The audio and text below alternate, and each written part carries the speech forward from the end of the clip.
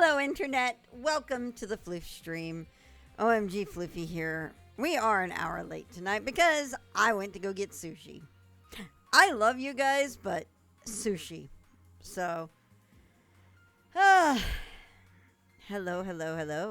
Hey, Scorpius. I'm sure you guys can forgive me. Come on, what is going on with what is happening? My stream deck is being weird. Let me reboot it. We'll go into this camera manually. Hi, everyone. And let me reboot my stream deck software because what the hell, y'all? Oh my God. What is going on here? Okay, you guys are probably going to get some audio from my end. At least it's sushi and not the Houston Seattle. I've been hearing about that. I've been hearing some interesting things about football happening today.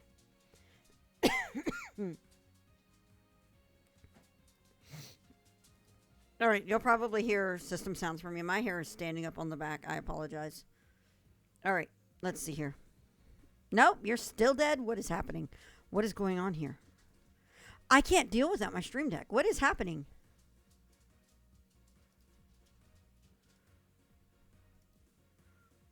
OBS, please. It feels like it's OBS. Okay. How do people live without these things anymore? I remember when I started streaming and I saw the stream deck come out and I'm like, I don't need one of those. I do everything in OBS just fine. And then I get a stream deck. And now I see why people can't live without it. Why can't I live without why does my stream deck not working? Okay, that works. Hey, we're working again. Awesome. There we go. Cool. The stream deck is working again. Yay. I don't understand how people can live without them. Anyway, internet keeps dying every half hour. So today that sucks. What is wrong with the internet? By the way, I have decided to put one of my memo clips of Gladio reminding you all it's going to be okay on my mic here. So, if you guys ever wonder if there's anything wrong, just look at Gladio and he's reminding you it's going to be okay. Be worried if this comes up on here because that means I'm in a bad mood. I've had a bad day. It shouldn't be so bad. I should probably put... Oh, what should I put after having all that food? I don't know. I love the idea of using these for my mic. I don't know. We'll put them all over here for now. Anyway. I figure having Gladio here, though, is a good thing because today feels like a really weird day for me regarding how I feel after everything with Mom today. I don't know what it is. I can't put my finger on it. I mean, I hung out with Firefall today a lot, so, I mean, that helps. But it's probably the opera thing. Because tomorrow, after operas, I'd call Mom on the way home and gush to her about it and the singers and everything like that. And I feel like I'm not going to be able to do that tomorrow. So I've been dreading that. So I'm sitting here gushing about my grief and shit like that. I just need to look at Gladio and think everything's going to be okay.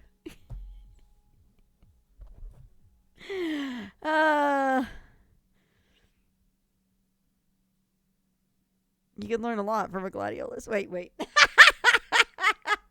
Hang on.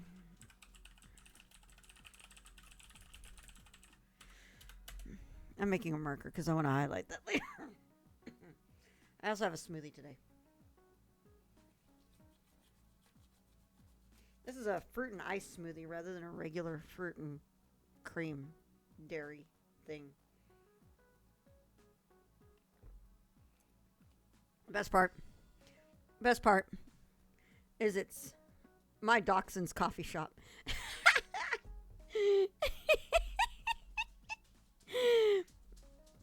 Today's a really weird day. And you know what? A weird day can be accompanied by weird animals. Hi. Speak of the devil. Hi, baby. Harley, come here.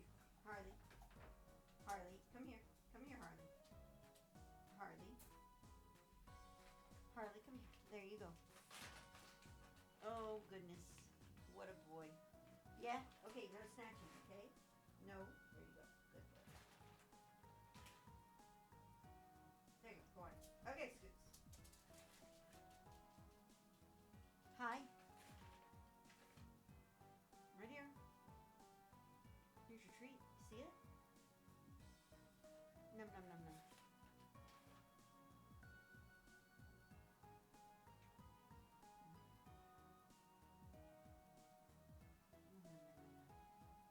How you doing, baby? Okay, baby. All right. And there goes the dachshund, sauntering away. Mr. Baby. Yeah? Yeah, baby? All right. So, here, okay. Here's the earth spinning. Okay, whatever. The end of that of old memes. Okay, let's go ahead and let's get the game up and running instead. Instead of repeating old memes. I need to plug in my controller first, though. Hold on. One of those days, I swear, guys, I'm totally a professional. I am ready to go and ready to play. Totally a professional. Absolutely a professional. Game should load up here in a moment. It always loads on this screen first before it loads up here. There it is. And dogs have completely disappeared because treats are no longer in the equation. Because that's how they roll. Exactly, Scorpius.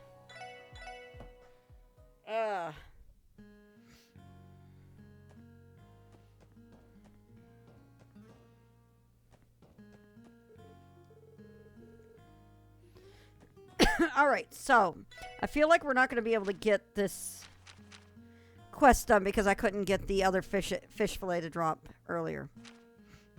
Yep. Hi, Ronan.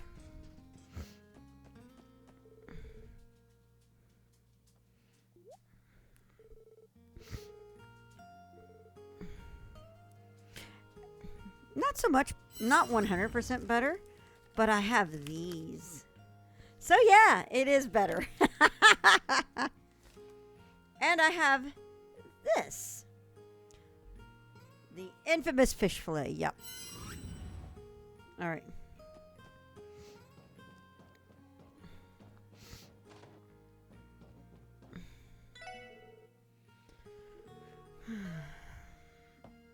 Back to more Crossbell 4-0.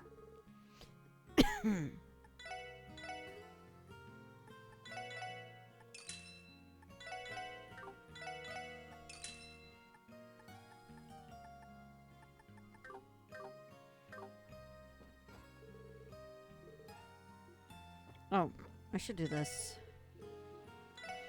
Ah, come on.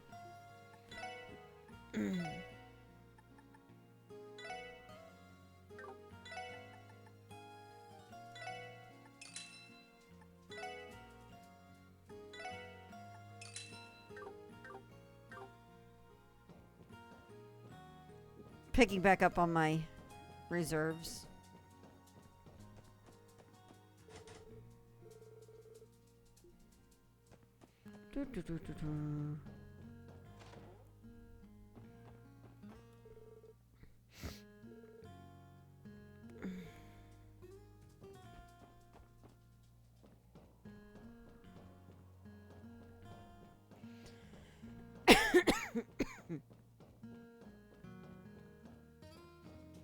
Another thing, though, is I feel like my coughs are a little more productive, so that helps.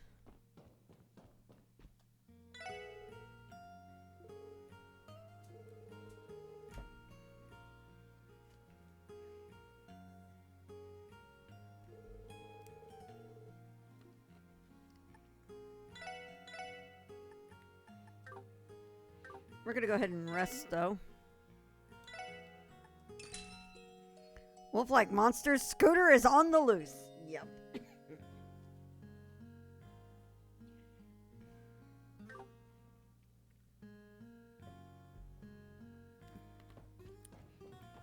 Most vicious dachshund ever.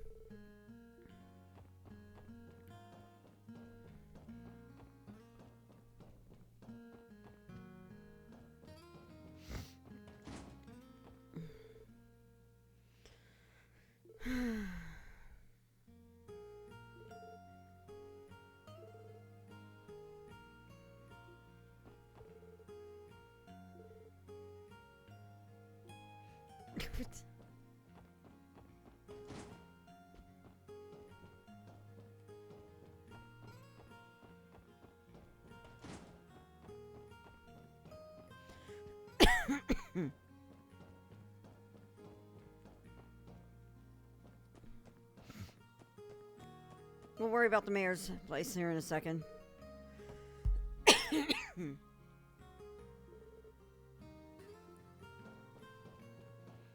Yeah, you don't want to explore that mine shaft, buddy. I know what happens in there in the next game.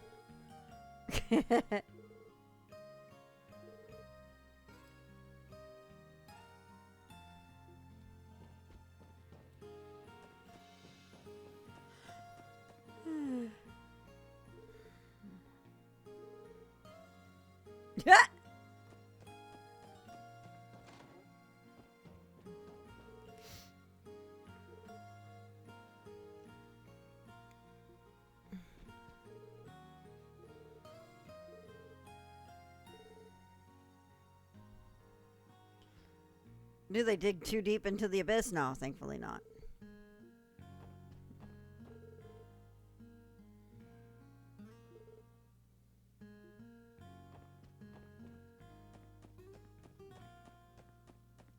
Hey, Kia.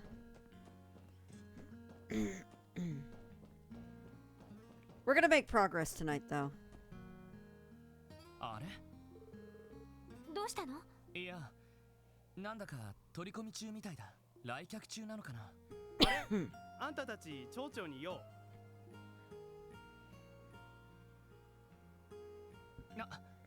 ええ、そうです。それではこちらが町長さんのお宅ですか？ああ、そうだけど今は入らない方がいいよ。なんか真面目な話をしているみたいだからさ。真面目な話？ああ、ちょうど今朝警備隊が引き上げただろ。魔獣も退治されてないのにどうしようかと困ってたところに町から助っ人が来たらしくてさ。それってまさか遊撃士の連中かよ。そこまでは知らないけど魔獣対策の話をしてるみたいだ。町長に何の用か知らないけど後で尋ねた方がいいんじゃないか。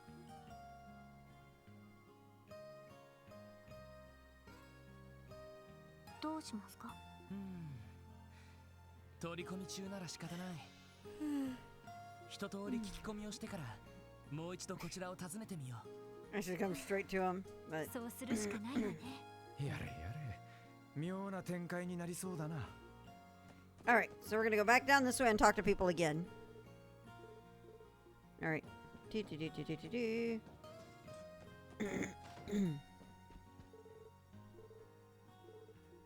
All right. That's all good.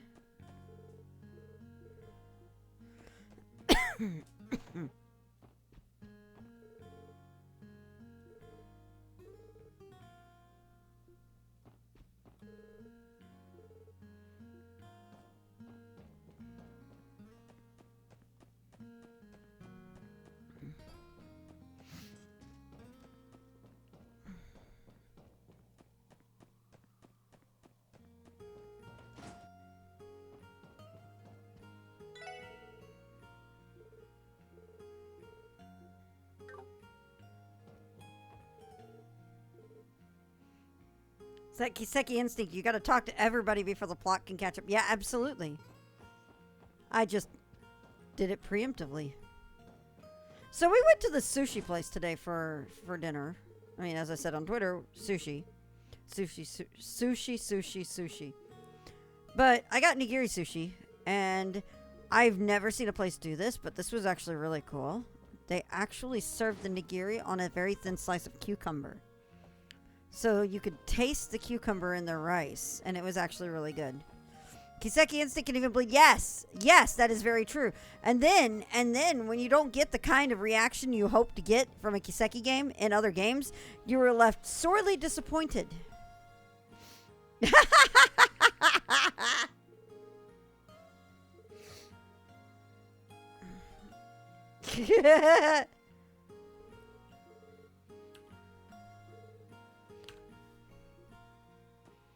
Oh, Randy.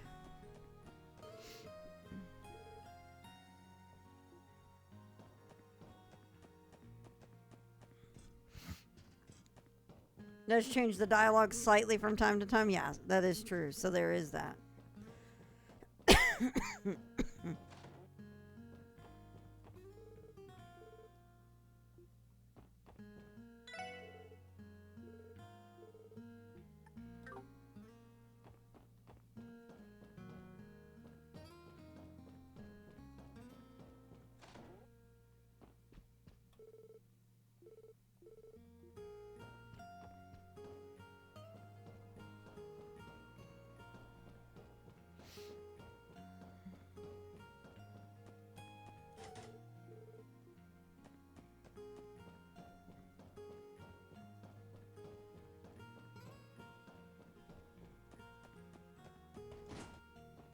Did I actually talk to this pair in here?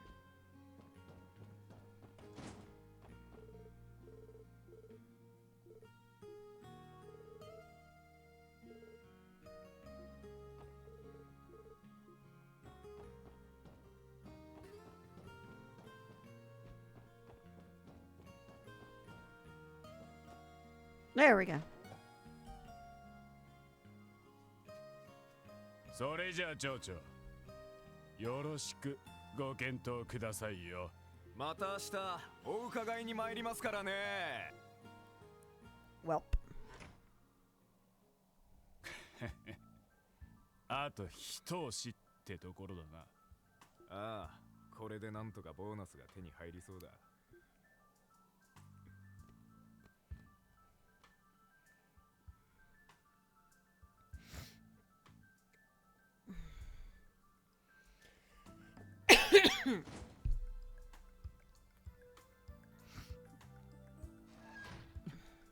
ルバーチェの手下、こんな場所に現れるなんて。おいおい、なんであいつらが来てんだ。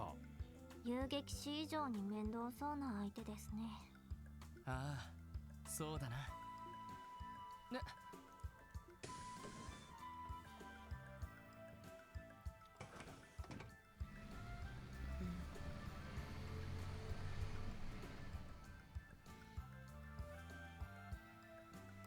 The plot あの thickens. 運搬車、連中のものだったのか。道理で帝国製の最新車両を持っているはずだわ。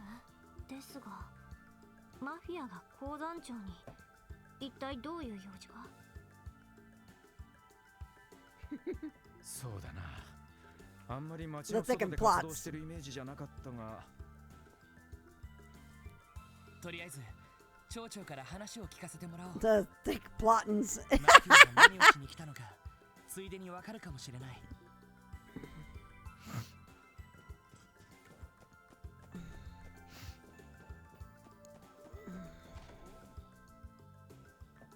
また来たのかね。ね。すぐには決められないと言ったばかりだろう。今日のところはお引き取り。おや？あら、先ほどの方たちじゃないみたいですよ。おお、これは失礼。失礼します。お取り込みのところにお邪魔して申し訳ありません。ああ、それは別に構わんが、君たちは？クロスベル警察特務支援課に所属する者です。こちらで起きた魔獣被害について話を聞かせていただきたいのですが。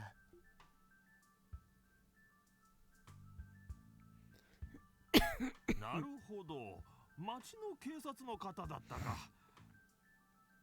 てっきり遊撃士協会の新人が訪ねてきたのかと思った The chicken plots. よく言われます。We get that a lot. I love that. それで町の方々にもいろいろと話を聞かせてもらったんですが、たちの悪い被害が続いているそうですね。ああ、今までに3回ほど被害に遭っている。どれも夜のことで、最初は人的被害もなかったが、先日ついに怪我人が出てね。軽傷だったのが幸いだけど、徐々に被害が大きくな Oh, ってい brain る。 freeze. それで町のみんなもすっかり怖がってしまって。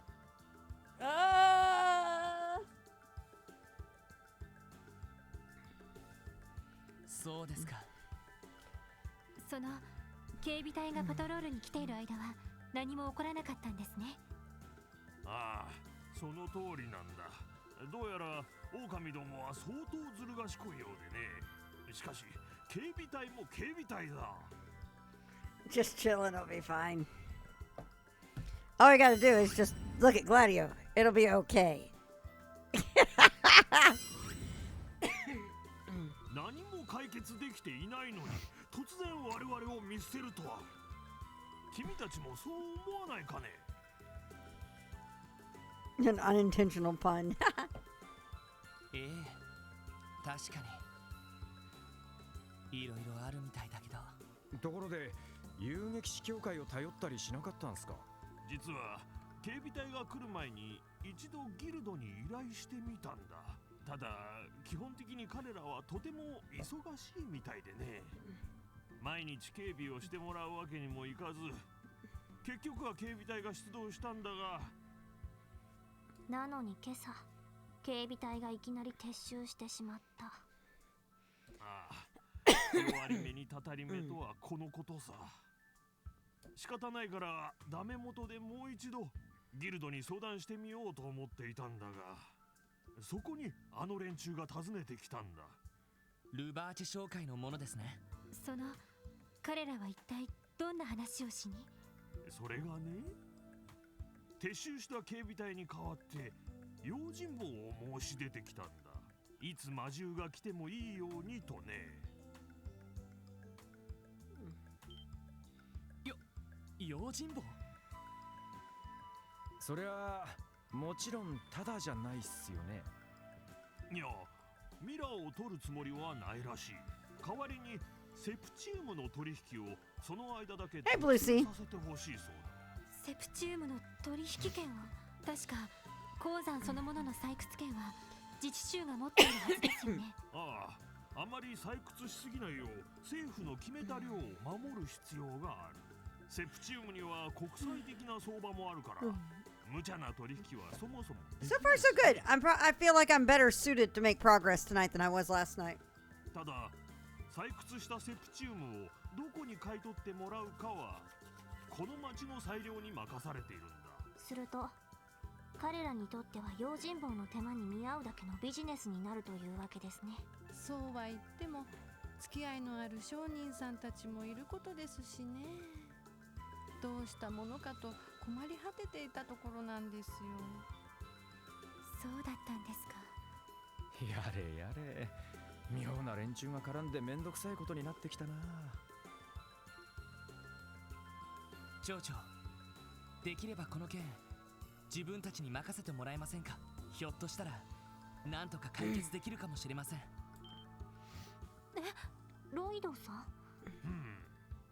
特務支援課と言ったか。警備隊でも遊撃士でもなく町の警察に頼ってもいいのかね。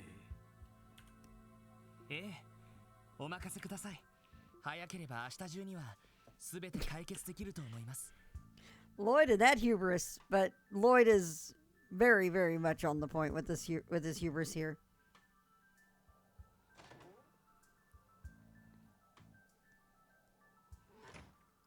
ロイド、大丈夫なの？狼型の魔獣が2種類いる。今日明日で俺たちだけで黒い方を退治しきれるのかよ。いや、必ずしも退治する必要はないさ。そもそも俺たちの役目は警備隊の長所で不可解な箇所を明らかにすることだっただろう。 Lloyd knows what he's doing, probably. I was like, he's sitting back there, otherwise I'd get him and give him a head pat because this is where he deserves a head pat. そういえばいつの間にか魔獣そのものを何とかする話に変わってましたね。そこで提案なんだけど、あの白い狼が伝えたように、これで全ての手がかりが揃ったと思う。一度今回の件についてミーティングをしてみないか。そうね、情報の整理は必要かも。Okay.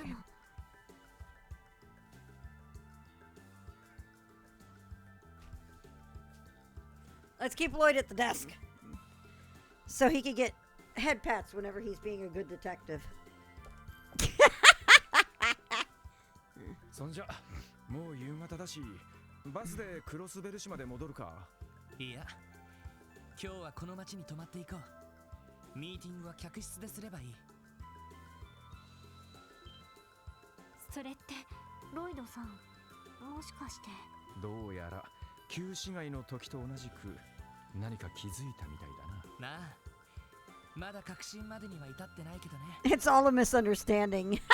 よかったらミーティングで推理の検証に付き合ってほしい。ええ。それでは早速宿で部屋を取りましょう。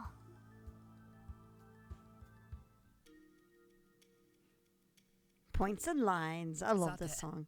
I know I said this the last time it came up too. 今回の一連の魔獣被害だけど、最初の警備隊の調書にはいくつもの不明点があった。俺たちの調査でその不明点のいくつかが明らかになったけど、本当なら判明しているはずのある情報がまだ分かっていないんだ。判明しているはずの情報。なんだそいつは。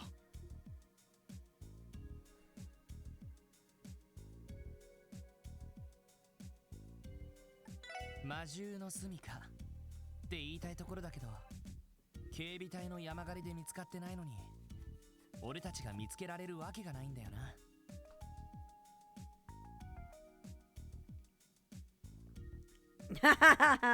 まあ本格的に山狩りができる人数でもありませんし。そうだな。魔獣の目的じゃないかと思う。 Oh, okay. I'll take care of that here in a bit. そういや病院の被害を考えると飢えて各地を襲ったってわけじゃなさそうなんだよな。Nope. アルモリカ村の村長さんによれば、伝承にある新郎が警告している可能性もあるということだけど、でも実際に各地を襲ったのは黒い狼たちの可能性が高いのよ。はい、そうなると確かに目的が全くわからなくなりますね。Tracked him by scent. He's such a dog, after all.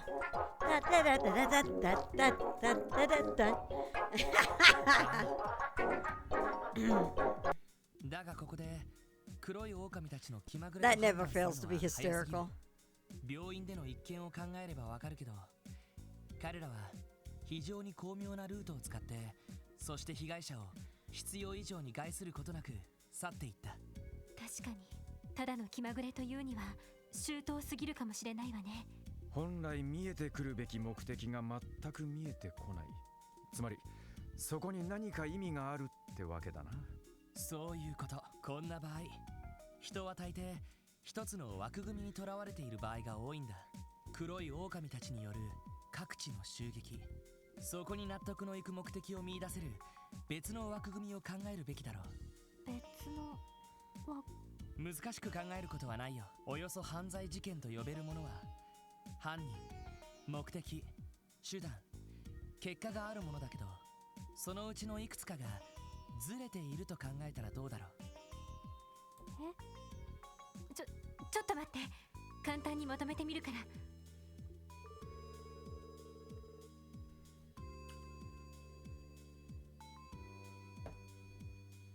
There we go.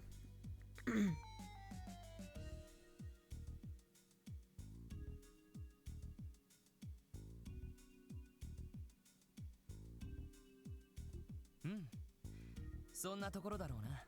それでこいつがどうずれてるんだ。なあ、こうしてみたらどうだ。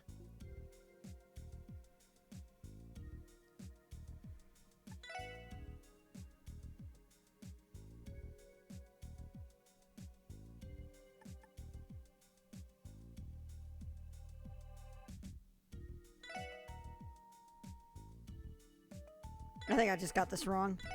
間違いない。 Oh, I didn't.「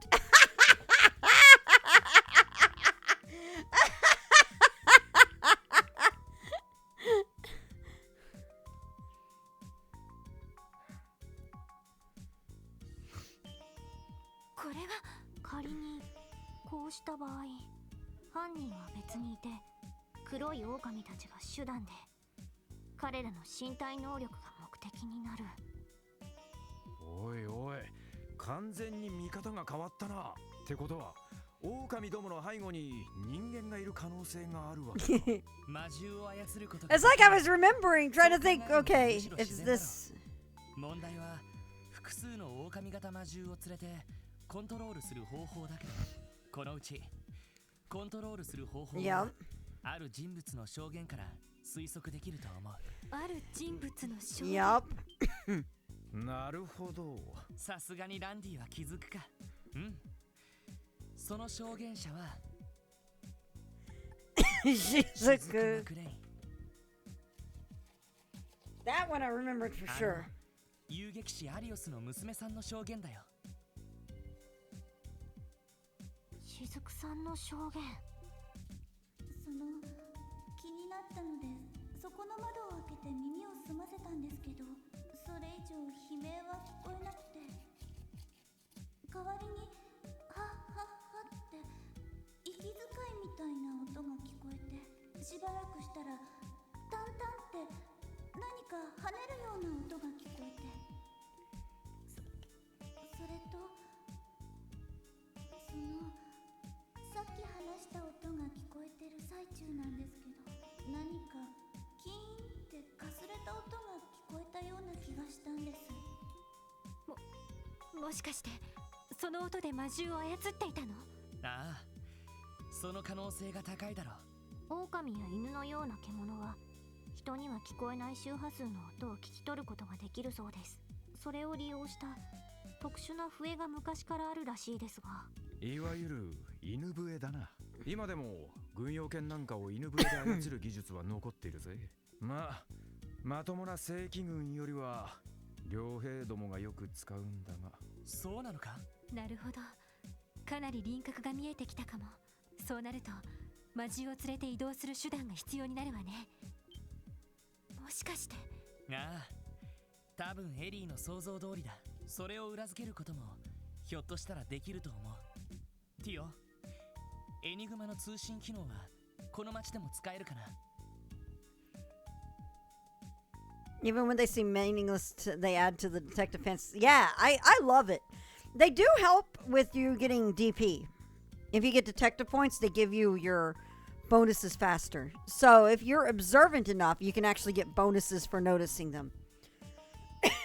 So these scenes are actually great for the player and as a gameplay perspective too.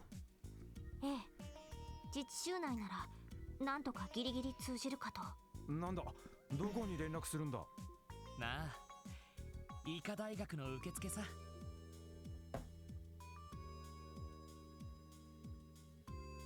いはい、そうでしたか。ええ。どうだった？あなたの読み通りよ。魔獣が屋上に現れた夜、ルバーチェ商会の運搬車が駐車場に止まっていたらしいわ。どうやら病院で使う備品なんかを高値で押し売りに来てたみたい。さすがにタイミング良すぎだな。しかしロイド、なんで連中の運搬車が駐車場に止まってたって分かったんだ？深夜、病院の手前に車で来て襲撃させた可能性もありますよね。いや、それだとしずくちゃんが車の音を聞いているはずだ。それに最初は魔獣たちが入ってきたのがあそこにあった木箱の上に魔獣の足跡がついてなくてね。逆に駐車場に落ちた手すりの上が擦れていたんだ。Big 5-0 Firefall. Hello, hello, hello. How are you tonight? そこから入ってきた可能性が高いんじゃないかと思ってさ。なるほど、駐車場の方向は高さがあったから。こう運搬車の上を行かせれば。Oh no. Oh no. Hang on. Hang on. We got a enabler striking again. All right, everybody. We have, oh my God, you have gifted 500. Hold on. While these are going off, let me give a big shout out to Firefall because she has gifted over 500 subs to this channel. 500? That is insane, Firefall. Holy shit. Like, seriously, holy shit. So we have a bunch of subs being given out. Going out to Workbow, Valiard, Paper Marcus, Gen C5K, and Scorpius. I hope you all enjoy your subs and your emotes and everything. Enablers on the prowl once again. Yeah, big 500. That's insane. Lloyd has a better monster hit percentage than this best baseball game.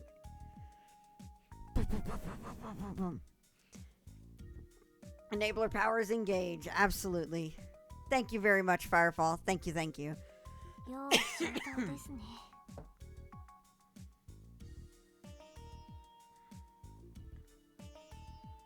つながりましたね。ええ。目的はセプチウムの取引の特選。17th. Oh my God. 17th inning. That's insane. むしろそれはおまけね。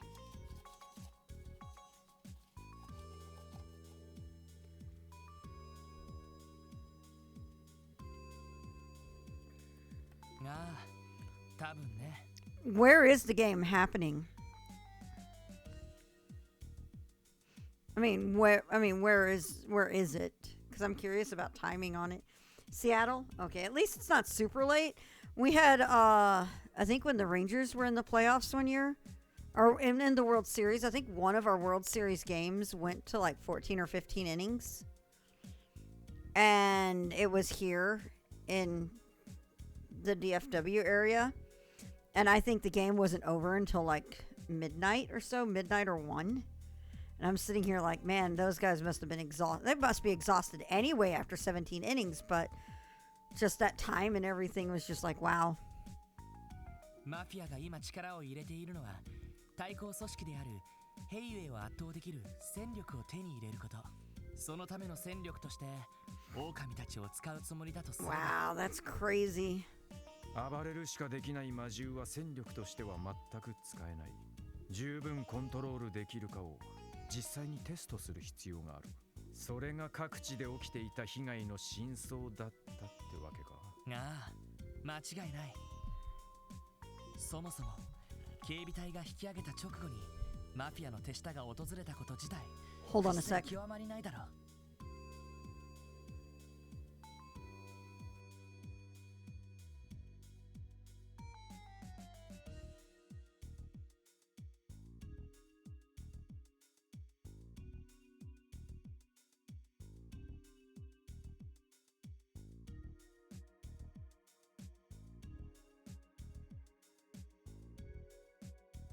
Sorry, my mic came loose.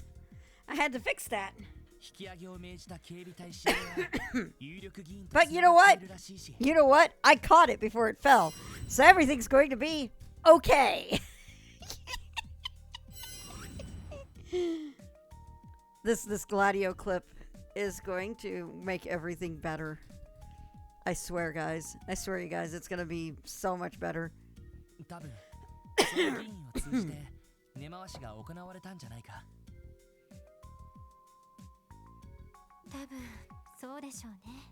腐っているとは思ってたけど、そこまでだったなんて。それで彼らはこれ以上続けると思う？魔獣の実践テストという意味ではもう十分なんだろう。 For those of you who didn't see me gush about these, by the way, I got these memo clips yesterday. They're these great little plastic clips that are these just amazing. I love that one. I have one with Gladio with roses.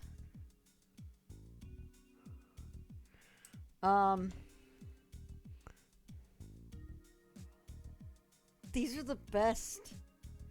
But the thing that made me want these clips in the first place is the amazing Noctis one. Yeah, Firefall just talked about it. And it says, I'll handle it later. This is, without a doubt, the biggest, most amazing mood. And will probably end up being involved with my work stuff. Because the whole purpose of them is being able to use them for clips. And I used to take a lot of physical notes at work. So yes, that Noctis one is legendary. Yeah, it is the biggest mood. I love his expression on it. The I am done with this shit expression is the best. Maybe I should find that image and use that in something. Maybe I should use that. Find that picture and use that for the beans sound. ただどうやら今回動いている連中は余計な色気を出しているみたいだ。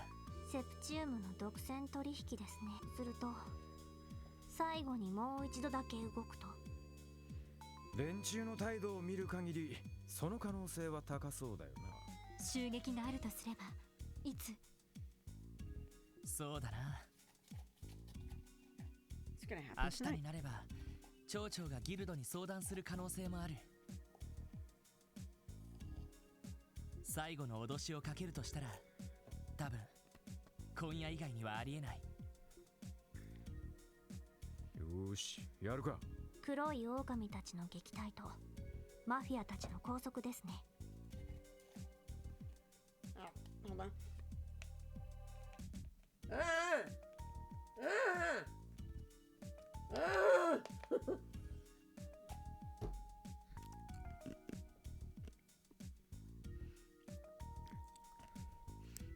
Uh-huh. Mm-hmm. This is a problem for future me, and if he doesn't like it, then future me will handle it. What? What, Firefall? The funniest thing is, so I've talked about oh, Discord? Oh shit. Okay. Hold on. Oh. Anyway, so I've been talking about a fic that I've been writing on Twitter lately. This thing is a monster of a story, but I started writing it. I kind of started so okay, we're going to take a break with points and lines playing because it's perfect for this. So I think through the fact that I've been dealing with some you guys already know that I kind of fell into 15 really, really, really hard. I used to do mushing, like, you know, text-based roleplay, like years and years and years ago. And, the okay! Firefall sent me the okay! Everything's okay! Anyway, so, I needed stuff like little bite-sized things because I couldn't focus on reading a full novel. And I have an orphan novel sitting on my Kindle waiting to be read. Oh boy. Oh boy. So, then I can't sit down and read it. I can't pay attention to it. That kind of length. So, I started reading like little one-shot fanfics for FF15. And then Firefall started writing fanfics. And I'm sitting here and in the process... I'm seeing these come through on Discord at the same time, and I'm amazed. In the process, I found this amazing prompt on Tumblr from an account that does writing prompts, and they did a Final Fantasy 15 story prompt. And cough drop. This prompt is so good. I loved this prompt so much. But it's not an easy one, and it's not going to be a short one. It is actually a fairly complicated and lengthy story that is in the prompt. But I'm sitting here like the only way I think this story, which I think looks amazing for a concept for a story, will ever get written is if I write it. So, in comes how I've been coping. Bone Daddy's Cough Drops anti-skeleton flavor guaranteed to stop the coughing. Damn it, Rune. So, I started writing. I did a really short, like one-shot kind of brain dump type fic. No rice this time. That came up several times at dinner, by the way, Rune. I think it was you, Ronan, that said that I found some sort of like empathetic wavelength with Noctis after my mom's death. And I kind of fell into that wavelength. So I did like a brain dump story of like the... Oh my god. So I kind of did like a little brain dump. Like I think it was like 600 words or something. One shot story. And that made me realize I used to do this kind of shit and I loved it. So with that said, I think my biggest coping mechanism for dealing with things with my after my mom has been writing this monster of fanfic from a prompt. And now, what are we at? Hang on. What are we at? That's the snippet. There it is. First draft. We are now at 20,958 words. And that's in the main fic and not the side sections of it. I have another snippet here that I've been working on. This one on its own is 2,180. And then, where are we? Where's the other snippet one?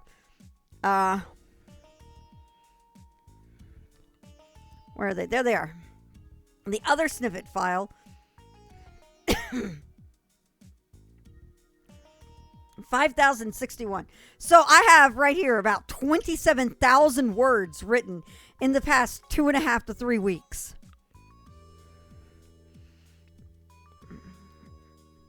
What the actual fuck?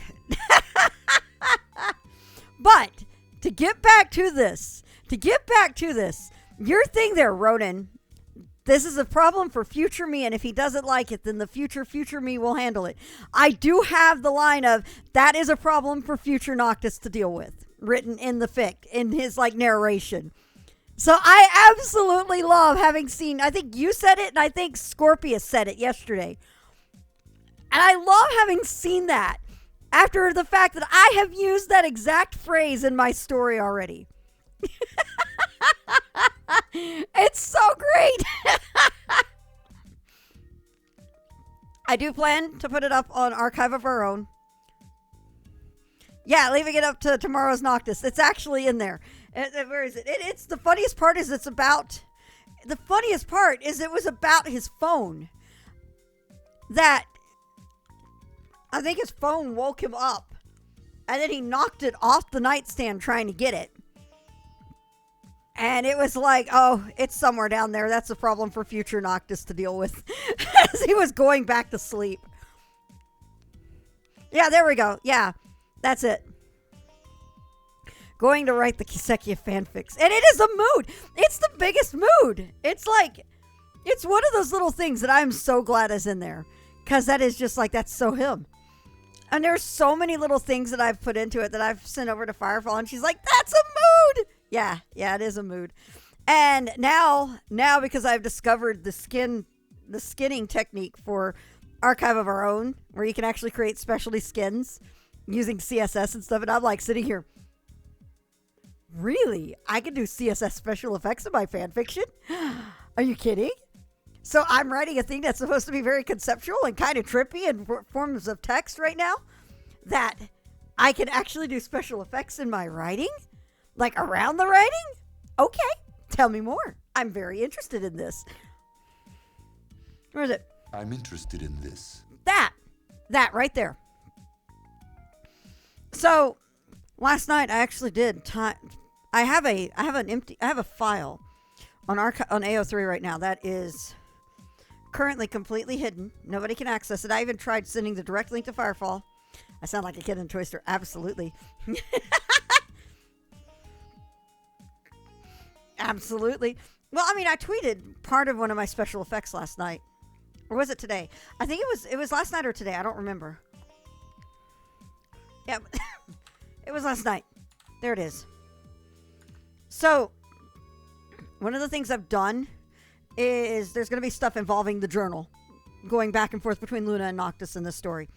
I've actually got it written out in a frame in my document. So that right there is testing to actually do the sections of the journal in that kind of frame layout to make it stand out from the rest of the text. And I'm realizing I have unlimited power at my hands. I mean, I can't do things like integrate Google Fonts, so I can't go that far. But you better believe I want to. If AO3 ever lets up and lets you integrate Google Fonts into a story, oh man, exactly what Firefall said. Be absolutely afraid. I have the power. And you know what? You know what? With all this power, everything's going to be okay. This is me right now. What is this? Yes! Yes, that is indeed me. That is indeed me. It was really funny because I sent Ribos a message last night about just like, how can you do this effect with CSS only? And Ribos is like, the fuck? Because I'm like, I'm trying to look up everywhere and I can't see. Oh, God. I was trying to look up people who have done the effect, see if anybody had done something similar, and I couldn't find anything. And then I turned around and realized, oh, I could just use images. Shut up, Firefall. I owe treats for Rune. Hi. Come here. Hi, baby. Hi. Okay, Harley. Okay, go on. Scooter. Oh my goodness.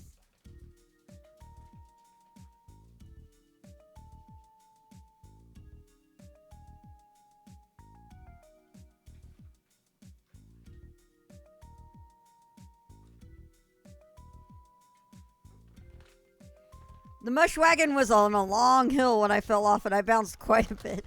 And now I found a very similar wagon at the bottom of the hill. You know what? You know what? You know the best part about this whole process of writing a fanfic is I get the same joy I got out of mushing without interacting with other people.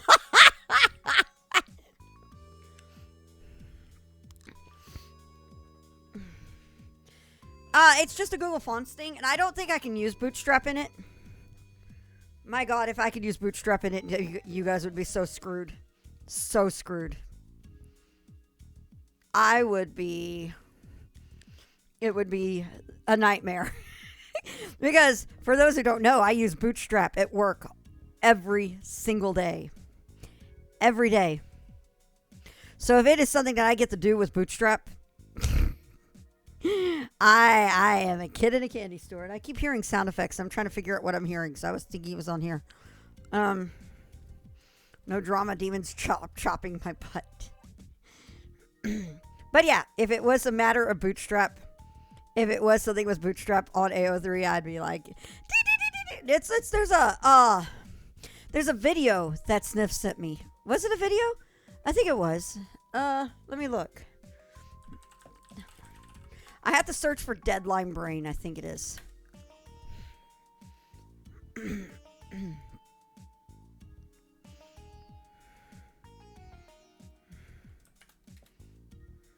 I don't remember. I mean, which web developer doesn't unless the company they're working for doesn't allow it? Yeah. Well, it's funny because a lot of people, I think a lot of people on my team actually build their own CSS framework for certain things. Deadline mode. That's it. Thank you, Sniff.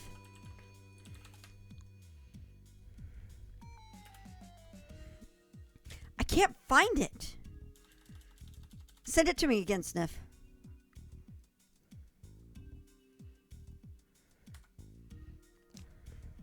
I have so much friggin' spam I've been throwing Sniff's way for the past few weeks.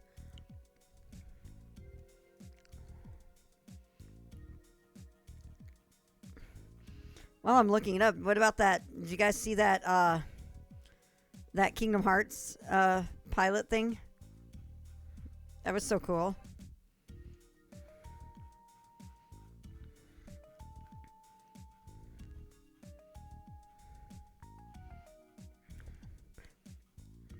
By the way, while I'm looking through stuff like this,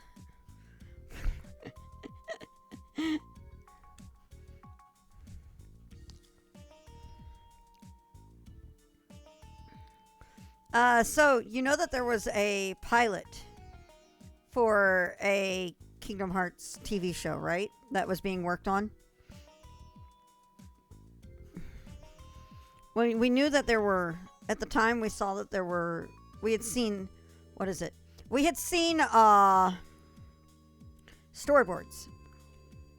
Well, an animator that's involved actually released the animatic. And it actually looked pretty, it looked like we would have gotten something really special out of it. Which is, I'm so sad that's a thing. I'm so sad it never happened. We had really, really sassy Riku, and I'm like, I'm all for sassy Riku. It's like they did had a thing where Sora and them ran into Riku and Agrabah and they all introduced themselves, and Goofy's like, hi, I'm Goofy, and Riku's like, you sure are, and I'm like, it's so good. And I'm like, wouldn't that have been cool if we actually got it? Just like, really? Really, y'all? Okay, we're gonna get back to the game. さすがに見過ごせないわ。 After distraction o'clock. Look at that tea. I'm not drinking it right now because I have a cough drop right now. 警備隊には連絡した方がいいのかしら。 Kingdom Hearts. Oh shit, I should be doing this. Okay, cool.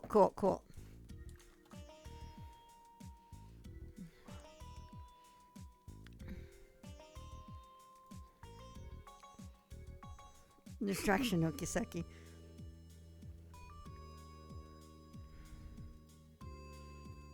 Okay.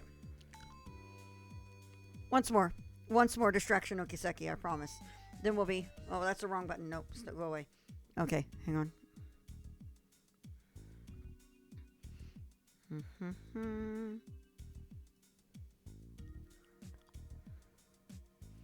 Oh man, finally? Wow. All right.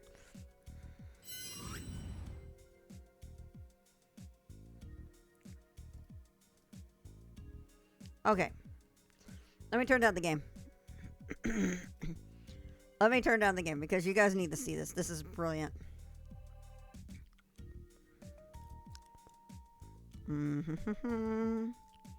There we go. All right. All right. Is this the right window? Yes, it is. Okay. Opening up Media Player Classic. There we go. All right.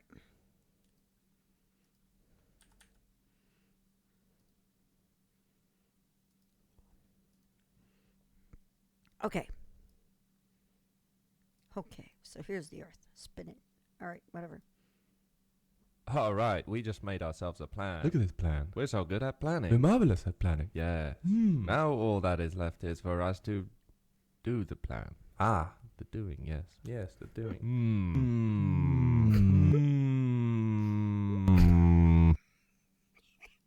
Take a 5-minute break, 10 minutes. 1 hour. Forget the plan. Forget the plan. We're not done yet. We're not done yet. We completed our break and now must actually do the plan. Remember the plan. we Oh, made. yeah. It was a good plan. What does this plan demand of us, Brain? Well, according to my brain manual. Let me just see if I can find the page right. Oh. Go on, do tell. The plan requires effort. Ah! Effort, you say. Yes. This revelation. I find it disgusting. I love this so much. And then. The deadline approaches without mercy, and I stare at an empty screen. We procrastinated for too long, and now we suffer. Yes, thank you for the reminder, Brain. Now can you do that thing that makes us do all the doings in the last minute? Well, in that case, I must activate deadline mode. Yes, deadline. Well, I'm typing again. Oh. It's like magic. Ah! Right. Ah! Deadline mode saves us. Once more. So deadline mode. Maybe I should put that in my file drop, like sound drops at some point.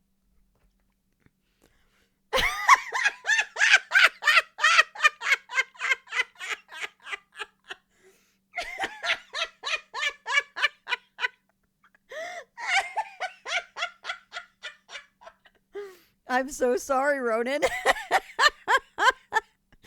Oh, yeah, the thing is, I work in a project-based environment.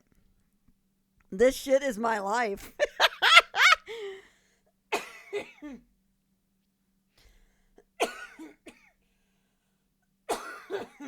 This is my life right here. So now that you understand the concept of deadline mode, let's get back to 0. Let me turn the game audio back on. Is that the right window? Why is okay? Cool. All right, game audio. Where are you?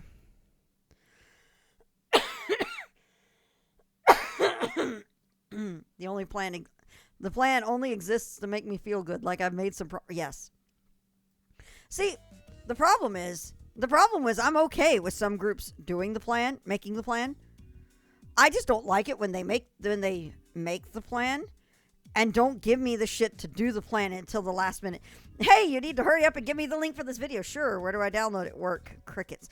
My God, so Firefall's thing she's talking about. So in case you guys don't know, Firefall and I work for the same company. We actually marginally work together even. She's in a different umbrella. She's like under my boss's boss,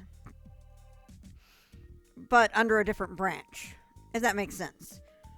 I'm part of the web content team. Our team is, we put together all the content and put it up on the site for front end stuff like promos. Like, say, if you went to Bath and Body Works and saw, oh, hey, we're doing a sale on our 3-wick candles. Somebody like me put that sign up to say we're doing a sale on 3-wick candles. That's my job. We're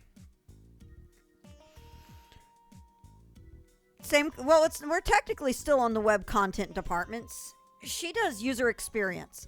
So she's on a much higher level of the site. Not like higher, I mean, it's really hard to describe it. So if you understand what user experience is, that's basically doing the wireframes and usability of a website. So she's on a much different position in the development of a page. And the stuff that she's working on is stuff that's months down the pipeline. The stuff I'm working on comes out in 3 weeks. So that kind of gives you the idea of how our work goes. We're in the same department. We're both under the giant e-commerce umbrella. And again, like I said, he's technically your boss's boss too, isn't he, Firefall? The freaky mutant image server. Okay, yeah. Her boss's boss and my boss's boss are the same person. And my boss and her boss interact a lot. But we're in 2 different separate teams. So we're parallel, but we do 2 different types of work. We do intersect a lot. Like she said, she manages the freaky mutant image server. So if there's a set that I'm building that has a video to it, I send her a message. Hey, Firefall, can you upload these to Mutant Image Server and give me the links? Thank you. And she uploads them to the Mutant Image Server and gives me the links.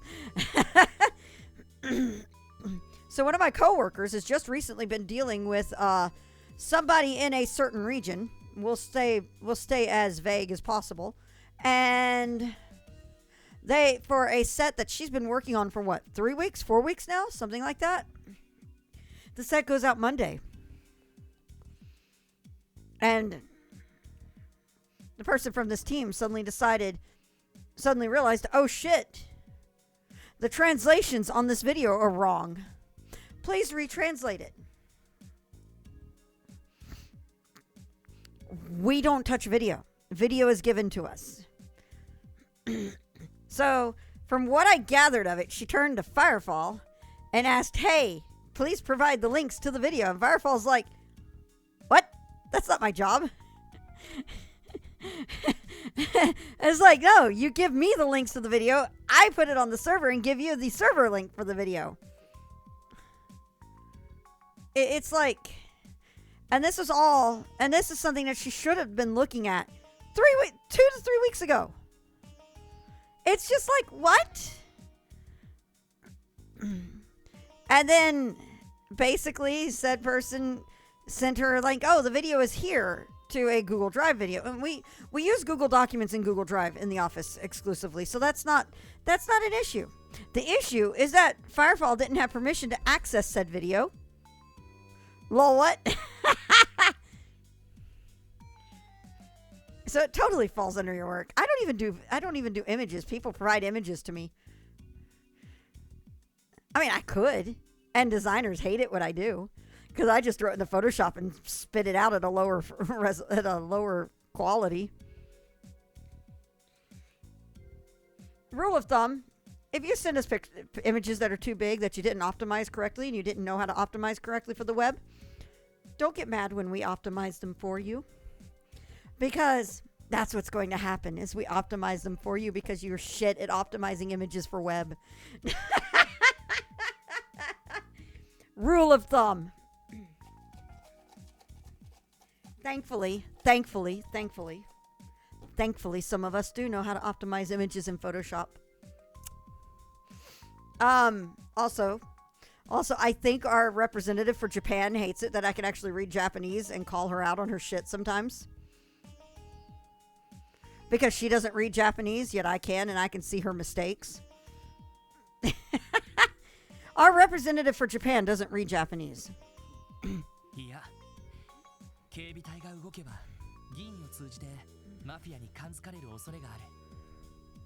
So she basically trusts that what they give her is 100% accurate, and then she doubles down when I call her out on it. And that's the craziest part. Now, I will tell you this.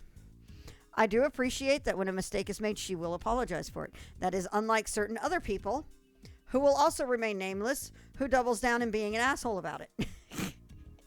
And is the most passive-aggressive person I've ever worked with.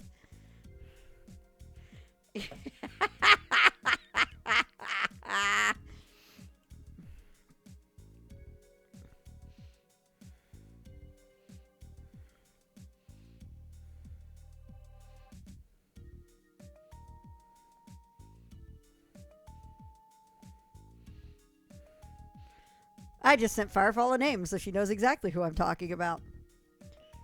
You know the funniest thing, though? The funniest thing about this? I'm seeing a message from Firefall here on Discord saying, Floof, I know. Anyway, so a few years back. So our big, we get lucky with work because we get lucky with work over the fact that we don't have hard weeks. Or at least specifically on my team, our weeks are actually pretty nice. For the most part. Until Black Friday rolls around. I wish you could see that I'm slowly moving my arm down over here to kind of slowly lower it.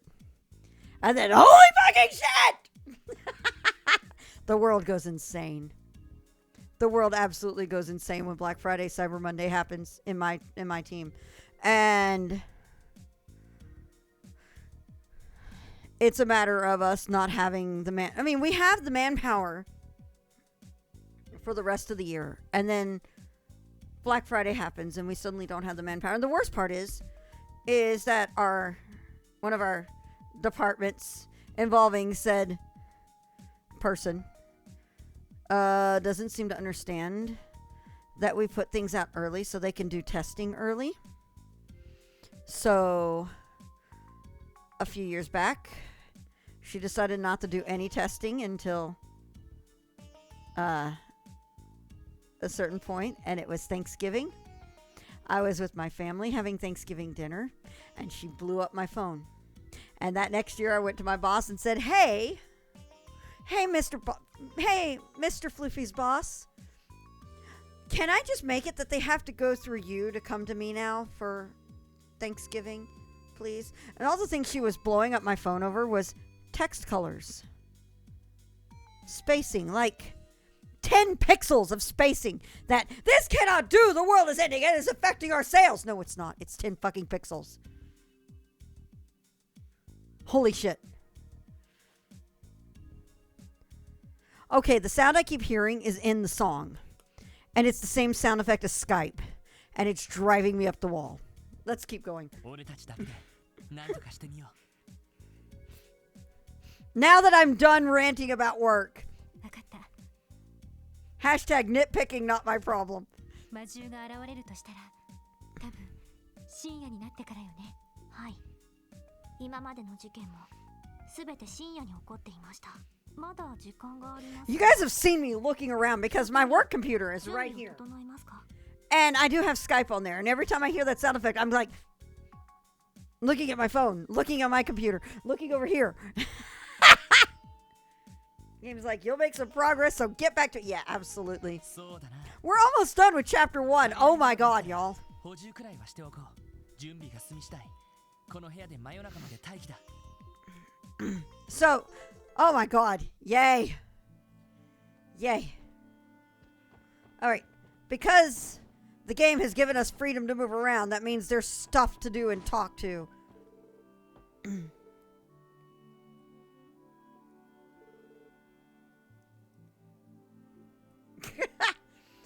Only 4 more to go, right? Yeah, I know, right? I think with this past week has been one of those where it's been the past couple of weeks have been kind of weird, and I'm trying to get back on the schedule. I'm trying to get myself back into a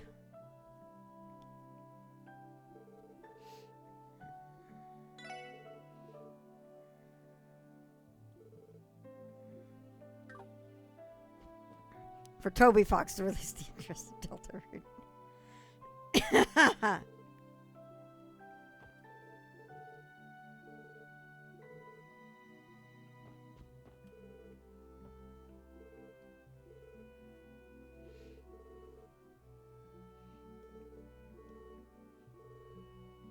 Don't jinx it.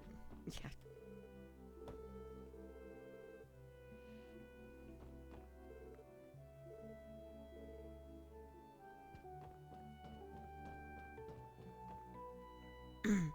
I think though this year, the plan with Thanksgiving is we're gonna actually go ahead and go have Thanksgiving with my dad or with my brother. So Dad and I are going to meet my brother at his house. Because we have a feeling that we're not going to be in any sort... We're going to probably have very raw emotions for Thanksgiving this year.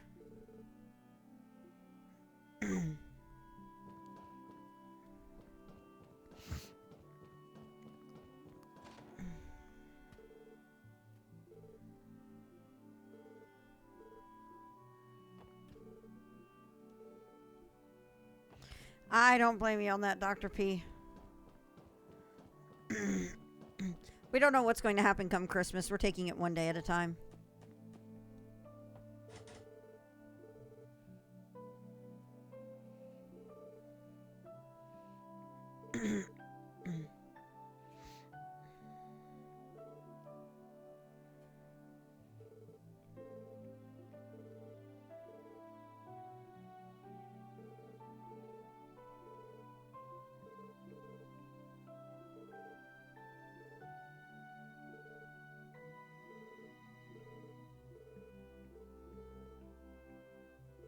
Oh, I realized I didn't get to do the monster extermination quest either.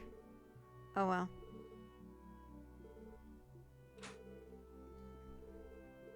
Unless it's in here. This is no mine, this is a tomb.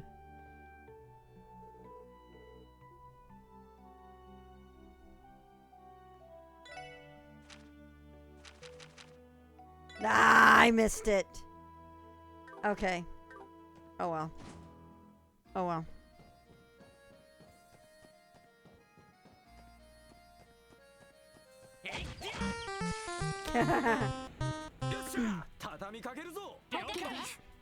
Alright, we're gonna get some combat anyway.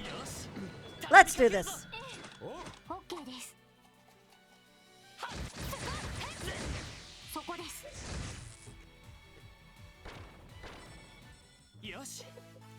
Chat seems to be okay now. Because I see it over here. It's okay. It's chat being weird. We've all seen that happen. Oh!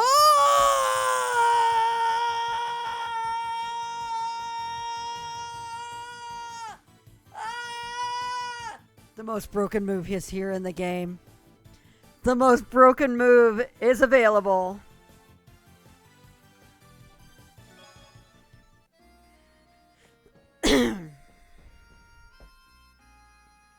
If you guys have never seen the amazingness that is Crash Bomb, it's not this fight. 畳みかけるぞ。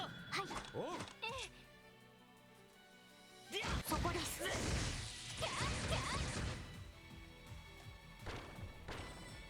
まだまだいける。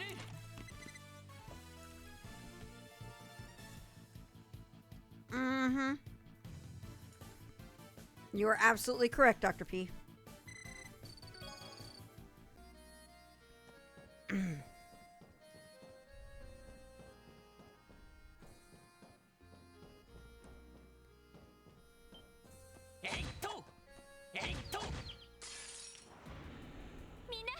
Oh my god, can we just not have the チャンスです。皆さん、お願いします。 Crash Bomb is the most magical skill in this game. Seriously. Seriously. It was so bad that when it came up in Azure, they immediately nerfed it. It is that messed up. If you guys don't know the magic that is Crash Bomb, let's take a look. Crash Bomb. Attack set. Area large. Blind 100%. Throws a flash grenade with a 100% chance to blind.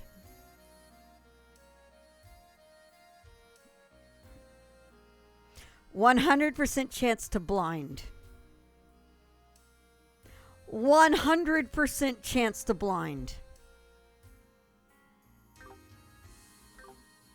In the game that really starts the ability, in the arc that starts the 100%.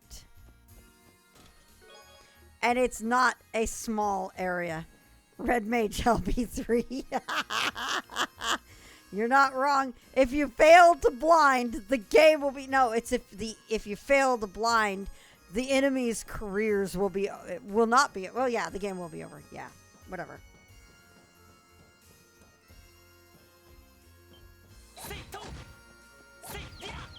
All right. Well, it depends. Oh my god, are we just going to get first round on all of these? I'd like to scan the enemies at some point.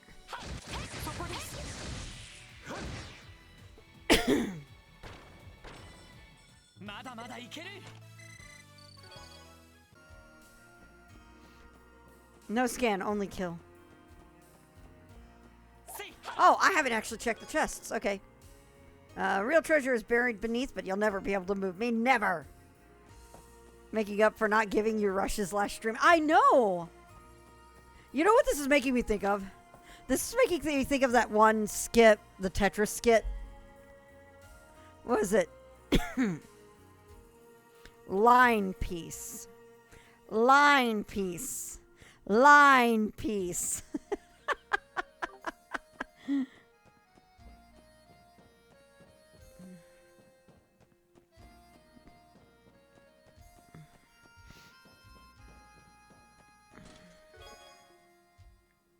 Damn it, rookie. I've been working undercover as a chest for 12 years and you just blew everything. Okay, fine. Alright, let's see here. Martial arts uniform. Everybody's got them. Okay. We don't need it. I got it early. Yay, gambling.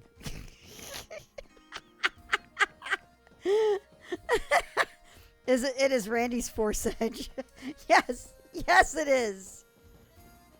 It is absolutely Randy's Force Edge. By the way, speaking of Force Edge, don't let the spelling fool you into thinking this place didn't actually name itself Mines Mining Village. Yup.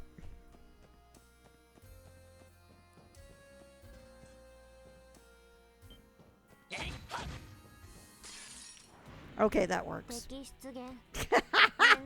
I could just mess up and give me a chance to analyze shit. Okay. Y'all ready for this?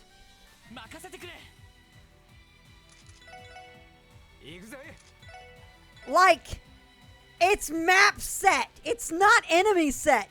It is map set. This is the single most broken move in the whole damn game. A map set, not enemy set. So you don't have to mark on the enemy. You mark on the map to cover all the enemies. It's a large area of effect, and it's 100% blind.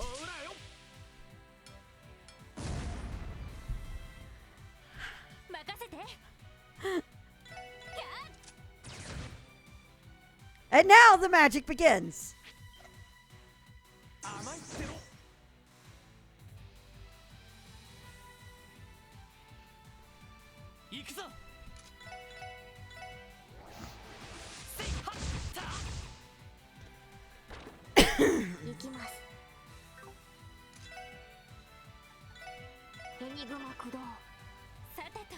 Randy is a perfectly balanced character. Absolutely.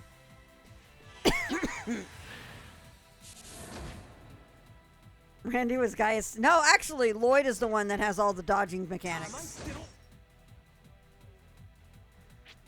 Or is the one that's usually best for it. Look at this. It's so great. It's so amazing. This thing is so dead. Because of this. Bye. Bye, Felicia.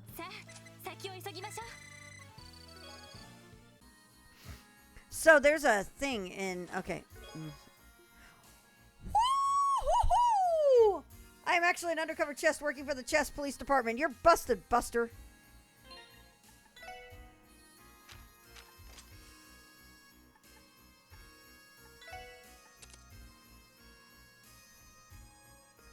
Okay.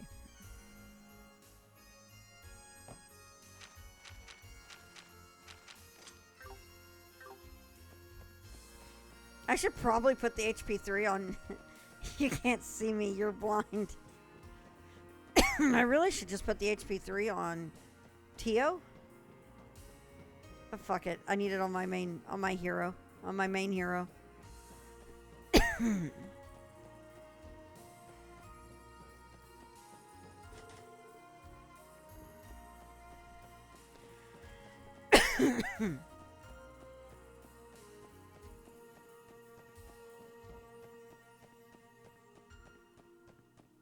All right, that's the exit. Sorry.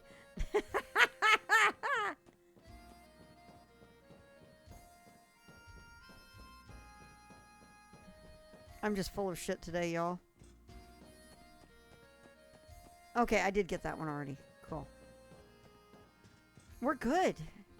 We are, as the kids say, Gucci.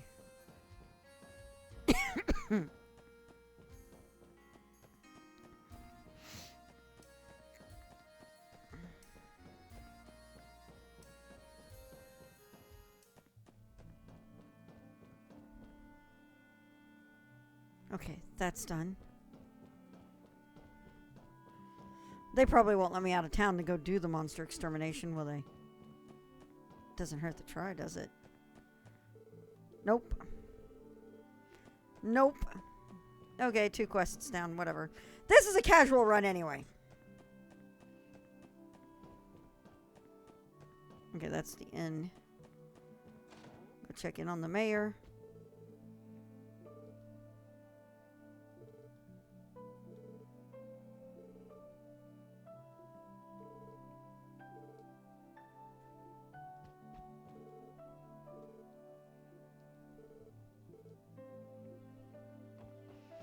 Damn it, Lloyd.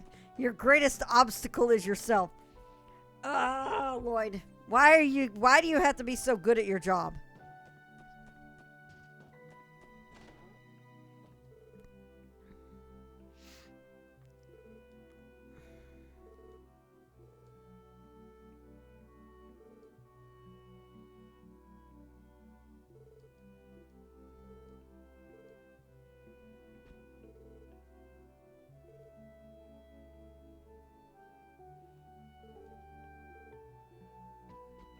Wow.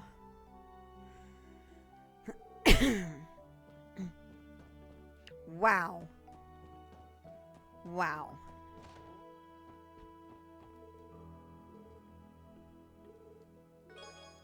Yay! Look at that.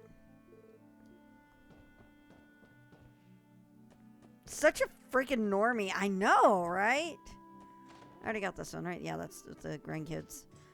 The obnoxious girl, the granddaughter.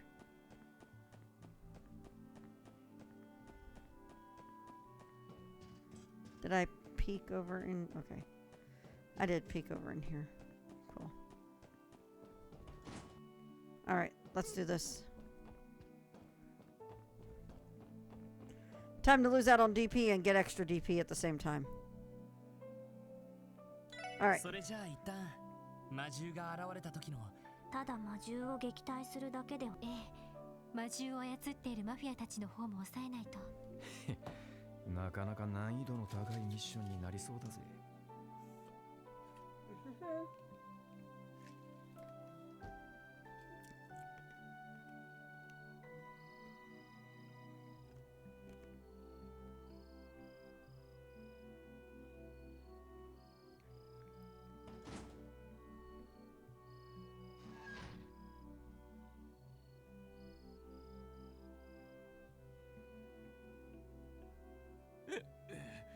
ちょいと飲みすぎちまったか。しかし遅くなっちゃったな。町長に早めに帰るよう言われたばかりなのに。ああ、例の魔獣の話かよ。け、こちとらカジノを我慢して毎日穴掘りばかりやってんだぜ。せめて酒くらい好きなように飲ませろってんだ。いつも週末には街に出てカジノに入り浸ってるくせに、それで全部吸ってくるんだから店にはいいお得意様だよな。うるせえ、店に貯金してるだけだっつーの。見てろよ、次はルーレットで大当たりを出して今までの分を取り戻してやるからね。あれ今のまさか例の狼？寄るな！助けて！あんたらできれば目を塞いでな。ほらよ。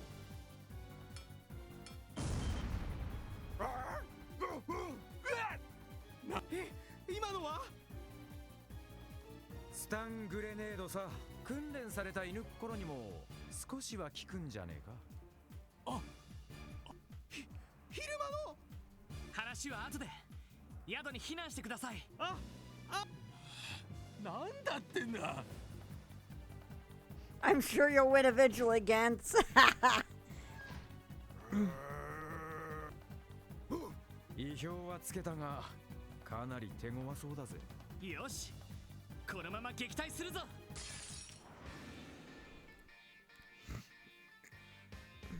さてと。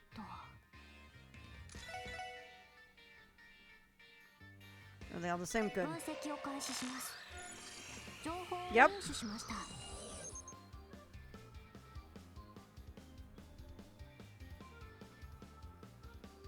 You see what I see? You see what I see up here? You see what I see up here? Time to trivialize this fight. ほらよ。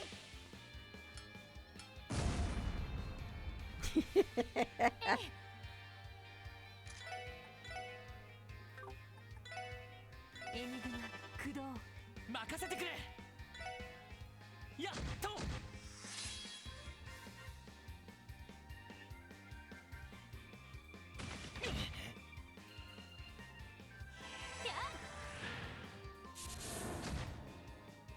私の番です。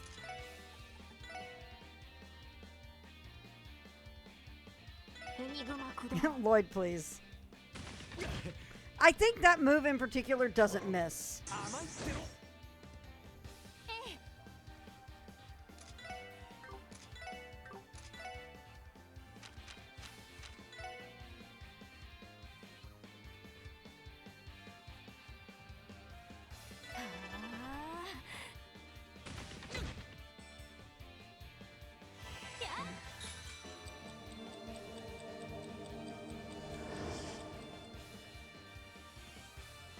それ。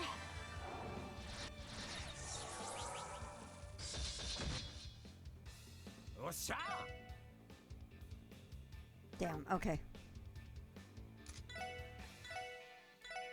そこだ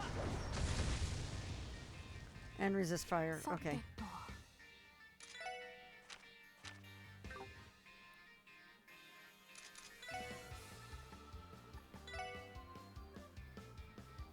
エニグマ駆動甘いってろ行くぞ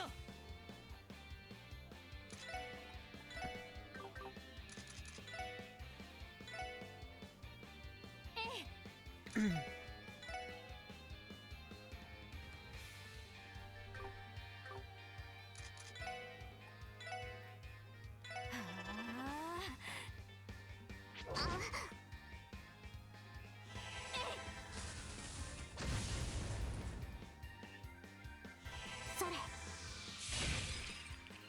Maybe Lloyd shouldn't be carrying snacks.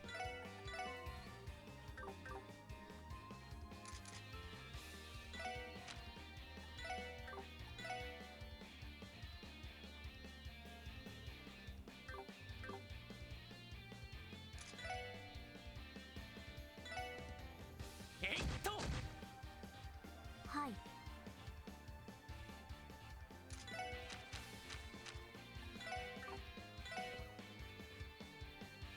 エニグマ駆動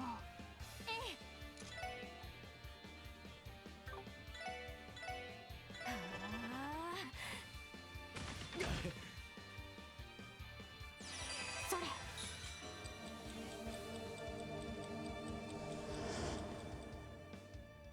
俺の番だなさあ行くぞ I see what you said, Darth Knight. タイガーチャージ Get out of here. 甘いってろ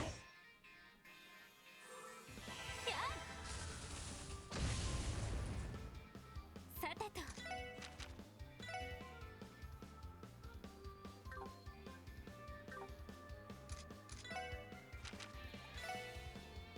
エニグマ駆動私の番です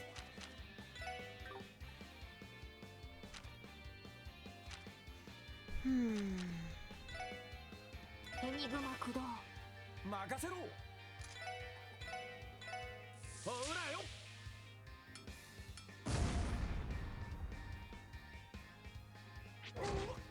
Oh, come on, Randy. それ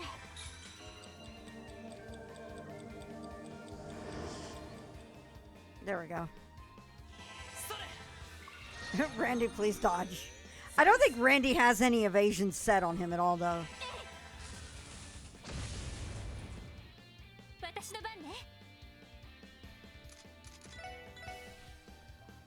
Oh, come on.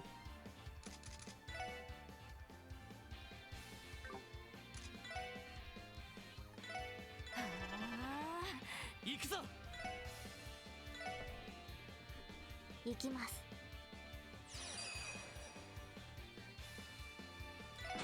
こいつはどうだいはあクリムゾンゲイさてとエニグマ駆動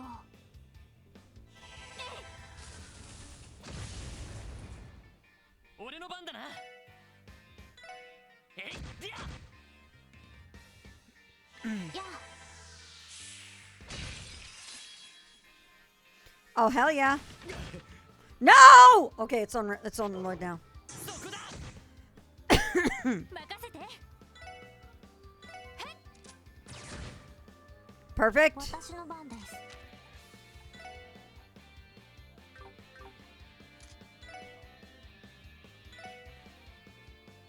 Perfect. よし Do it. 畳みかけるぞ Let's do it. 分かったわと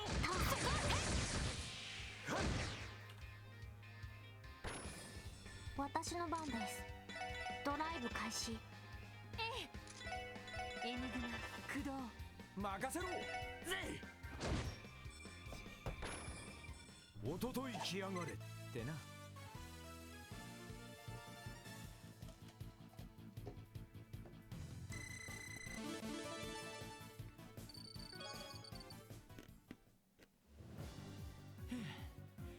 さすがに手強かったな。こうしてみると狼というよりは犬みたいね。やはり訓練された軍用犬でしょうか。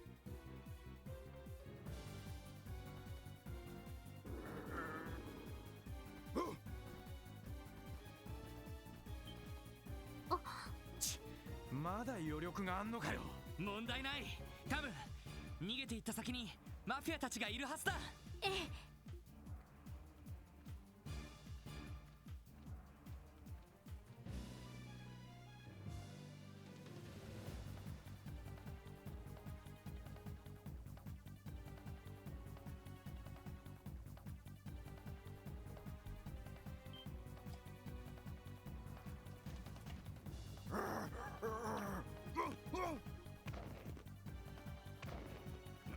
なんだおい、なんでこんな早く戻ってくるんだ。町の人間を襲うように指示を出していたんだが、どうしたお前ら、早すぎるんじゃないのか。そこまでだ。なんだお前たちは。クロスベル警察特務支援課のものだ。ルバーチェ商会の方々ですね。器物損壊および傷害の容疑であなた方を拘束させてもらいます。警察なんでこんな町に。特務支援か。ファビオたちが下手打った旧市街での仕込みを邪魔したとかいうガキどもか。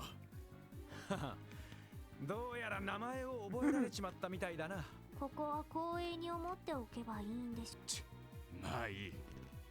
警察の跳ねっ返りなんぞここで痛めつければ済むことだ。前に仲間が世話になったようだな。おまけにうちの犬どもを可愛がってくれたようだし。ちょうどいい。ここで礼をさせてもらうぜ。抵抗するのか。それはこっちのセリフだぜ。ゲットレ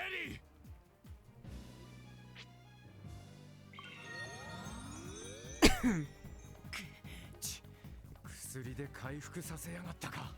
これでもプロなんでね。Go and attack。こいつらの喉を食いちぎるつもりでいけ。くれ。こちらも手加減無用だ。敵出現。 Oh, well, look at that. Eddie's out of CP. Fuck my life. Okay, let's build that up. さてと。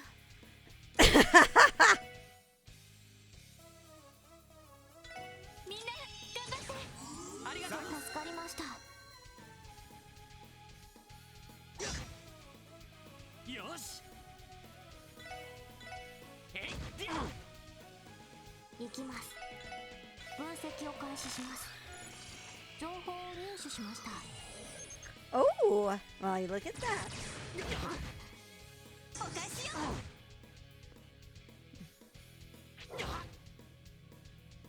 Exactly.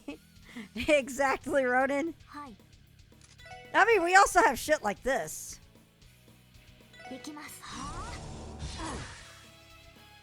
Da da da da da da da da da da da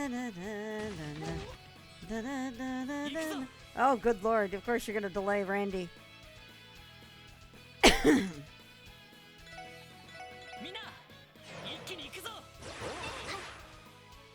Y'all are gonna hate it when Randy gets his turn. Oh! Y'all are gonna hate it when Ellie heals Randy.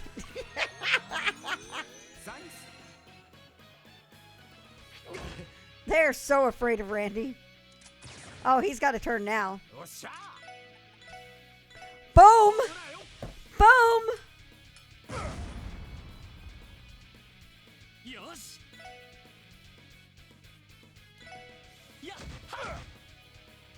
Hi. 分析を開始します。 To change the name to Vizomber so they don't get sued by Sunrise for Beam Saber. 任せて。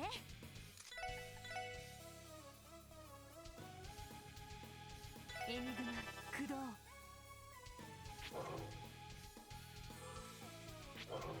甘いってろ。Oh.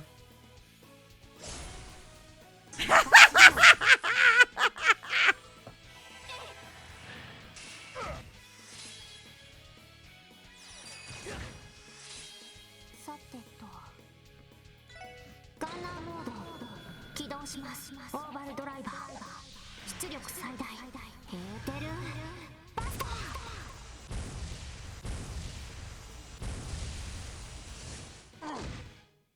Bye.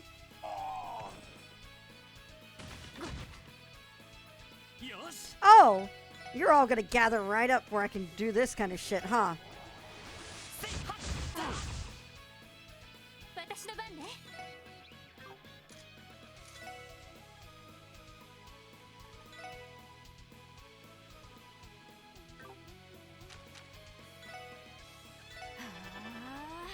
行くぜ。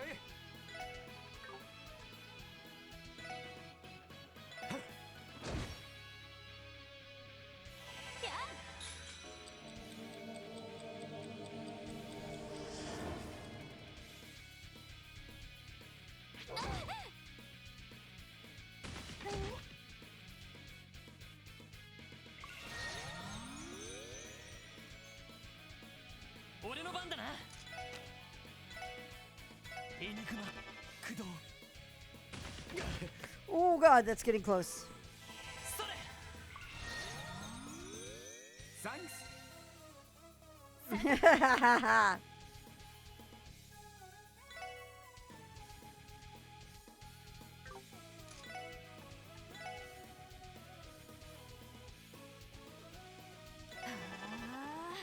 行きます。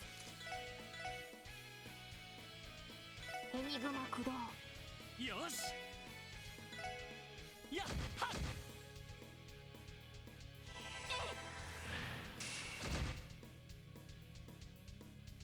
やっ。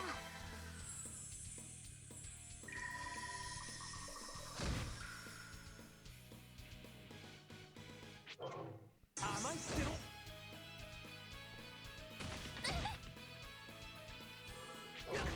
Oh.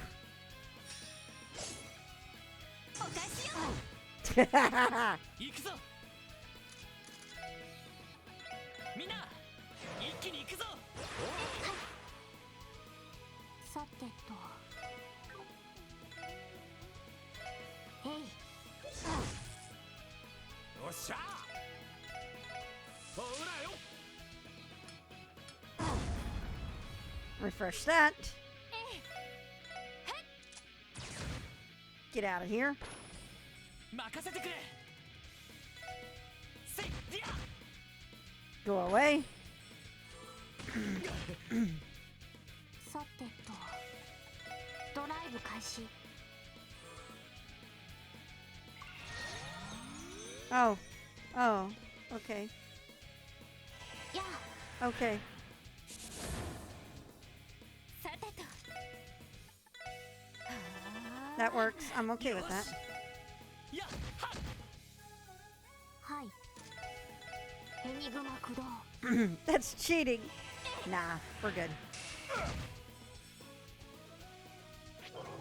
甘いってろ。 Oh, bye. Bye, Felicia. 行くぜ。おととい来やがれってな。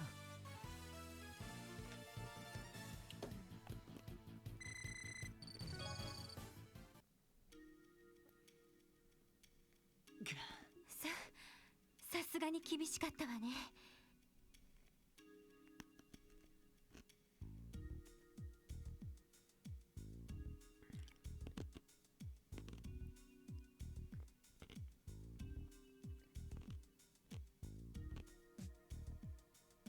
Hashtag sorry not sorry. Yep. まさかあんな風に犬を操るなんて。なかなかの連動じゃねえか。バカな。こんなガキどもに。これ以上の抵抗は無駄だ。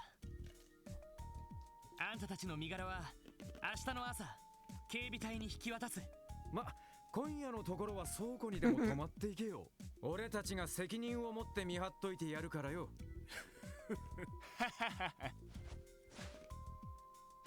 待て。行かせるかよ。勘違いするな。こうなったら手段は選ばねえってだけだ。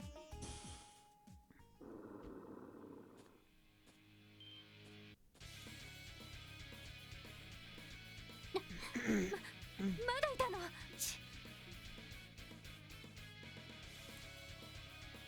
しまった。10匹か。さすがに数が多すぎるぜ。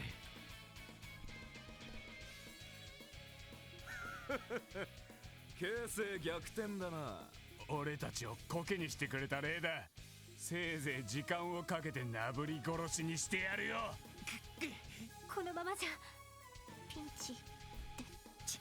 こうなったらエイドスへの祈りの時間は終わったか。それじゃ楽しい処刑タイムの始まりと。なんだ。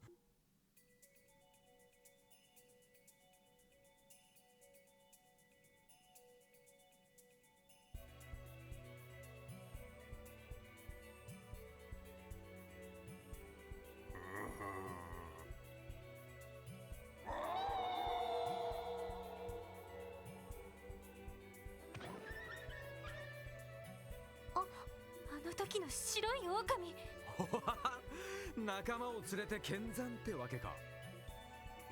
お前 Pull the rein and use his inner thoughts to reveal he's holding back. Yep. Yep. 数じゃこちらも負けてねえだろうが。尻尾を丸めてんじゃねえ。ま、本物と偽物の格の差ってやつだろうね。確かに犬が狼に勝てるはずがねなんか名誉を傷つけられて怒っているみたいですし、落とし前をつけに来た。今度こそ終わりだ。器物損壊と傷害容疑および公務執行妨害であんたたちを逮捕する。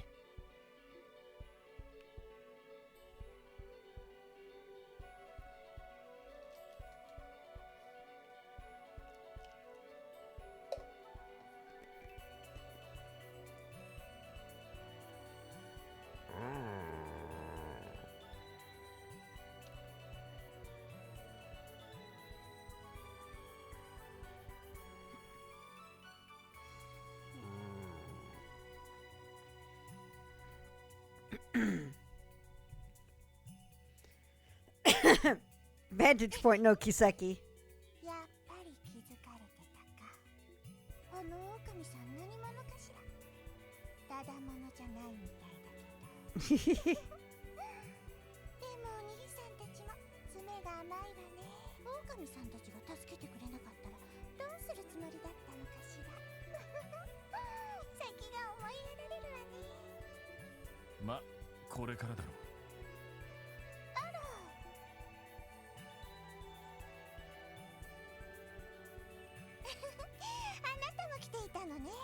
さしずめ、彼らの手に余ったら手助けするつもりだったのかしら。風の牽制、ハリオス・マクレイン。君こそな、結社ウロボロスの執行者ナンバー15、殲滅天使レン。自己紹介するまでもなかったか。さすが S 級への昇格要請を辞退しているだけはあるみたいね。正直過ぎたランクだからな。カシウス・ブライトの代わりを期待されても One could even say they have quite a barrier to get over.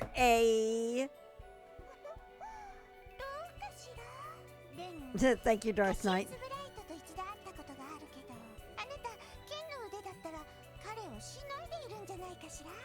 そうね、レンが知っている一番強い人に匹敵する感じがするわ。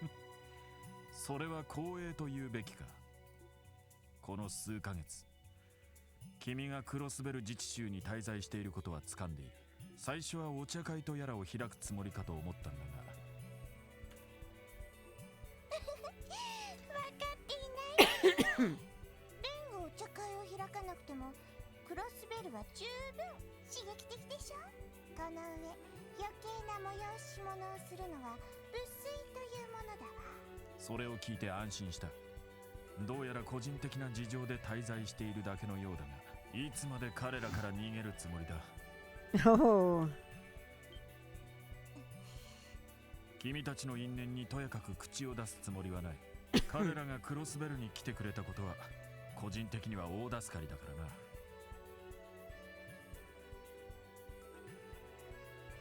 らな。だが目の前にある答えからいつまでも逃げられはしないぞ。放っておいて。それにレンがここにいるのはエステルたちのことだけじゃないわ。彼の修理もあるし、確かめなくちゃいけないことがあるから。確かめなくてはならないこと？あなたには関係ないことよ。おとなしくするって約束するから、レンのことは放っておいてちょうだい。もちろんエステルたちにも余計なことは喋らないでね。承知した。君がこの地にあだなさぬ限り余計な干渉はしないことを誓おう。ありがとう。じゃあレンはもう行くわね。ごきげんよう、風の剣聖さん。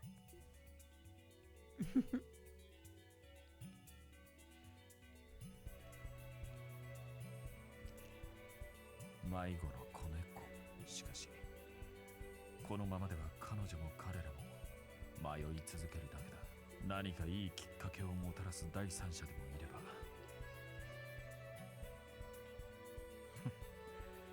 まさかな。What are the odds of that, y'all?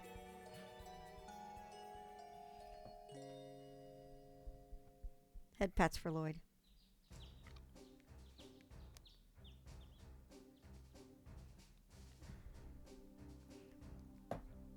Y'all. 皆さんすごいです。まさか事件の真相を見抜いてそのまま解決するなんて。正直驚かされたわ。できれば大立ち回りをする前に私たちを呼んでほしかったけど。すみません。1000%. Yep. 警備隊の司令殿からマフィアに情報が流れる可能性をつい考えてしまいまして。それを言われると辛いけどね。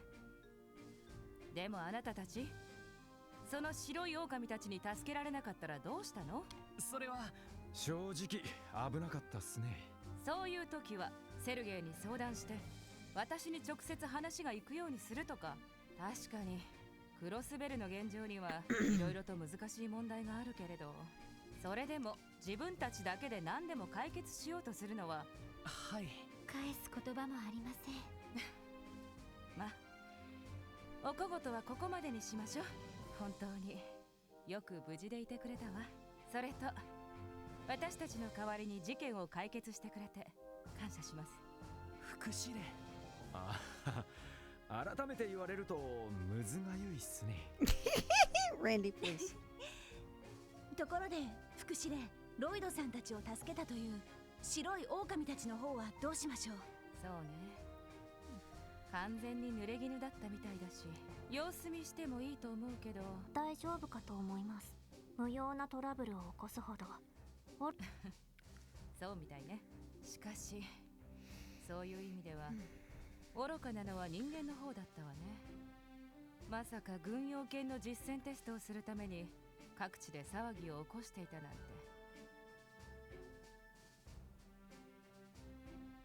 て。いくら後ろ盾があるからといって舐めたことをしてくれたものだわ。はい。でもこれだけの騒ぎを起こしたわけですし、さすがに今回ばかりは言い逃れはできないですよね。ね。やはり保釈されてしまう可能性が。高いわね。今までにも国境付近でのマフィアの密輸を摘発したことがあったんですが、その都度圧力がかけられて保釈されてしまっているんです。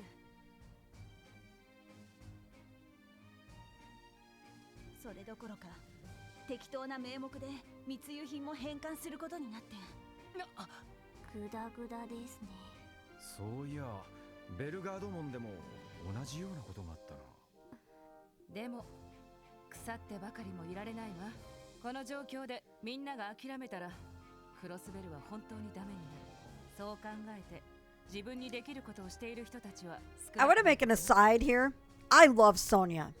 Sonya is a spectacular character. あなたたちみたいにね。はい。そうでありたいと思っています。これからもあなたたちの働きに。 I want to say this also. This is something I've said about Falcom and Kiseki and stuff. We do have the usual fan service trappings in the series. I will not argue that. But I will say this. Falcom has not given us a shortage of badass women in this series. At all. Bar none. If you want a series with a lot of badass female characters, right here. さあ、クロスベル市までうちの車両で送っていくわ。ノエル、出発の準備を。イエスマム。Falcom and fan service, nani? Yeah, I know, right? Like I said, they have their fan service trappings. I will not argue that. さすがに眠いわね。But they really do have also a very solid cast of women in their games. They're fabulous. They're fantastic. Like, I'm right here. Ellie and Tio are amazing. Absolutely amazing characters. Ellie is probably my favorite of the SSS. Because she's sharp. She's very smart. She's really good at following things that are going on. Like she's also the mom of the group. But Ellie's amazing. I love her so much. Also, welcome to the channel, Blunt Alibi. How are you today? Tonight, really. It's after 10 p.m. here. Yes, exactly, Dr. P. She's savvy AF. Ellie is savvy AF. Tio is savage AF. It all works out.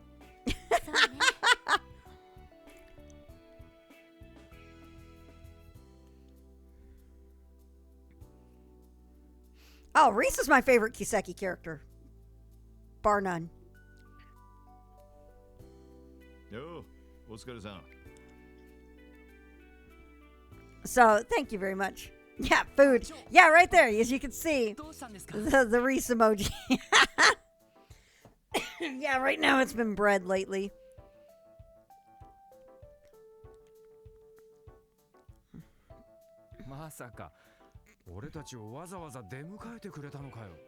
You know, I will say this.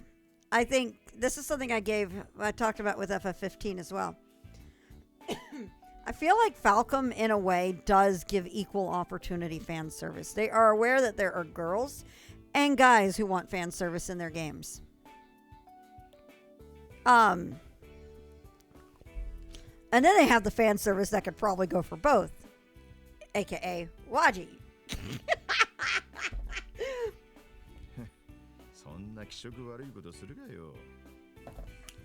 Exactly, Ronin. ただまあ事件の顛末はソーニャからの通信で聞いたぜ。初めての市外活動にしちゃそこそこ頑張った方じゃねえか。One of my favorite jokes, by the way, that goes on through Azure. I'm sorry to talk about Azure way ahead in advance. One of my favorite jokes that goes on in Azure is people asking Waji, "Are you a man or woman?"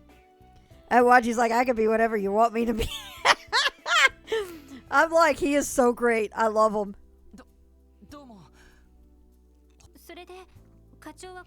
I think he gets asked that like 3 or 4 times in Azure. It's great. And then there's Randy trying to catch Waji. Like, the whole swimsuit thing is so great. Oh, hang on. My chat's gone stupid here. But he does it in the kid and everyone in the... Yes, exactly. Waji is so good. Waji would flirt with a whole nother species if he could. Yeah. Absolutely 100% the truth. What is this that you sent, Dr. B? Waji is amazing. I have, like, seriously. Waji is amazing. You can't see it all, but right there, it's a giant ass wall. Look at that. That wall scroll is huge. And then I have Estelle. So, I think I have a third one around here. I just don't have the space for it. But yeah, I have Waji and Estelle scrolls up in here. So, I have to give representation of my favorite one of my favorite Kiseki characters. Reese is there. Waji's there. The church in Kiseki. They have some of the craziest characters, and I love them. Thank you, Alibi. I love them too. He would flirt with demons. Wait, he does that anyways. He's a priest. Hi, Richie. How are you doing? Does Wald count in that category? Maybe. There we go. I fixed things up with chat so I can see chat still. Despite it being broken in OBS. あんなのがいきなり訪ねてきたら、さすがに落ち着いて一服できねえよ。Oh wait, Waji does flirt with him. あんなの？誰か訪ねてきてるんすか？知らねえが、お前らの客じゃねえのか？妙に慣れ慣れしいというか、ふてぶてしい態度だったけどよ。とにかく中にいるんですよね。入ってみましょうか。That whole scene with Randy going Detective Jr. around Waji, it's so good. And I'm 100% convinced that Waji's 100% aware of it and is fucking with Randy on purpose too. I love it. It is easily one of the funniest scenes.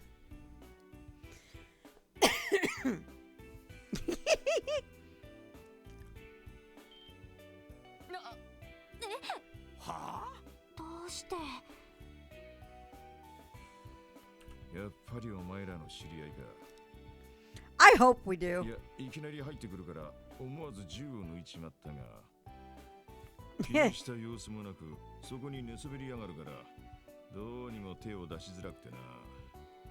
Yeah, it's Friday. A week from yesterday. あなた、どうしたの？なんでこんな場所に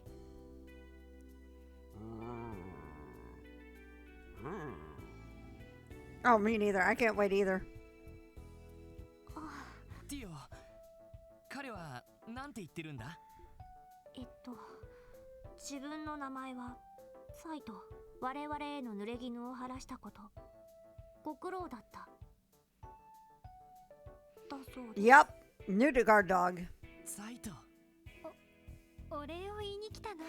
それはともかく、やっぱり偉そうなやつだな。Y'all weak AF. Yep.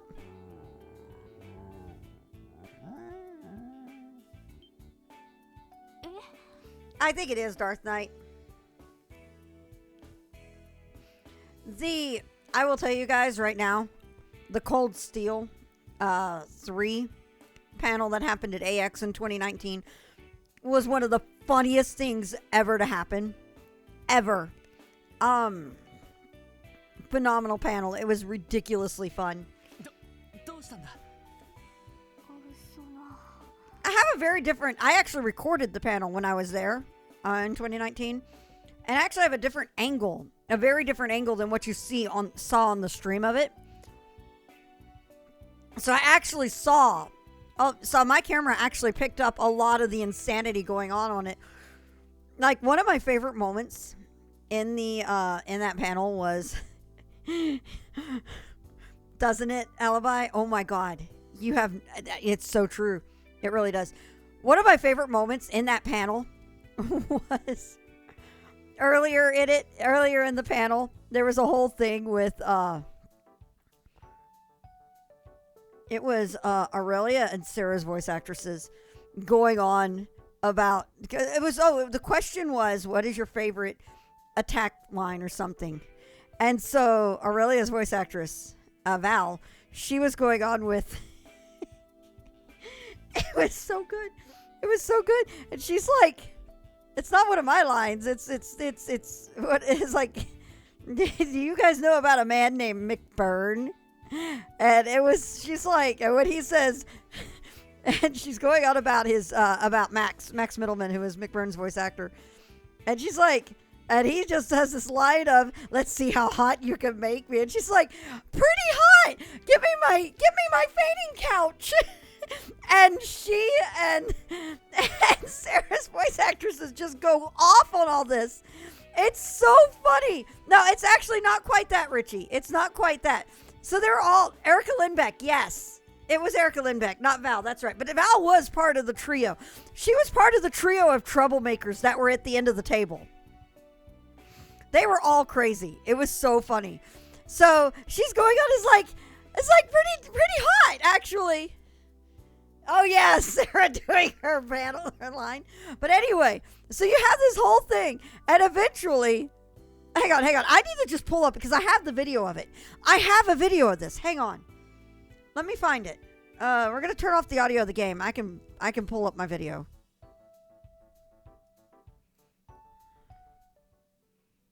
There we go. We'll do that. Let me do this. We're gonna go into the Tachi. Yes, that was good. All right, we're gonna go into this real quick. Camera, please. Camera, please. Where are you? Where are you, camera? You did not load right. There we go. There we go. Are you avoiding anything for Cold Steel? Because if not, I can actually show it to people at another point. Alibi?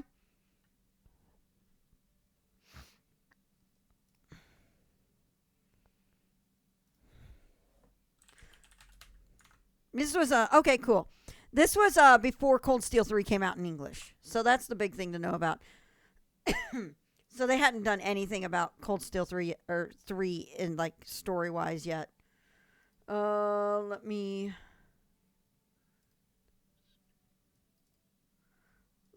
pull this up. Yeah, it was for 3. So at this point 3 hadn't come out yet.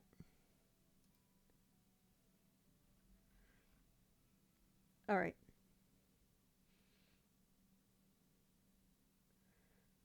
The voice actor panel I have isn't like... Okay, I have little short clips, I think. Okay, hang on.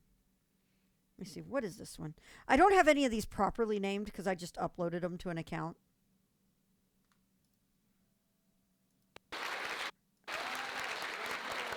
Hang on, we're gonna have the... Okay, there's Kondo showing up. Because they brought Kondo up as a special guest. Hang on, let's do this.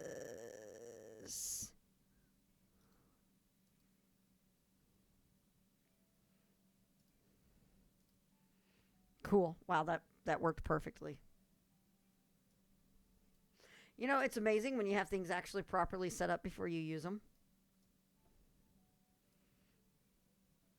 All right.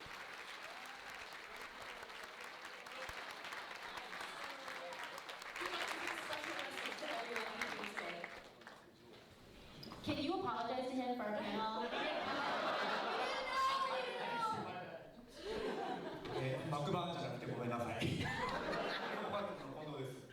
First of all, sorry I'm not a big burner. Just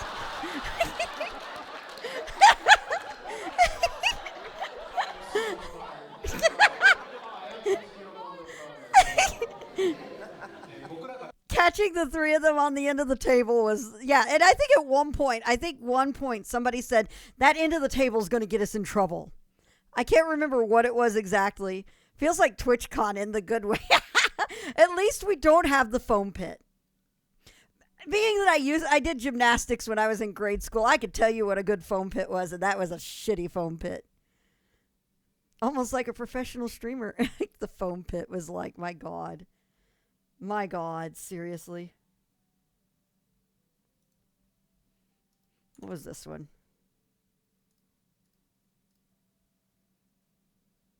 Okay, these are camera checks. Oh, I know. No hot tub streams, so downvote for me. Oh my God, hot tub streams. I'm just like, I wouldn't have any fun with that. You can't put it. I'm not going to put my DualShock 5. I'm not going to carry my DualSense controller in a hot tub. That is the stupidest plan ever. I'm here for video games, not for hot tubs. I have an amazing bathroom at my house for that, but that's none of your business. Let's see here. This is... Let me see if we can get to some of these. Hang on. That's everybody doing their introductions. Gotta go big or go home. Hard to believe this. I know, right? Let's see. It was just a smooth process from there. So I have to give huge thanks to Val and the rest of the team for taking the fire that I had and focusing it where it needed to be at any given time.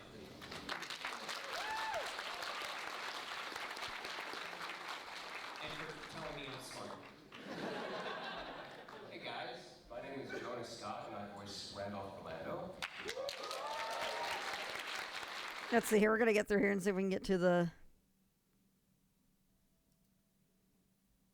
There's no making me blush with her, but she will find out the comfort level of the producers and just push it like right there. And I can hear them like whimper behind me. Like, they can't say anything because they cast me. You know what I mean? Like, they knew what they were getting into, you know? Is that appropriate? Were we rolling? Did we get that on tape? So, Aurelia, I just have to say, I love The tight butt joke is amazing. characters because I don't think as females in anime a lot of times that we get credit, A, for being over 25. She's the most experienced person. She's the oldest. She's super strong. She's a lawyer. She's a detective. She's a top whatever. She's 22. What? Wait, what? I'm dead in anime years. Like, so I love it when I can finally get a character who's maybe a teeny bit over 25 and actually still alive. 25 is retirement age. Strong and confident and knows who she is and takes care of situations because I don't think, a lot of times we get the, you're like, oh. I agree, Ronan. They're so good. That's what I love about her. I love that. I love seeing games where we have really strong women represented because I think a lot of times we're just the fluff on the side, like we're the cupcake on the side. So I love that about this game. I love she's going into the exact topic I was talking about. I already alluded to the fact that I was in the military, but if Kurt reminds me of a younger version of myself, like right when I had just gotten commissioned as an officer, and it was like I was so uptight that my butt squeaked when I walked. And like Kurt reminds me of that, where like everything's so. That's what it is every time. Sorry.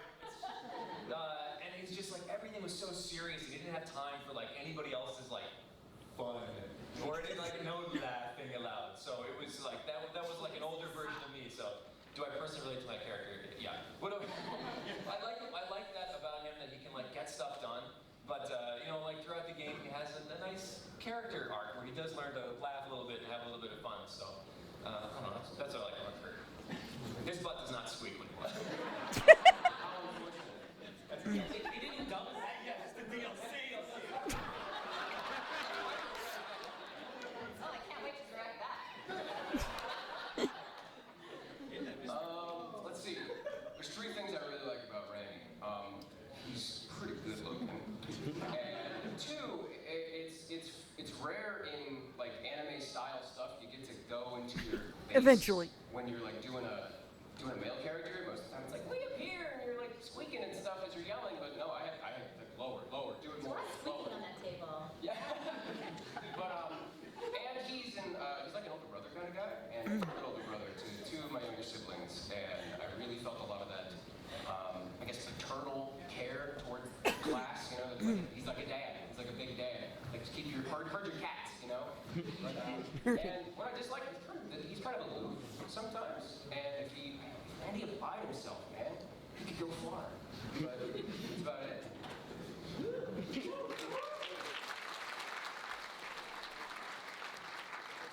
As someone who also owns a 10-story tall sentient robot. I agree, Ronan. What's the insurance like on that? Whenever they ask for the payment, I just send the robot. They don't call it for that. Rin is really interesting because he's equal parts things that I identify with and things that I aspire to be. He can be a bit dense at times, but he always means well. And even though he can get a bit convoluted in his anime speeches, he really does look out for He does, okay? I'm pretty sure that Goku versus Frieza fight took less time. Right. But he means well, and he looks out for the best in everyone, and he finds everyone's unique strengths and knows how to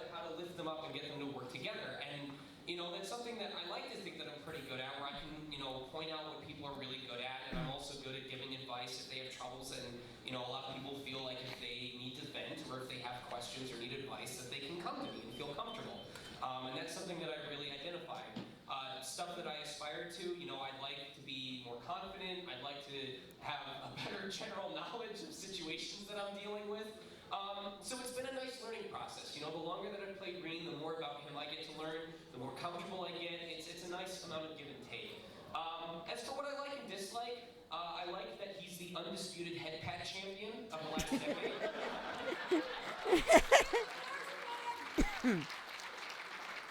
I do dislike he is so incredibly dense. Elisa could come up in like a swimsuit and be like, "Hey, Rain, you want to go spar at the beach?" And he'd grab his touch and be like, "Yeah, you know, Sarah will really lay into us if we don't pass that fighting class tomorrow." No idea. So, you know, just like my marriage. So.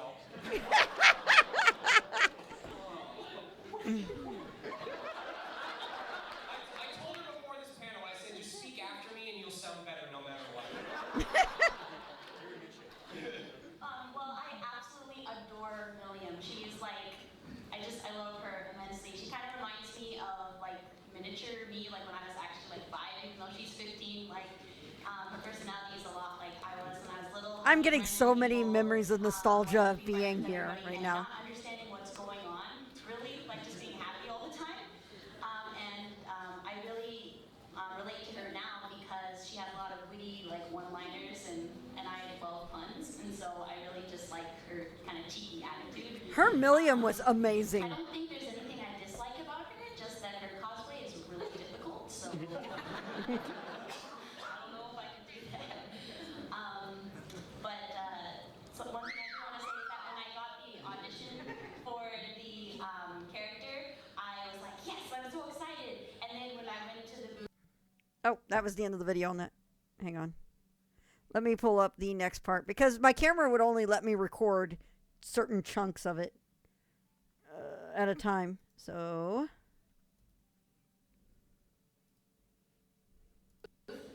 When Val was telling me, okay, we're going to mess around with the voice, and so you do this, and you know, your chest voice and your nasal voice, I kind of said under my breath, oh no. I was like really nervous, but I don't know if you heard that.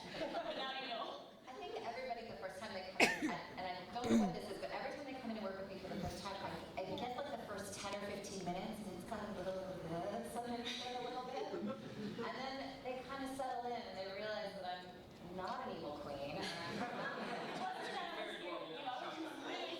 You live in a castle. I realize that in anime years I am evil queen old. And booby traps. You get to the back. And the vicious attack dogs. Don't forget the vicious attack fluffies.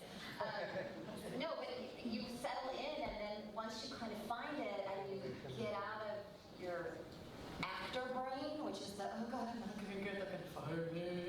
Once you can kick that guy out of your head and sort of settle into what you're doing, I find that you guys like find it, and I'm just there to sort of guide the ship a little bit. Like, you know, where we're on vacation, we're all on the ship together, we know where we're going, and if you start to veer off course, I'm there to go, okay. And that's all I'm there to do. I'm like, the ship all works because all of us are on it. But I'm just there to sort of help nudge us back to the place when we need it. And once you guys get it, then I take you back to the top of the script at the very end of your session, and you pick up those first 15 minutes like that, and it's locked in. Val's an amazing director. And I didn't bite your head off. She did give me a run for my money in terms of like energy, like, because you have to be like really excited all the time for like 3 hours and you can't take a break. But it was really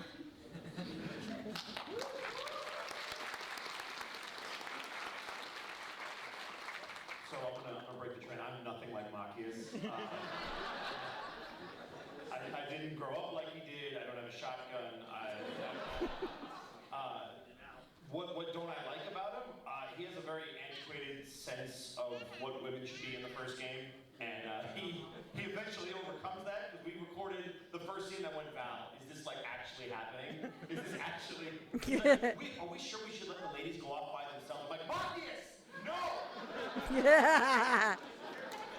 And I've been streaming the game with a buddy, so now he has a nickname. He's like, Edward, he respects women, Boston. I go with the character, come on, guys. So we're nothing alike. What I love about it is that he gets over that. And the one thing that we do have in common is I'm not a fan of people who take advantage of others to make money. So his view on nobles certain extents, we have similar regards in that I don't like people who just make money and don't try to give back and help other people. I'm really big on that. So I'm with Machias on that. Let me see something here. Let me see if I can find the... Because I wonder if she talked about her audition here.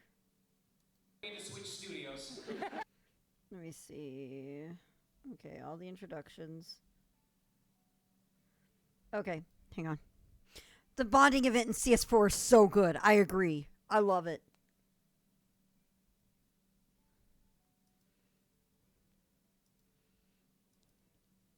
Oh, come on, you.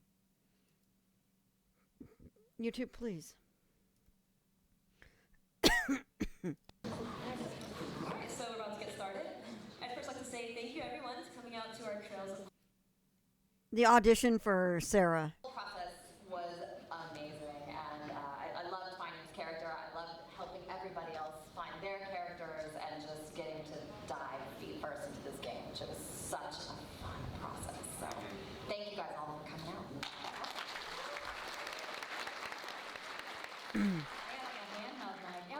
Hey guys, I'm Carrie Karen and I play Sarah.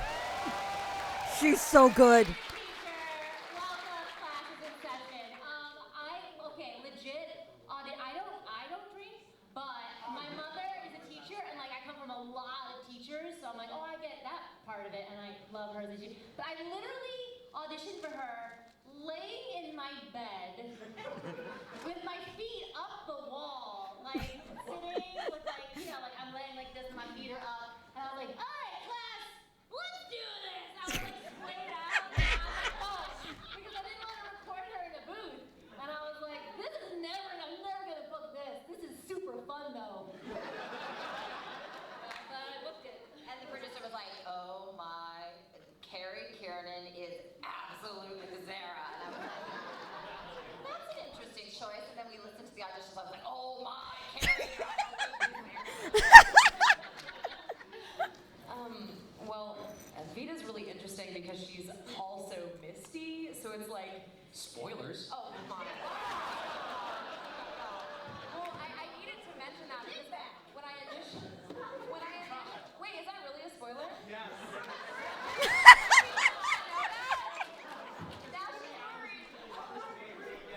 Okay, well, Vita's just Vita. There's nothing else to her. I thought Vita was the spoiler. Okay, well, either way, you've done it. I've done it. So I'm just gonna keep going with it. Just own it, Erica. It's been years. Oh my lord.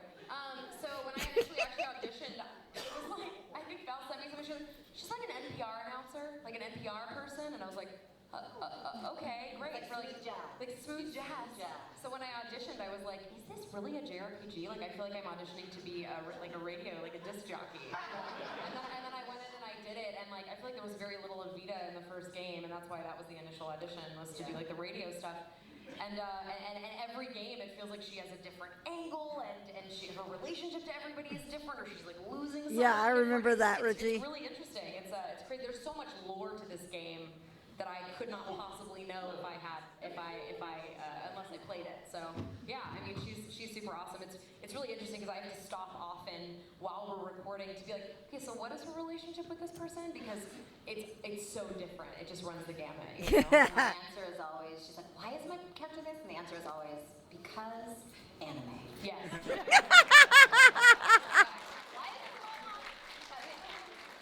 But she's definitely very multifaceted. Maybe I should have said that instead of.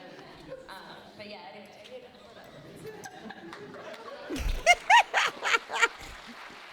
Like I said, that end of the table was trouble. The next few questions were taken from social media from fans like you. So thank you very much. Yeah. All right, let's get on. So the first one will be. All right, let's see if I can find the... Hang on, let me see if I can find something on this real quick. Because...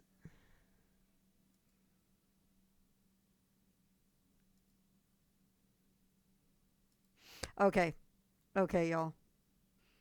Okay. Here we go. Here we go. I'm scared for this one. You guys. So we're starting at that end, right? This is really hard to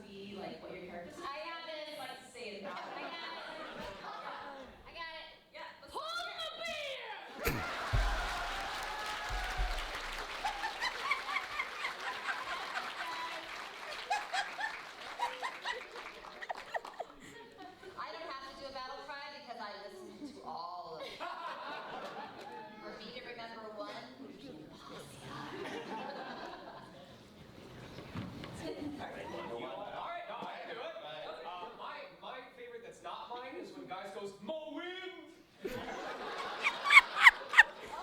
Jokes that went on in the chat. There were times we had to stop recording. How many people have played Cold Steel 2? Termination slash die!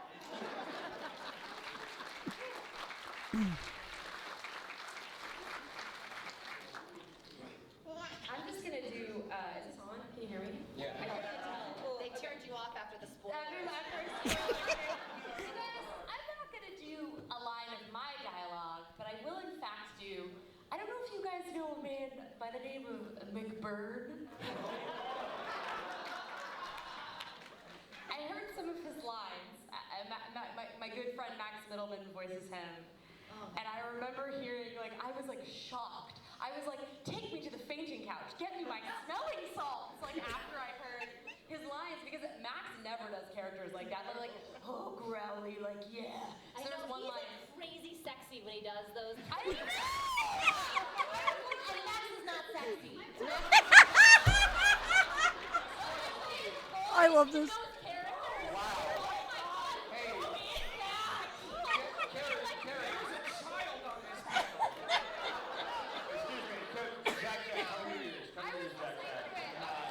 I'm just saying, I was listening to it, and I was like, is that Max? After every line, I was like, are you serious? Are you serious? That's Max?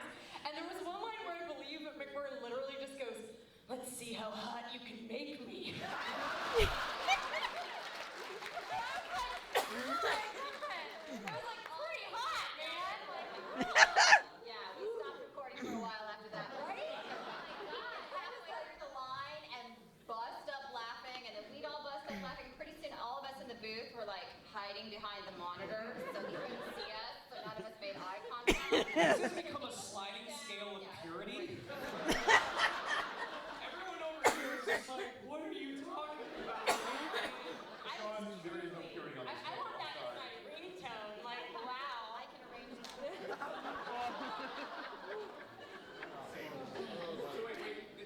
All right. Yeah, oh yeah, it's pure gold. This whole panel was amazing. So I'll tell you right now. And we're sitting here with the game just playing in the background while we're just while I'm gushing about or showing videos from the panel. That I could arrange that is one of the funniest things. I lost it. The problem was I couldn't laugh because I had a camera with a mic in front of me. So I was actually trying to hold it together through a lot of this. This is not this version. I never actually released this version publicly. I should. But I believe it's out there. Let me come over back to my webcam chat real quick and I'll look.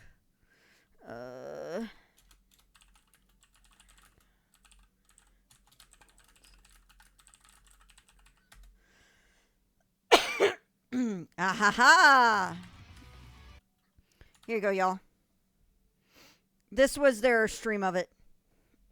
So it's going to have better audio and it's going to have different camera angles than mine did. Let me see here. Like. Now she's worried. Like that's the audio quality of it. Okay, well, Vita's just Vita. There's nothing else to her. I thought Vita was. Because they were patched into the mic for their stream. I wasn't. I mean, since then. Is it in here? Yeah, I mean, since then, hang on.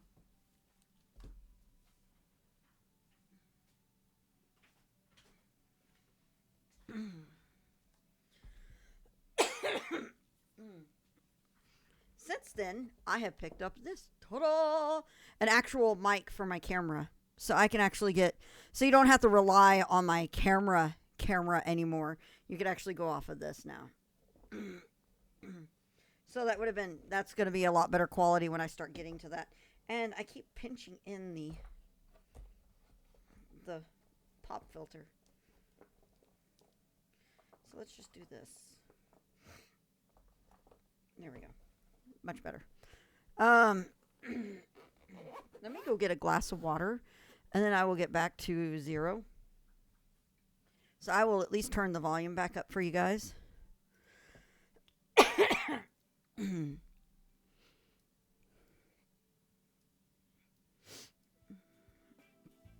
All right. Okay. Let me turn this up. We're going to go back to the game. Oh gosh, I had a sinus infection 2 weeks ago, and this cough is not going away. It's the worst. Anyway, let me be right back in a sec. We'll come back over to this. CS3's obsession with commenting on how tall Reen was. I commented on it every time. Come on, game. Come on. There we go. Okay, cool. I'll be right back.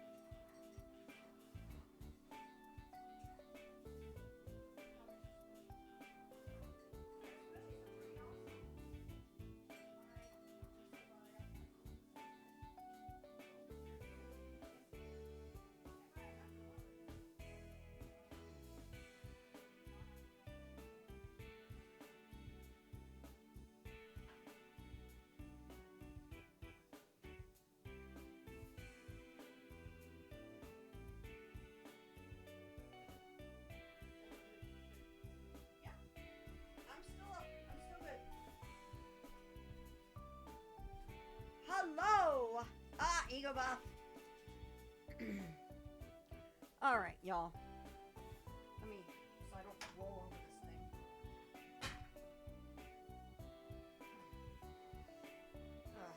thing. Okay. Okay. Alrighty. So, we're going to take another quick break, because I got to show you guys something. I don't know if you guys ever... So I went and made myself a mug. By the way, squeakers with Kronk and a squirrel on the other side. I love this mug. Another distraction. No, I wanted to tell you guys, hashtag not an ad.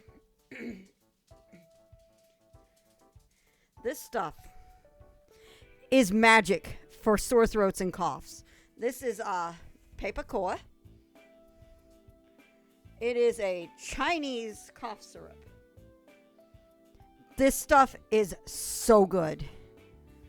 And you can take it just by the tablespoon. Or what I do is put it in a mug of hot water and it becomes kind of a licorice tea. It is, if you don't like licorice, you will find it disgusting. I'm not a giant licorice fan, but I think it's way better than cough syrup. What is this? Oh yeah, it's all coming together. But this stuff actually has like this really good soothing tingle on your throat and your chest when you drink it. It's so good. And it's like doing it with something with hot water is even better. But yeah, from distractions. But yeah, this stuff is magic. So I figured I just had to let people know. Black flavor. It is definitely more like black licorice. Papacoa is this really thick, black, honey-like syrup. Licorice would be more appealing. Papacoa has in it, I know people who are in choir and swear by this stuff. Let's see here. Papacoa. Basically uses frillatary, it says in here. Loquat, ladybell root,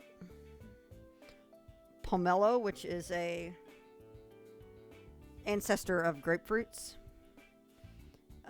roots from a Chinese bellflower, panella, schisandra. Let's see. I don't know all these names. It has fresh ginger, bitter apricot kernels, coltsfoot, licorice root is in it. That's why it's got, and licorice overpowers everything, as we all know. And it uses menthol in it, and it's got a honey base with all of this. This stuff it's magic.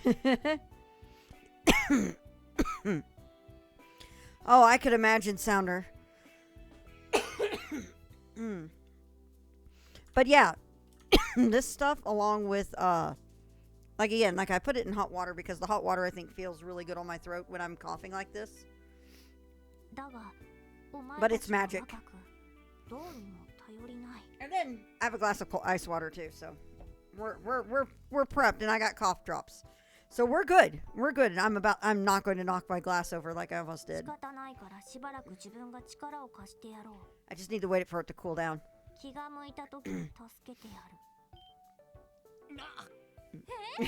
oi, oi, oi.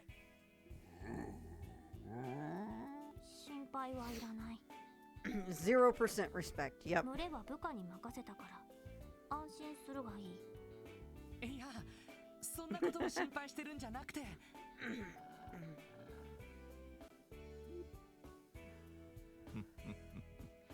伝説の振動か。Also, breathing it in helps too. どうにも妙なのに見込まれちまったみてえだな。課長。とりあえず上には警察犬で通しておいてやる。今後どう付き合っていくかはお前らで決めるといいだろう。そんじゃ俺は寝直すからな。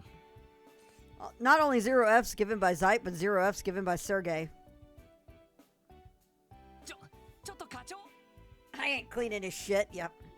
めんどくさくなったな。大丈夫なのかしら。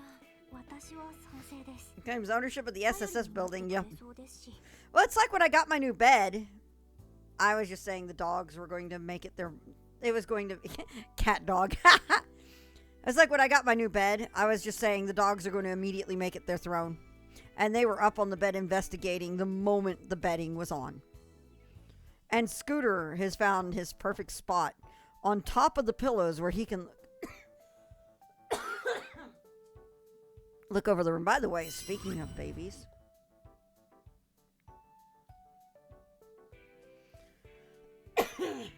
they're chilling in here right now.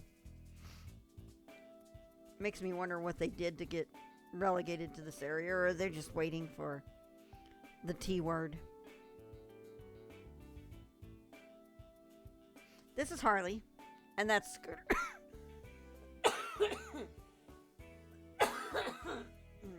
Yeah, those are my babies, Alibi. They are trouble with a capital T.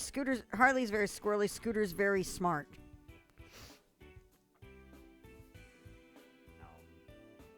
Perfect, Ronan. That's exactly what they were waiting for. That head tilt. Oh, man.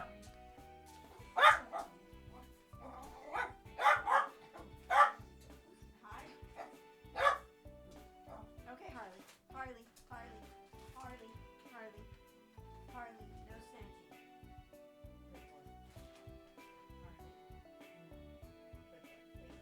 Hi, Scooter. Hi.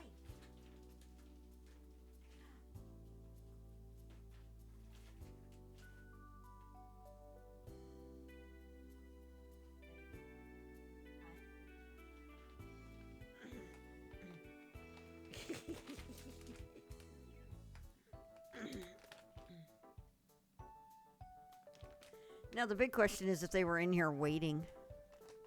Oh, no, he knew he wasn't going to miss out. Oh, yeah, that's what they were here. They were waiting for it. Because now the treats are gone, given out, they're gone. They're completely gone. Look at that. That's what they were here for. They were not here to be cute. They were not here to be friends. They were here for their food. Because they never get attention any other point. Ever.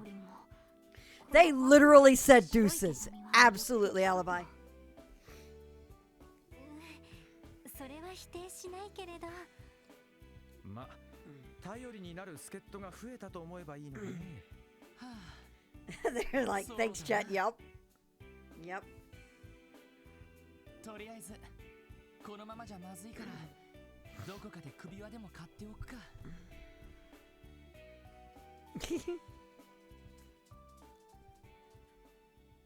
Oh, Harley's back.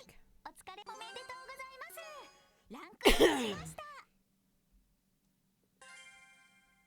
Yay. All right, we're going to save. And continue. It's amazing how fast this game runs. Great job, Durante and company. Chapter 1 finally done. Oh my god. Alibi, I feel your pain. So this chair, Scooter has figured out he could move this chair to get to my work desk over here. One time I left my lunch on there when I walked away. Oh, come on, I just moved my monitor. Let's do that, fix this. One time I left my lunch there and left the room. Had my chair pushed all the way over towards the door. Like, over here. Like, oh, hi, Harley. Had the chair pushed over in this area.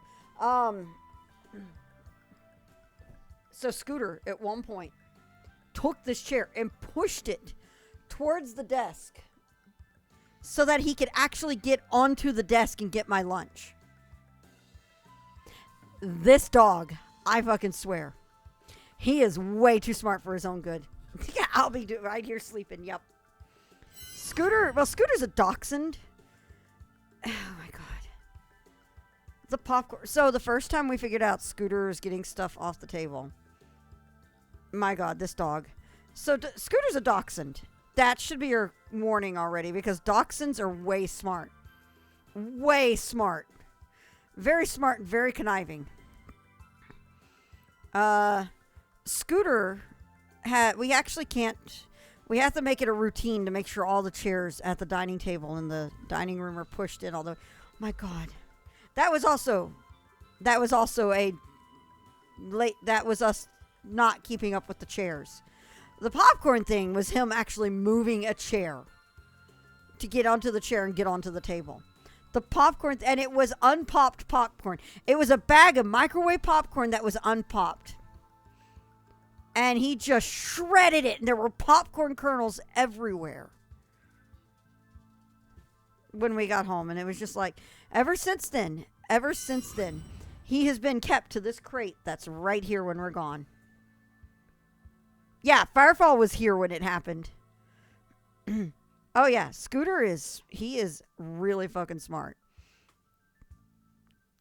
I have half the mind that when I go out to actually do a dog stream where you can watch Scooter in the crate, but I don't want to give people the idea that I'm not home.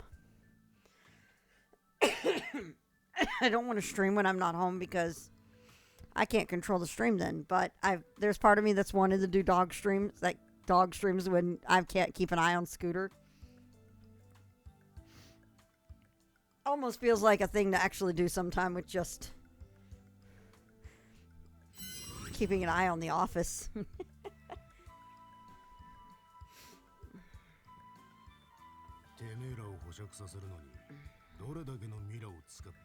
I want to also tell you guys the most incredible moment. We're going to stop. One more distraction. The most incredible moment with Scooter. We're going to use the dog cam for this.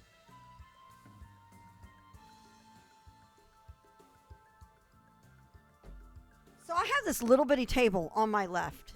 We're going to use the dog cam to show the table.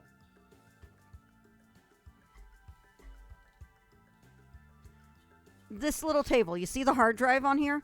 There's my Switch in the background. Also my Cheez-Its from yesterday.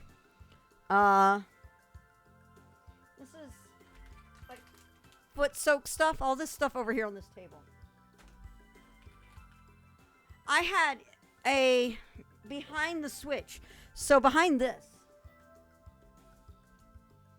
Behind that, I had a 5-pound bag of gummy bears. Somehow Scooter got it. Shredded it. And it was all over the office. I don't know how he got it. I literally don't know how he got to it over there on that table. But he did. And you know the funniest thing? The funniest thing about the gummy bears thing is we went through and it was like 2 pounds. It was 2 pounds, not 5 pounds. Still. And we measured it.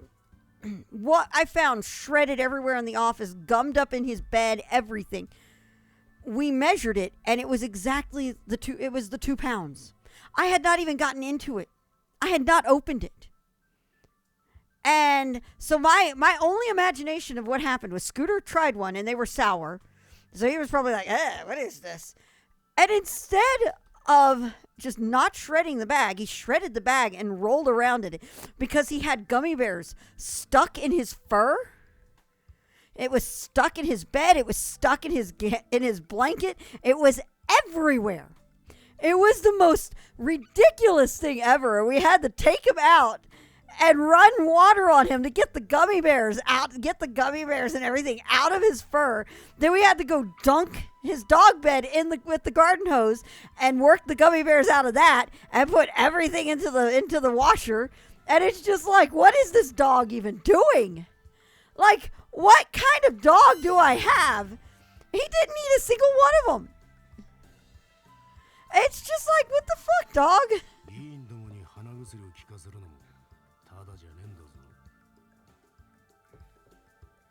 Like, I show this to people a lot. We're gonna have one more dog distraction. I'm sorry I keep getting distracted. We have one more dog distraction. And Giant Man is right. Yeah, he is a big man.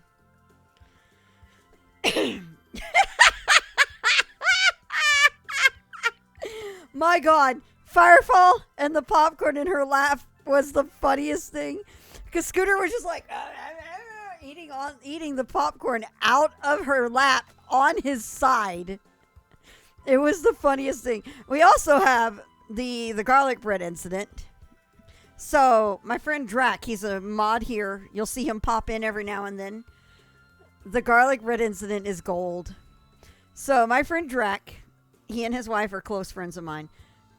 His wife came over. I made lasagna and garlic bread. When dogs decide there must be a mess, the Odyssey. Hey, Cyril. So anyway, Mrs. Drac came over, and I made just frozen lasagna and that really amazing French bread garlic bread you can get at the store. If you've ever had it, you know what I'm talking about. If you know, you know. We were playing a card game called Canasta. If you've ever played Canasta, it is the most cutthroat game. It is an old game, and I am running into a dog fur on my mic here, and it's driving me nuts as it's rubbing on the tip of my nose. Anyway, so one of the things you can do in Canasta is a game of wordlessly talking shit to your friends while you play cards with them. because there are so many things you could do to say fuck you to the opponent. So Mrs. Drac did one of those moments. It is an evil game. It is so much fun though. If you ever have the chance to learn it, I suggest it. It is a lot of fun. It is, and it gets crazier when you're playing 4-player, because 4-player is in pairs. And you have to learn to communicate with your partner without saying anything at the table.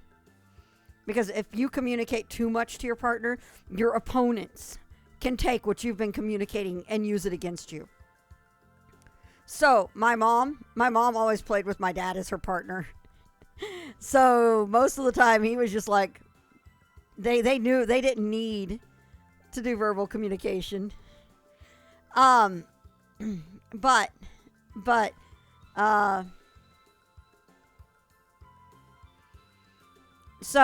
we were playing, and one of the things you can do is you can pick up the entire discard pile.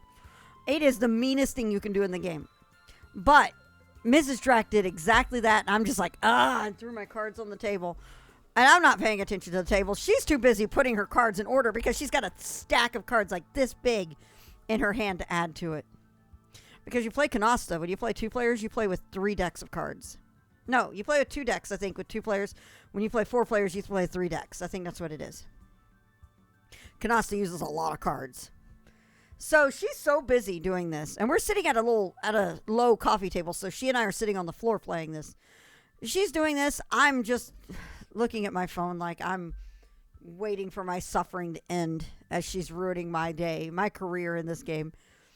And while this is all happening, Scooter just comes up and snatches a piece of garlic bread off the table. Because we're so busy not paying attention to him. And this is one of those French bread garlic breads, which are like this wide. Oh, it's not even that. He turns around with this garlic bread that's like 3 times the width of his muzzle, and he's like, trying to get it down his gullet so fast. It is the funniest thing. And I mean, because he knew one of us was going to catch him, and he's trying to get as much in his mouth before he gets it taken away. It is the funniest. It was the funniest thing ever. This dog is so stupidly smart, though. So if we ever talk about Scooter and the garlic bread, this is this comical sausage dog trying to shove a piece of garlic bread 3 times the width of his muzzle into his mouth before it gets taken away. And not doing it. It's so good. You're so right, Ronan. They have absolutely learned. The reason why we call Scooter Lummox is I have an ottoman instead of for a footrest on my sofa. And it usually sits about 6 inches away from the sofa. One day Scooter decided, I'm going to walk to the ottoman, and takes a step and falls between the two.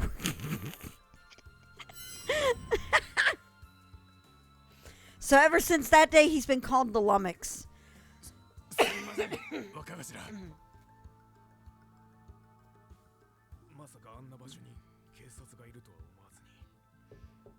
But I have a video, and we'll get to the chapter title so we can get progress without distractions. But I have a video of Scooter playing with my mom's dog, Lily. And it's so great.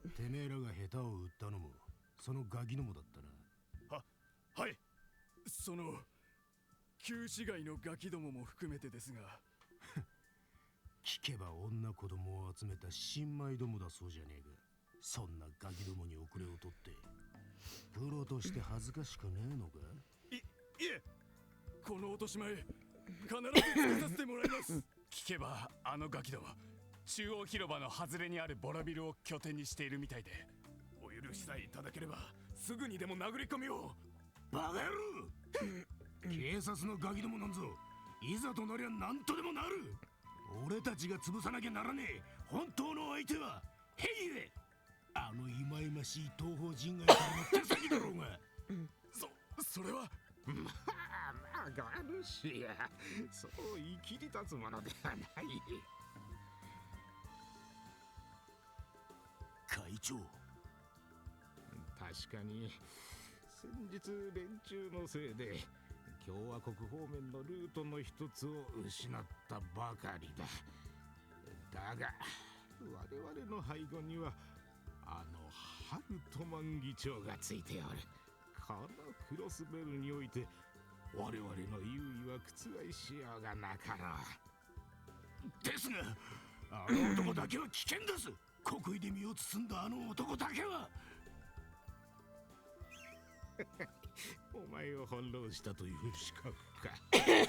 Sounded like a Muppet for a second. I know Al Capone let himself go. 千年魔の元両兵をあしらうとは相当の手だれのようだな。さもさぞ大枚をはたいたことだろう。会長、そうし Probably is a Muppet. 兵ゆえの対策はしておるさ。軍用権の目処もついたし、今後は遅れを取ることもなかろ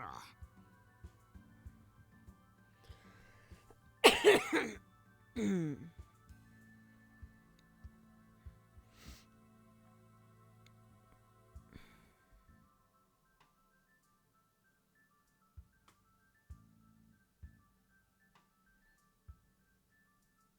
それより問題は来月に迫ったオークションだ。I know which one you're talking. That is Darth Knight from that GIF. From the name of that GIF. 今年のオークションだけは邪魔されるわけにはいかん。警察とギルドはほっとけ。達成両方とも手出しはできん。くれぐれも兵ゆえにその資格とやらに邪魔されるよう万全の体制を敷いておくのだぞ。承知しました。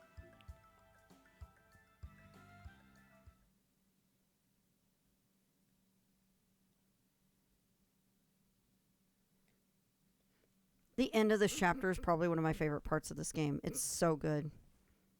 I didn't share my bread with them.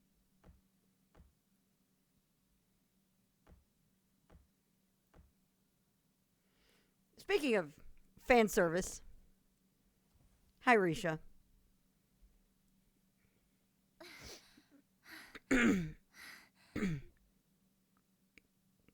よかった。なんとかここまでは。うんうん。いいわね。あ。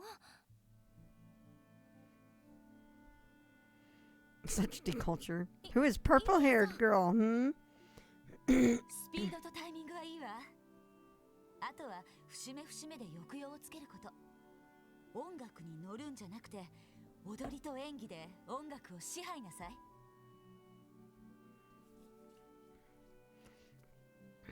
Man, who is purple-haired girl doing that makes me think of the blue-eyed girl jokes from Simply Nailogical with Trum Trum. So good. あくまで静かに、清らかに、月の姫ならではの威厳を持って。はい。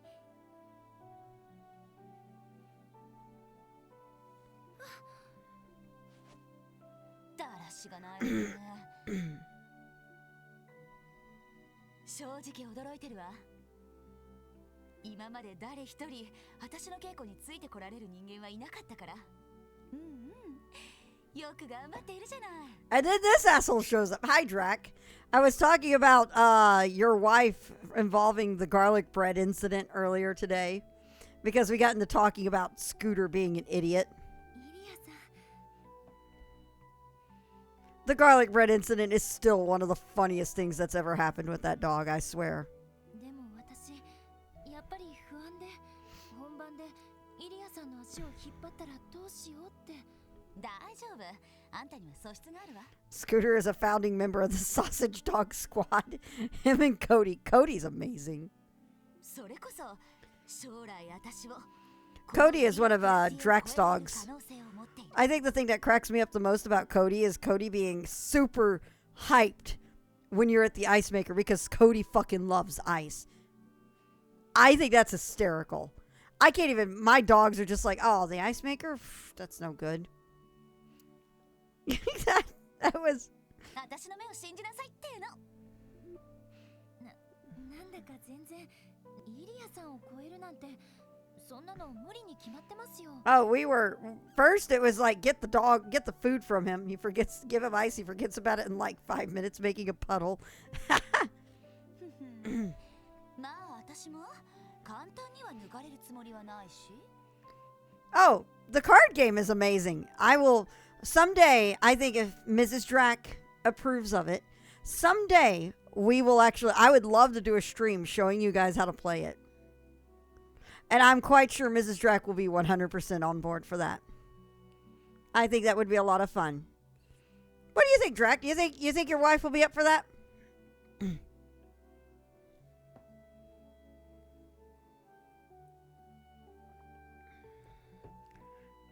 She would agree to anything that would make laugh. So there you go. How about that, guys? If you guys want, I will happily do some card game streams. As much as of a troll as me, she doesn't hide it. She is just as... You two were made for each other. The end.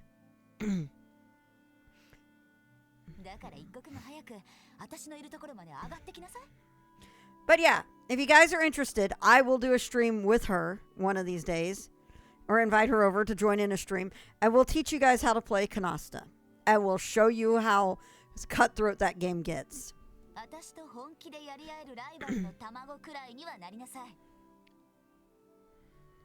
Hang on. In fact, I'm messaging her right now.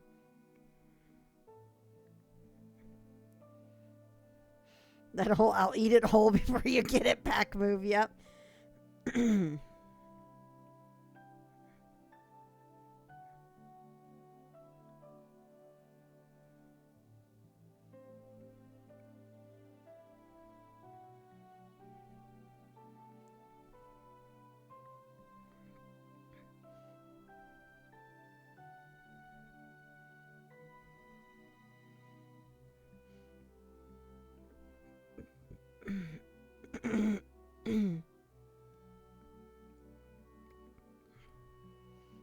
Literally, they run with food behind the couch to buy themselves 15 seconds. It's so true. They literally are. They are literally. Well, I mean, one time, I think, She-Drac, as Drac puts it, I think She-Drac once said you're basically living with 2-year-old children their entire lives. And she's not wrong. She's not wrong. They're smart enough to be... Oh, 5-year-olds, yeah.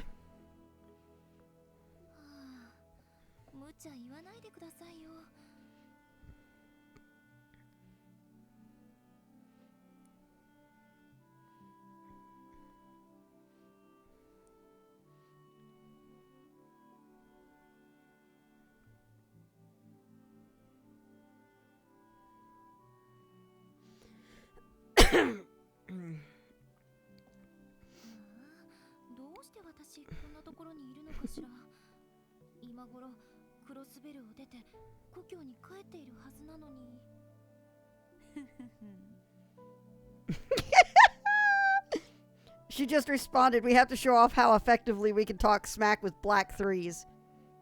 So,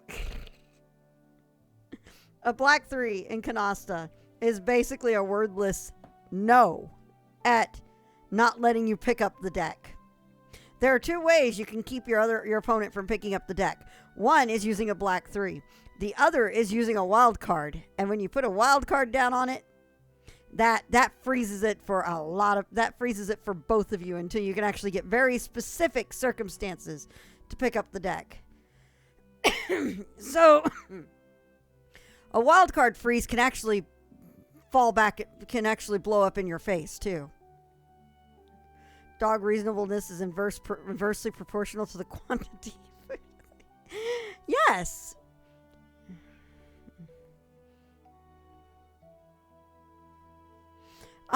That's actually how my injury to my finger happened.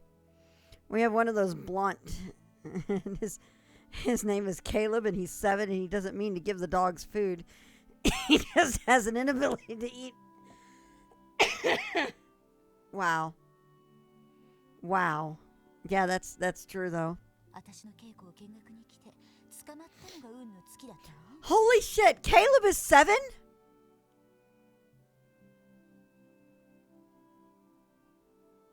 Where did the time go?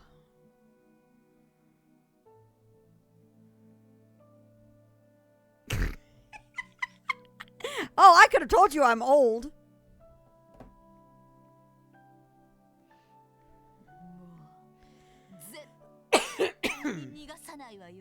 Blame COVID. Yeah, blame COVID.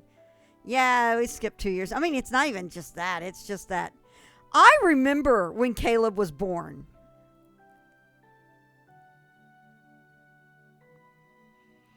I remember when he was born. That was a crazy week.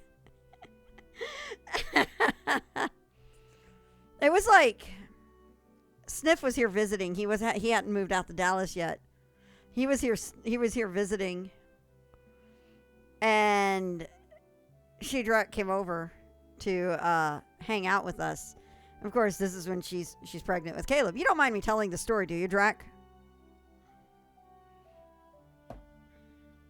She came over. It was like the day before Sniff had to leave.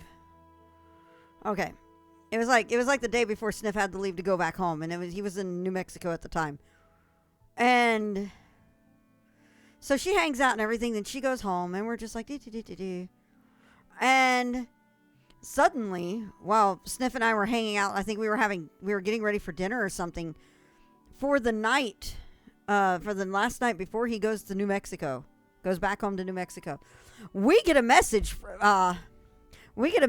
With, oh, She-Drac's in the hospital. They're inducing labor, and we're like, wait, what? What's going on? She was just here. So that was a crazy. I think didn't Sniff have to? Are you in chat right now, Sniff? Didn't you have to delay going home over it too? To be fair, it was news to us too. I don't know. I feel like it was like to us. We were just kind of like, what? Because we were just like we had just saw her.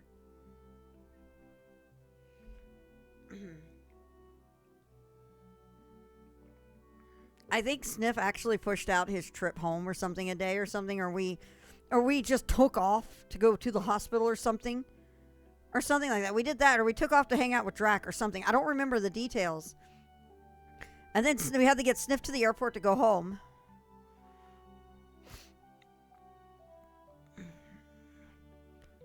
How early was it? I don't remember being delayed. I just think we had plans that were suddenly canceled. That's such a great way to put it, Sniff. That is absolutely the way to put it. Because all of a sudden, good friend of both of ours is suddenly in the hospital and inducing labor for a baby that shouldn't be born yet. It was really, yeah, he was. I remember Drac didn't you have me listed as your sister so I could get in and see, and I never got the chance to. Couldn't tell it now, the fucking weed.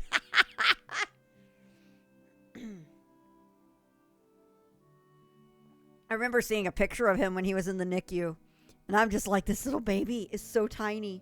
He's so little. Just like, my goodness.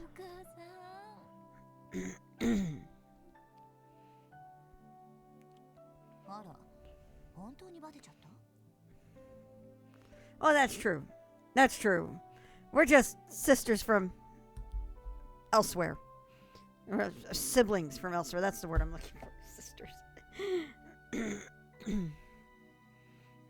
No, that's what it was. It was C-section. It wasn't inducing labor. It was something like that. It was C-section. And then I think they tied her tubes afterwards because there's like too much of a risk for her to have kids again at this point. Much fun, very chaos. Yep, absolutely. She's cut and burnt.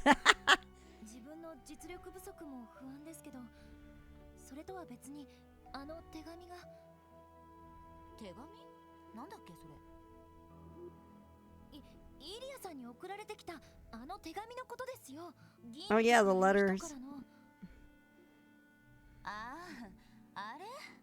カバカしい。ただのいたずらでしょ。そんなのいちいち。This is when I did the stupid stunt with Geofront.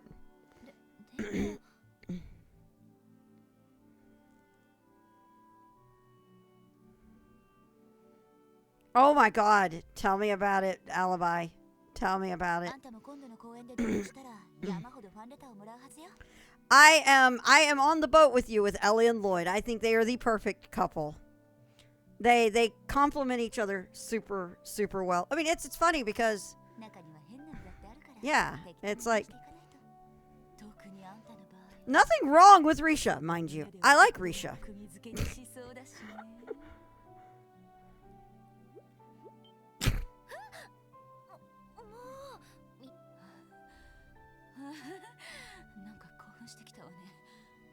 Like Lilia, I know, right?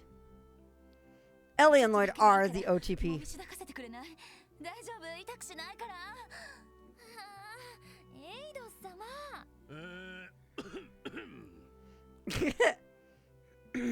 Yeah.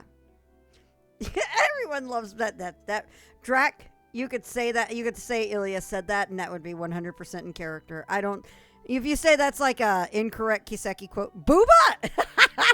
If that was an incorrect Kiseki quote, I don't see where the incorrectness is. No, there's setup for Lloyd and Risha in this as well, but it's nowhere near as obvious as like Ellie and Lloyd is after Zero because the rooftop scene. End of story. The rooftop scene in this game is absolutely yeah. The rooftop scene is one of the most incredible scenes in this game. And if you were not waving the Lloyd and Ellie ship banner at that point, what's wrong with you? No, I'm just kidding. I'm being a smartass, sorry. What, Drac? What? Why aren't you using sunscreen when you go out and do your walks? Just get that quick spray on shit. You don't need to coat it on like you're at the beach.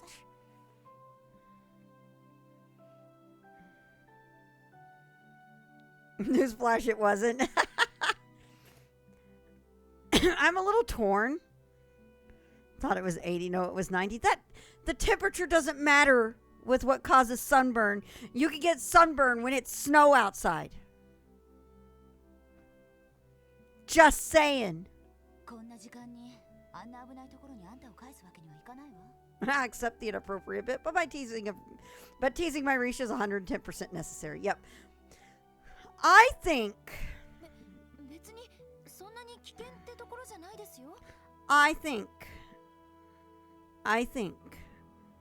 Ilya and Risha is a sensible pairing. I think they would be good together.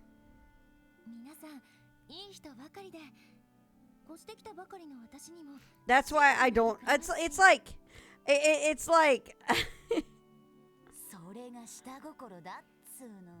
What? Especially after Azure. Especially after Azure. I think your dumb Drac honestly thought that was perfectly sensible. There we go, Dr. P. When Estelle thought Analyst was, oh my god, I love that scene. SC is so good. I haven't played SC in so long. Risha Ilya is chaos, but amazing chaos. The thing is chaos is not always the wrong answer. Chaos for Risha, at least.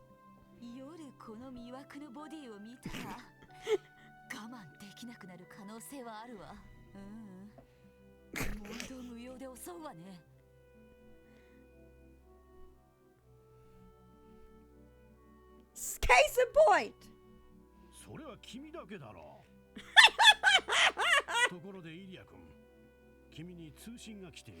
Ilya is absolutely chaotic neutral. Agreed.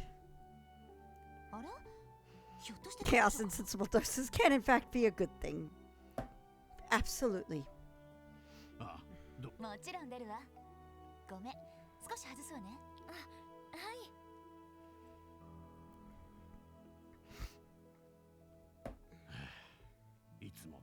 くか。少しはあの手紙に動揺してるかと思ったが。Just by being chaotic AF? Yeah, you did. それがイリアさんですか。 Hashtag we live in a society. Hashtag return to monkey. どんな時にも金色の太陽みたいに目のくらむような光を放っている人。 My talk of Ilya and Risha shipping. Let me present you with this line from Risha.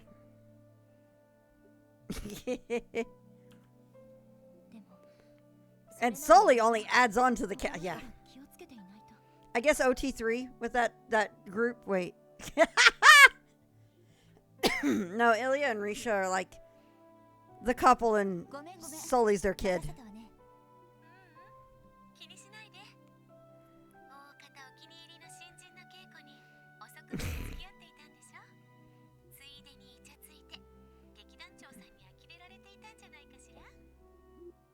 まさかそんなことあるわけないじゃない。それよりセシル、どうしたの？ Not the official motto of Ouroboros. I know, right, Dr. P? あなたが送ってくれたチケットがそれでお礼を言おうと思って。ああ、そうだったの。まあお互い忙しいとは思うけど、できれば絶対見に来てよね。記念祭の初日だし、さすがに休みは取れるでしょ。なんとかね。でもなんだか申し訳ないわね。本公演の初日、それも S 席を2枚もなんて。まあ一応は看板女優の特権。 You know, I'm going to actually jump in on this again. Festival in a Trails game. Nothing bad happens at festivals. Ooh boy. I love how much mileage that Who Boy is getting.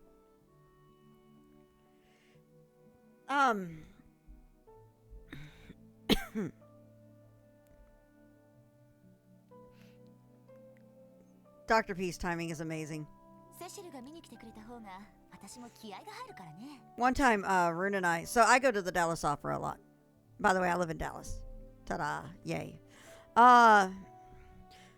I've been a subscriber to the Dallas Opera for a few years. My dad and I have, and we do father-daughter days going to see the opera together. Shut up. Shut up, Drac.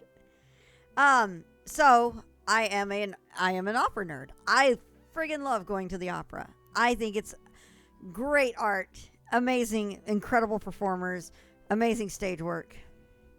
So nerd, yeah. Does it have any phantoms living in it? Not right now. We have run Phantom of the Opera before, though. However, our opera house is actually too new, so it probably isn't haunted unless a construction worker died on site. Man, that's morbid. For her determination, yeah, I agree very much, Richie. So, one time, I could see lots of little things, and I asked if Rune wanted to see an opera. I'm like, I have a way for us to get in cheap. I was like, I have no guarantee that we can get in, but we can hang out in the area if we don't. And it was Barbara of Seville. Barbara of Seville is considered one of the very best first-timer operas. And it was a production that was incredibly great and incredibly funny. Barbara of Seville is a very funny opera. It's incredibly comical. Am I hiding something? No. No, not at all. And if you have a group, yeah, they are. I think they do the Nutcracker every year, don't they?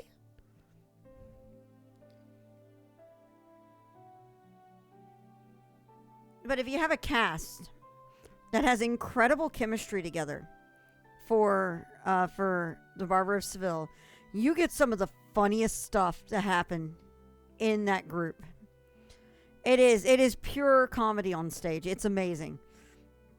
Basically, the Barber of Seville, for those who don't know, here, we'll go to the screen.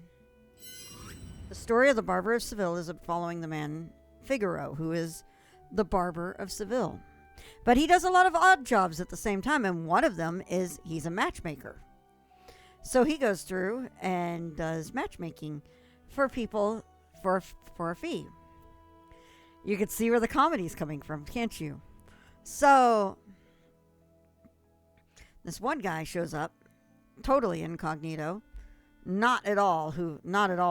He is totally the person he claims to be. Absolutely the person he claims to be.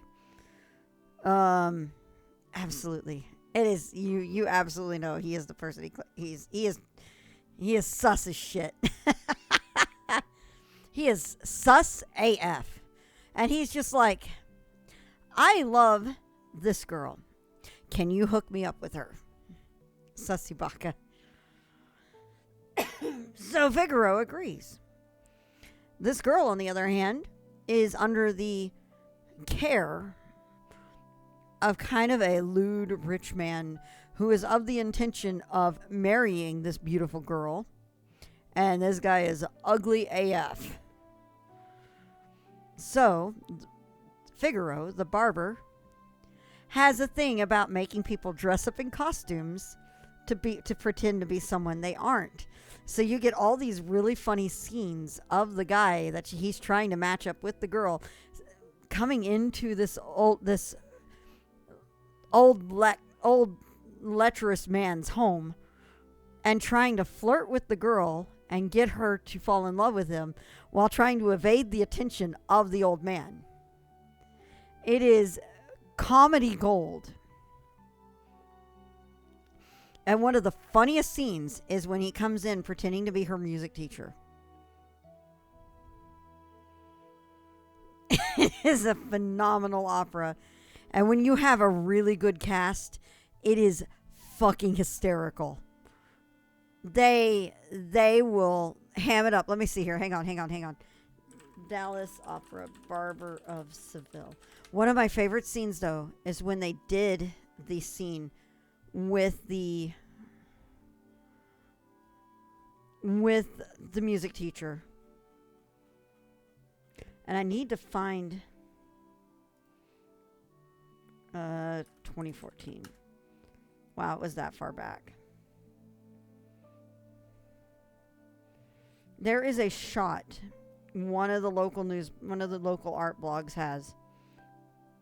That is the funniest scene. So he comes in and he's got this violin in this cast, in this version that we saw. And his violin is the teeniest little violin. And it was so great. There's another one when he shows up as a soldier, and the rule is, and the law is that they have to house the soldiers in the night. A flippy-sized violin. Oh my god, I'm trying to find this picture, but it's so great. Because while he's, oh my god, the bass that played the old man was hysterical. Here it is. Okay. I need to show you guys this picture. It's so good.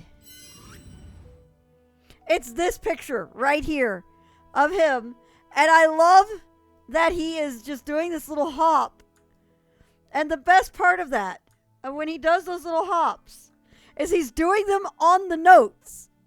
So when he does, and he's singing in falsetto for this. It's so funny. So he's doing these, and he does these little type notes, and they are the funniest things because he does this little accented hop with them, and it was hysterical. Like, the audience was losing it when he did this entire scene. He ate the stage and stole the show. It was the best. This is from when he has to come in as a soldier, and he's playing as a drunk soldier dancing on the table. And it is, again, phenomenally hilarious. But there was a point when all of them decide we're going to make our escape. And they get into the house to break the main girl. This is her right here. When they get into the house to break her out and get her to her freedom so that they can go and elope and be in love together. She and this guy that's... And this is Figaro. This is the lecherous old man, who is hysterical, by the way. His singer was amazing. Yeah, here's Figaro doing, like, giving him a shave, and he's trying to actually do this whole thing to, like, allow the guy he's matchmaking with the girl meet up while he's distracting the old man by shaving him. The whole thing is hysterical. But there's this one point when they're all set up to go and escape and get out. And I think there was something with the stagehands during this because while they, and it's totally in their version of their production. They go to the balcony to go climb off to he is the comedic Sweeney. You're very good on that one. So they go to climb on the balcony to take the ladder down, and suddenly you see the ladder just go floating away, and they just stand there staring at it floating off in the sky. And it is the most absurd moment. And the fact that they were 100% deadpanned watching it like, well, there goes our escape. They did this so perfectly deadpan, and the ladder just spent the rest of the production floating in the background, off to the side of the set, on stage. They actually had to stop because the audience was laughing so hard over how that moment was played. It was so good. So, I invited a friend, asked, hey, why don't we abuse the fact that you're a student and get us tickets, cheap tickets to go see Barbara of Seville? I've seen the production. The production is amazing. It will be a great evening. So he agrees. We go to and so the rule is for the Dallas Opera, if you want to get tickets as students, what you do is you go there, and in the last 30 minutes or so before the production begins, they open the tickets to students, and they'll make the call in the auditorium saying student tickets are now available. And the rule is every single ticket you get is $25. It is best available seats for $25, and they open them for 30 minutes for a set number of students to come in and buy tickets. So the Dallas Opera is doing this to make opera accessible to people who wouldn't normally go to opera.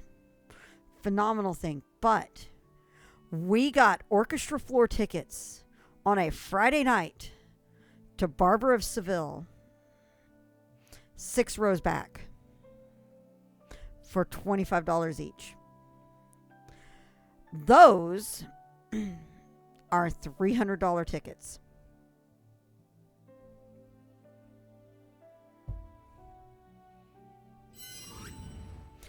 So check into if you're interested in opera, check into your opera company. They may have a way to for you to get tickets at a discounted cost. Lesson of the night. The more you know.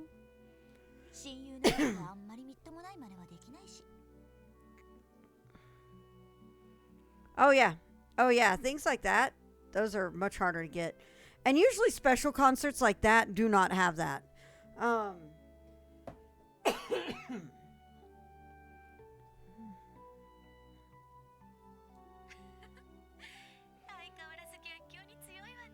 Because they expect those concerts to sell out. That's the big thing on that.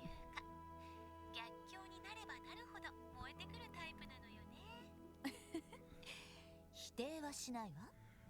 まあ、せいぜい上玉の男でもお飾りに連れてきなさいな。職場が職場なんだし、将来有望な男も。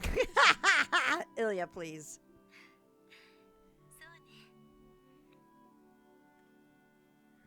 Mr. J! Hey everybody, welcome to Mr. J Stream. How are y'all tonight? I'm OMG Floopy. I'm sure most of you guys already know me since Mr. J and I are buds. Oh shit, Raid! Ah! How's everyone tonight? Tonight is Trails from Zero and Distractions no Kiseki. We have been sitting in this span of the end of Chapter 1 to the start of Chapter 2 for what, an hour now? Hola, Raiders! Yeah, exactly, Dr. Drac. I need to one of these days make a raid video. Wouldn't that be fun to introduce your raiders to the kind of shit that goes down on here? Lord of Elemental, how is it? And you live in Crossbell. Beware of Ilya. Cool. Yes, that was Alibi. It was Toval. It's a very appropriate image because I usually jump over raids. A compilation of floofenings and fluffenings. Yeah, I agree very much, sir. Toval, I adore Toval.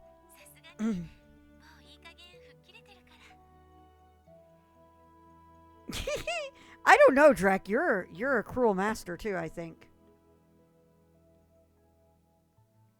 Like I said, you two are made for each other. Absolutely made for each other. Slander? It's not slander when it's true. You jump over raids like Toval, no doubt, jumps when Ina's mentioned. Yes! Have you guys ever seen... Have you guys ever seen... I got to translate... I was involved in a scanslation for Ring of Judgment. Have you ever read any of that? He needs to murder Mick. Yeah, he does. If you've ever read Ring of Judgment on Endless History, that was one of my things. One of my favorite scenes is that there is a scene in Ring of Judgment where Estelle and Joshua are hanging out at the Bracers Guild. And they're there with Toval. And in the process, they're sitting there trying to work up their job on it. Or their next job. And there's a call, and the guild manager goes to get it. And he's just like, what? Okay, while Toval, Estelle, and Joshua are talking. Finally, he's like, hey, Toval, it's for you. And Toval's like, what? How's it for me? He goes over to answer the phone. And it focuses on Estelle and Joshua working on their job. And he keeps seeing these little things with Toval being like with the phone, like, what? No, He's like yelling at whoever's on the phone. And he's like, fine, okay, and hangs up. And he comes over, we have a new job. Like, what? Yeah, we just got hired. Well, the best part is that if you take the dust jacket, it's only one volume. It's just one book. If you take the dust jacket off, there is a version of the scene with the other side of the conversation. So the thing when you see Toval jerk the phone away from him, it's right after, hi, Toby, it's me.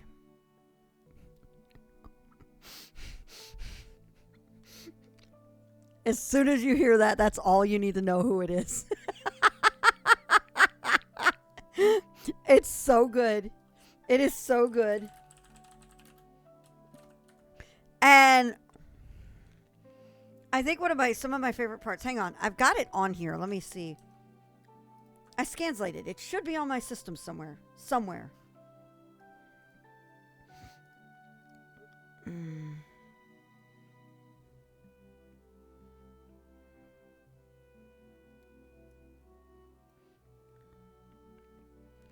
Unless I moved it to a drive that's not hooked up to here anymore. That's always a possibility. Ah, there we go. Okay. Okay, yeah, so they're sitting here talking and you hear ring, ring, ring, ring. And it's like, yes, hello? Oh, you mean Toval? Here you go. Hands it off. And he's like, oh, this is Toval. Who's this? And then you see I know! I need Ina and Toval in a story!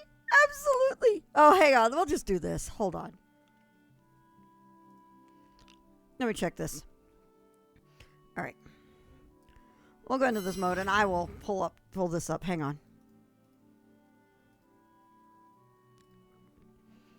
This is my old version of the file. So, let me see if I can. This expression is the best. This sequence right here, this little chain of conversation is so good. He is just, it's kind of a blush and it's kind of a, the fuck do you want? Like this whole, how did you know I'd be here? Do you want to, and she doesn't answer it. She absolutely doesn't answer the question. Do you want to hear about something about the Jester's Jaeger? How much do you know about that? Let's see here.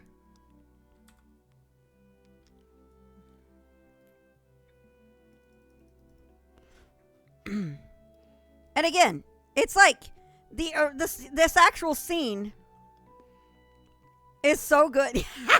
Exactly, Darth Knight. I love this, for something like this, you really should put in a request for the guild. Sorry, but all of my people are busy. Yeah, well, we're busy too. I love them just sniping each other. It's so good. Let me see, though. Why is my camera so stupid? Let me get a link for that for you then. In Lamar, are they already? I think this is before they're in Ulster. Yeah, I think this was the updated version I did. I did a... Let me see here.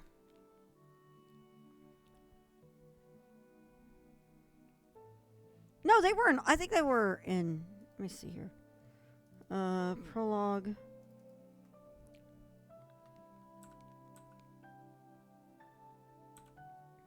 Yeah, here's the original version of it.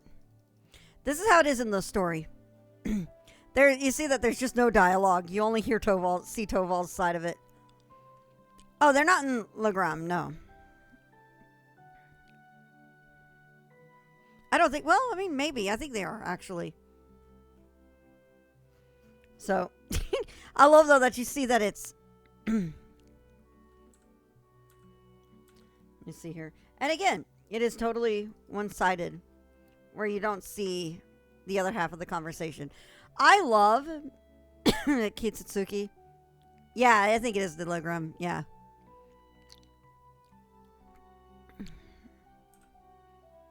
And then he gets hung up on. Because she never lets him have the last word.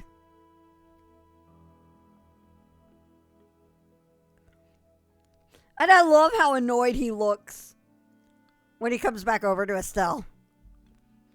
He just looks absolutely just done. He's done. Anything with Ein is just infuriating and you want nothing to do with her. Because she's going to walk all over you. Absolutely.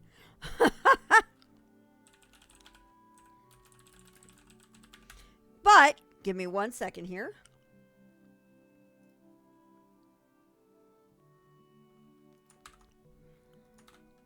Ta-da! There's another link for you. Am I sample screenshot? I love that. I love Toby. Toby's so great.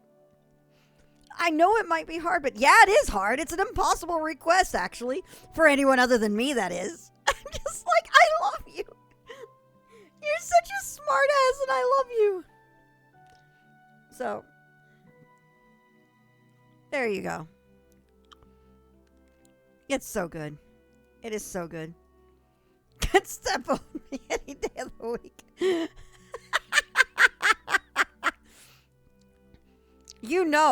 Y'all know that when Ein finally shows up in Kiseki, like officially shows up, it'll be the end of the world. The fandom will lose their shit. And whoever is at the end of her sword is in big trouble. Yes, my queen, whatever you desire. Because Ein is, without a doubt, probably... Oh, it'll be Toby. Ein is probably... There's actually...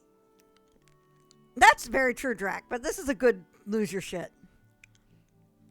First, I'll lose it when Kevin and Reese return.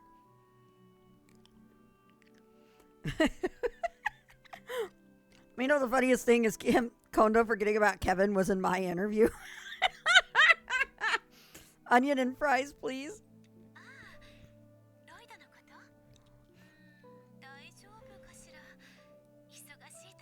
I think that was the funniest thing. But the thing was, is I was honestly, so as funny as that is, I want to add, as funny as Kondo forgetting about Kevin is, turning around at the same time and saying Kevin's story is not done yet blew my mind. absolutely blew my mind. That not only, I wanted to try to get something out of it like that, but I never expected hearing that. Out of anything I could have gotten out of that. That was, without a doubt, the craziest thing. Then there is the...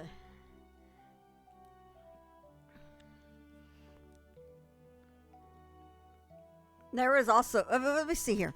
I have Endless History still up. Let me check.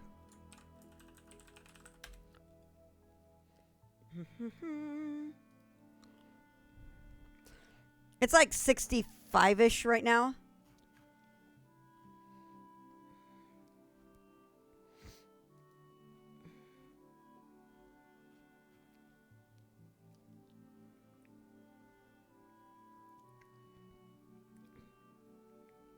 Okay, yeah, here we are.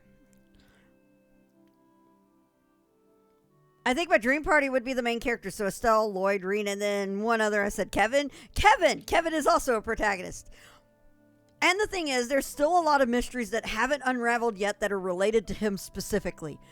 That right there, I was like, I never expected to get something like that. Ever. And the fact that that was such a big thing for me, I was just like, what? Do we know if Kevin prefers briefs or boxers? I don't know. I said, oh, really? He said, there's a lot left to tell on that side as well. I said, and probably more to learn about Rufina, because I'm suspicious that there's more to learn about Rufina. We don't know her whole story. He said, in the same way that the Ouroboros is directly related to the world, so is the Septian Church, as the religion for the goddess Eidos. It's all connected, and all those things that, again, will be revealed as we continue to create more and more games for the series.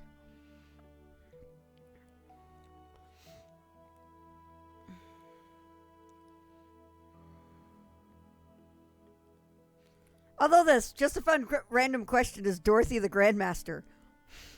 He said, unfortunately, she is not. Why do you think guys think it's her? Is it because she's wearing glasses?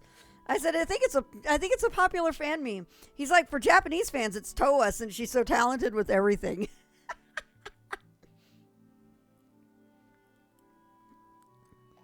That was good. The interview itself was so much fun.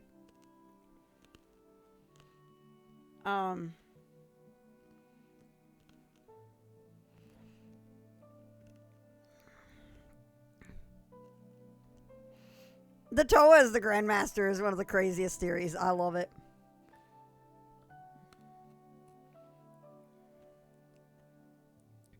All right.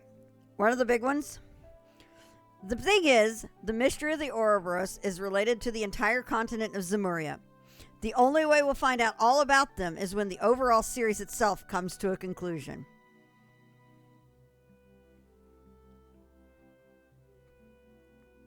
Another really great answer I didn't expect. So, there we go. I got to do that answer indeed. That answer indeed, yep. Let me see here. I did get to do another interview with Kondo.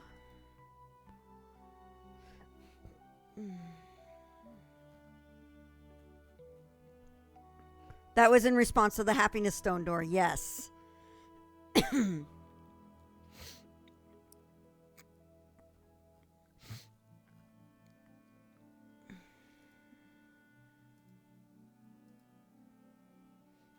So, that every single arc so far, I don't know about Kuro because I haven't played Kuro 2. So, Sora, Zero, and Cold Steel have all had a Happiness Stone quest. All three of them have. Or Crossbell, not Zero, Crossbell. All three of them have had a Happiness Stone quest. I don't remember. I think I remember it's in Crossbell at some point. I do know for a fact it's in Cold Steel, and I know for a fact it's in Sora. I can't remember the thing for Zero. It's really subtle. I think it's one of those things where it's just suddenly just dropped into it or something. So many questions. Oh my god, right? Let's see here. This was a fun interview. This was an email one. I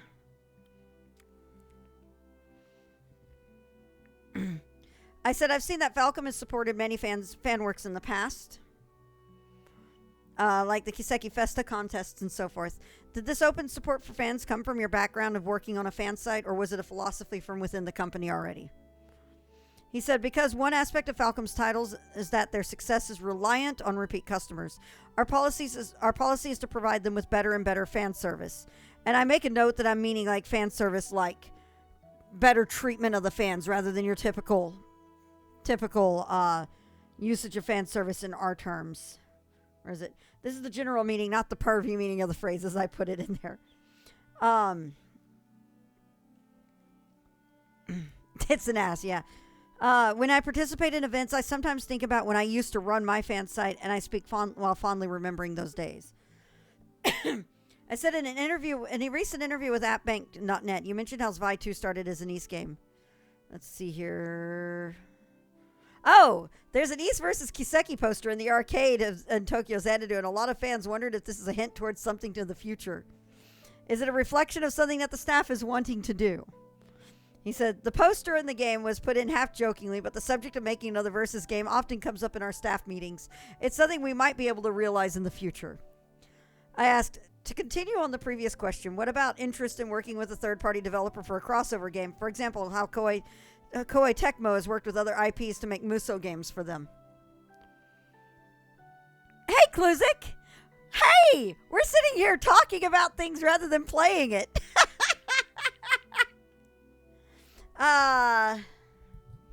He said, we received various proposals from different companies. We're focused on creating our own original games, so none of these projects have come to fruition. However, should the right conditions present themselves, it is definitely something we would like to undertake. Was your interview one where he mentioned something doing the Sky Trilogy and the Cold Steel Engine?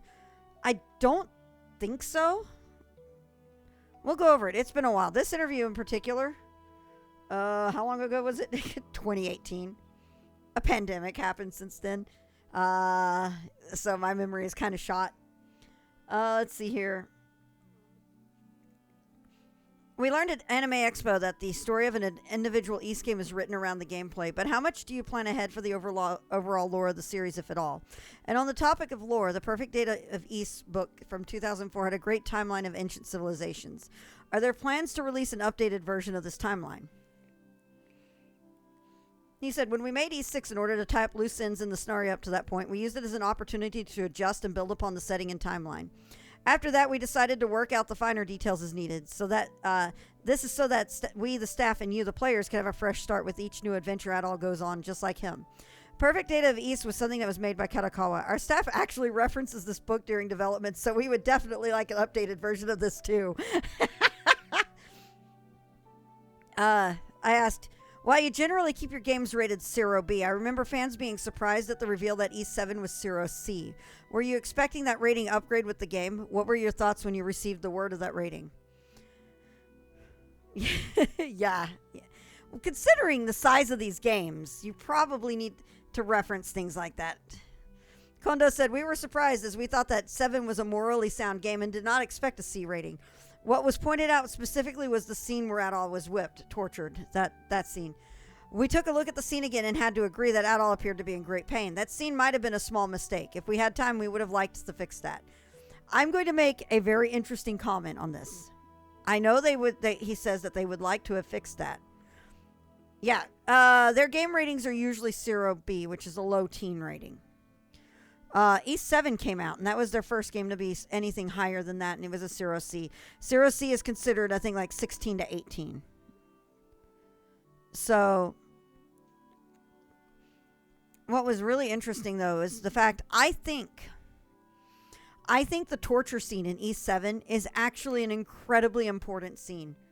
And this is going to be an incredible, this is a wild statement, but I think it makes Adol's decision in later on in Ys 7's story that much more impactful, because this is a decision. So most of the decisions with Adol are usually inconsequential decisions that you make as the player. They're usually being snarky, being funny, or being honest and being loyal and being honorable and everything. Usually a combination of those things. And then you get the big decision at the end with Adol, and it is never on the player. So there you never get a "but thou must" moment like you would like the joke from Dragon Quest. So basically Adol has been told this I'm going to be very vague. Adol's in a situation where he is doomed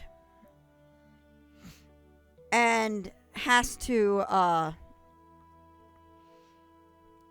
go through with something that's got him in a bad situation, that he's given the chance to step away. You're not part of this country. You are not. This has nothing to do with you. Go ahead and leave, and let this fated event happen to these people. And Adol says no. This is not something you as the player has control over. This is Adol making the decision outside of your control as the player. And what is so important about this to me, here I am doing this weird gesture with my cough drop wrappers. What is so important to me with this thing is that this is after the people of this country have turned on him. He has been tortured. He was put to death. All of this stuff. And he still said no. They do not deserve to be killed. And I think that is a really incredibly powerful act in the game. Interesting thing about Trails the Third.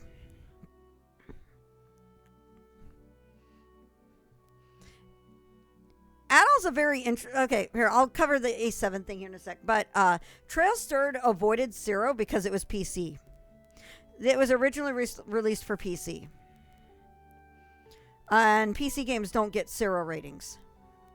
Then it came out for PSP. When it came out for PSP, they removed half of that star door. And that brought it back down to 0B. For E7's story is incredible. Adol's and it's especially now in the more recent games for Adol. A lot of stuff in the games are you have to read between the lines of things that you can do with the game. You have to look in between the lines of everything game-wise. Only way you're going to see that day. Yeah, that's absolutely it, Light. So, the newer games, you see a lot more. And then we have even the novel. Yeah, I agree. I know what you mean. I know what you mean with that door. Yeah, and Adol. So the big thing I've noticed is there's a lot of things in the East games that you have to infer Adol's personality and things.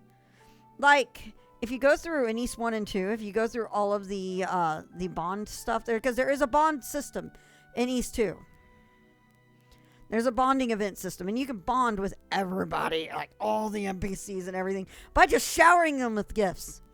And it's great because the best way to because you get all these different levels and stuff. I figure I should finish this up and I will show you some of the stupid shit you can get into at the bonding stuff. But if you take everything with you, the OG Harem Protag, yep.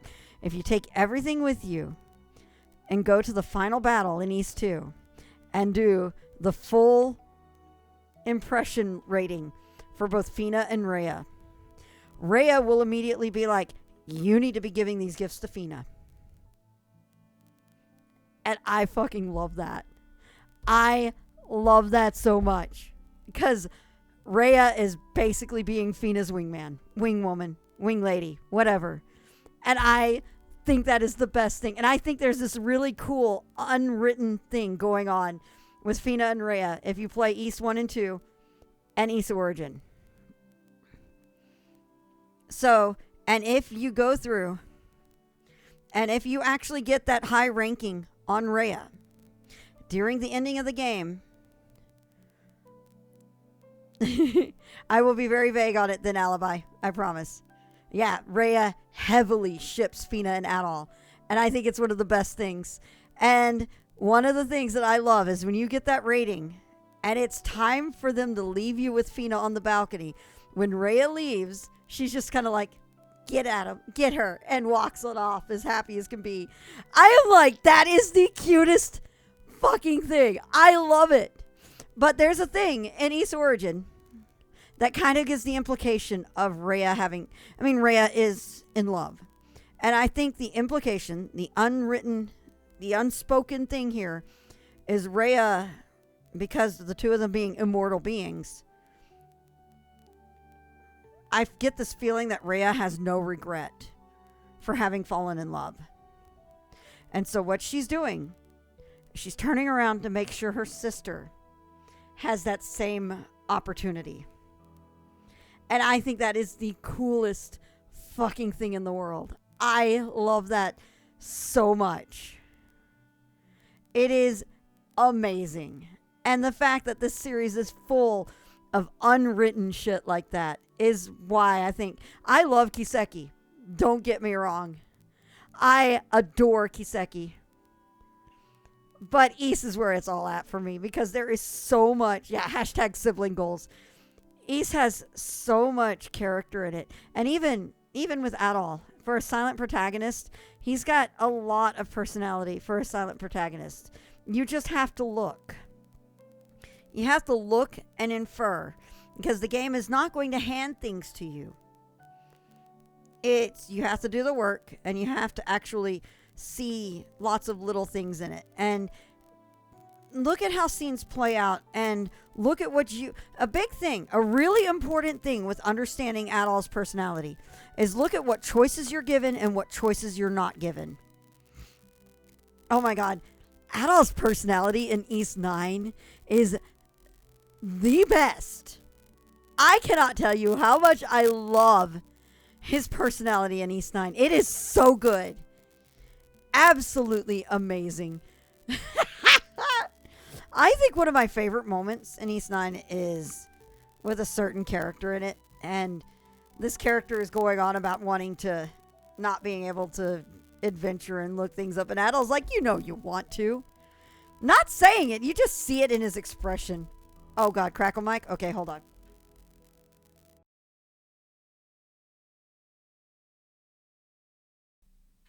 Hello?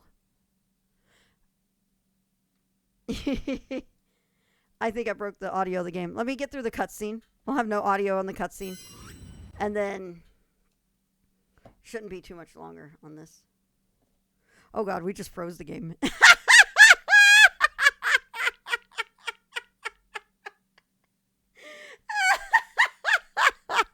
We've been sitting here for how long? Oh, we just froze the game. All right. All right. All right. That is definitely a floofing. But, this is what I get for being all chatty Cathy. Yeah, it is. Come on, game. Load up. Come on. There you go. Wow, Dr. P. Yeah, good thing for autosaves. Let's see where it gets us. Oh my God, y'all. My newest save is this one. Alright, we're just going to speed through the cutscenes.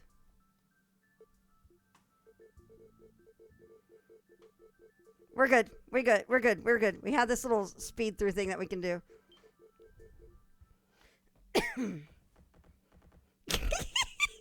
Watching her jump around at high speed is hysterical.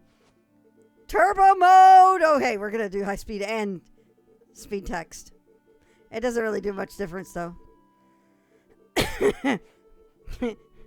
Dialogue go brrr! Look at that! We're already here. Spinning like a fucking Beyblade.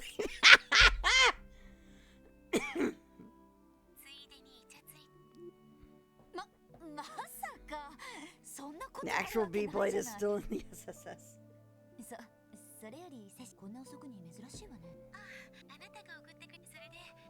Alright.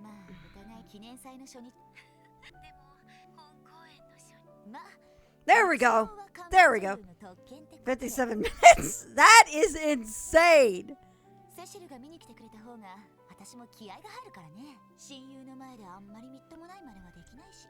Funny thing is that I know somebody who I know that there's been talk of a speedrun attempt of a 57 minutes. 57 minutes. This game in 57 minutes. I think in the time we've been sitting around talking and being distracted, the game would have already been beaten.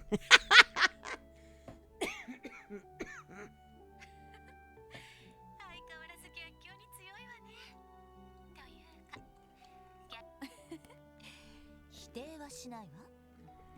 まあ、せいぜい上玉の男でも職場が職場なんだし。あ、ごめん。気にしてないわ。Preferred way to experience these games. もういい加減吹っ切れてるから。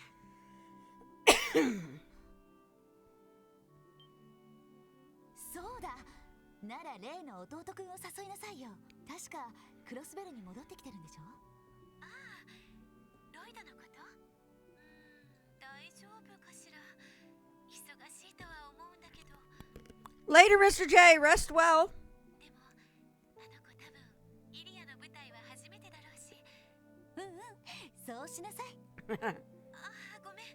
そろそろ夜勤の Then 時間。 complain that they didn't get to do anything fun. Yeah. チケットありがとう。すごく楽しみにしてるから。稽古の仕上げ頑張ってね。ええ、セシルも頑張って。3年か。悲しみが薄れるにはまだ早いかも。 You know what? Next stream I do, I should remember to bring out my booklet I got with E7.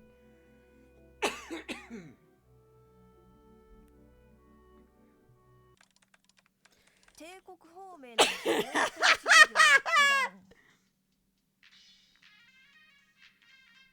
カルバード方面の各種相場一覧。レミフェリア方面の三大 Hey, it's my friend's favorite song. リベール方面は新型オーバルエンジン。さすがクロスベル。一通りの情報は入ってくるな。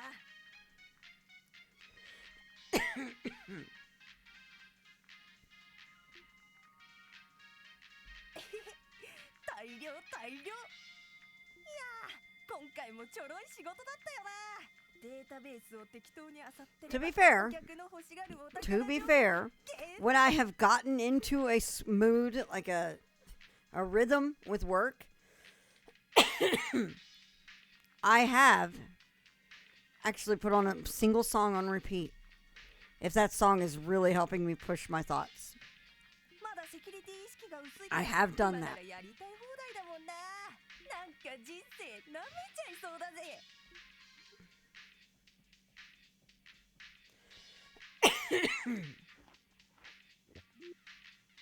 まず冷えたらピザなんて食えたもんじゃないな。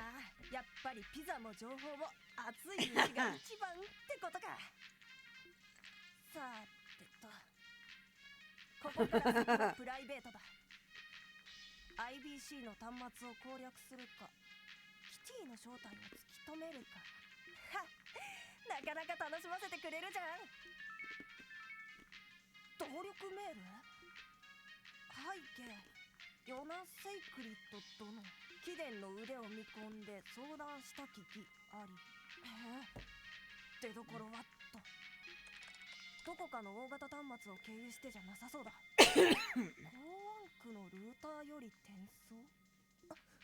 No RGB, not a real gamer. 兵魚へ貿易行使。イエーイ。面白くなってきたじゃん。 You know the funniest thing?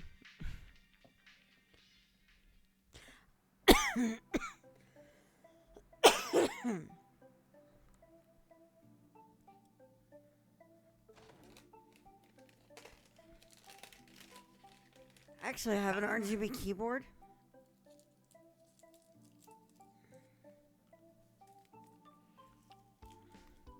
A Golden Sun sequel. Wait, what? 帰ったぜ。あら、おかえりなさい。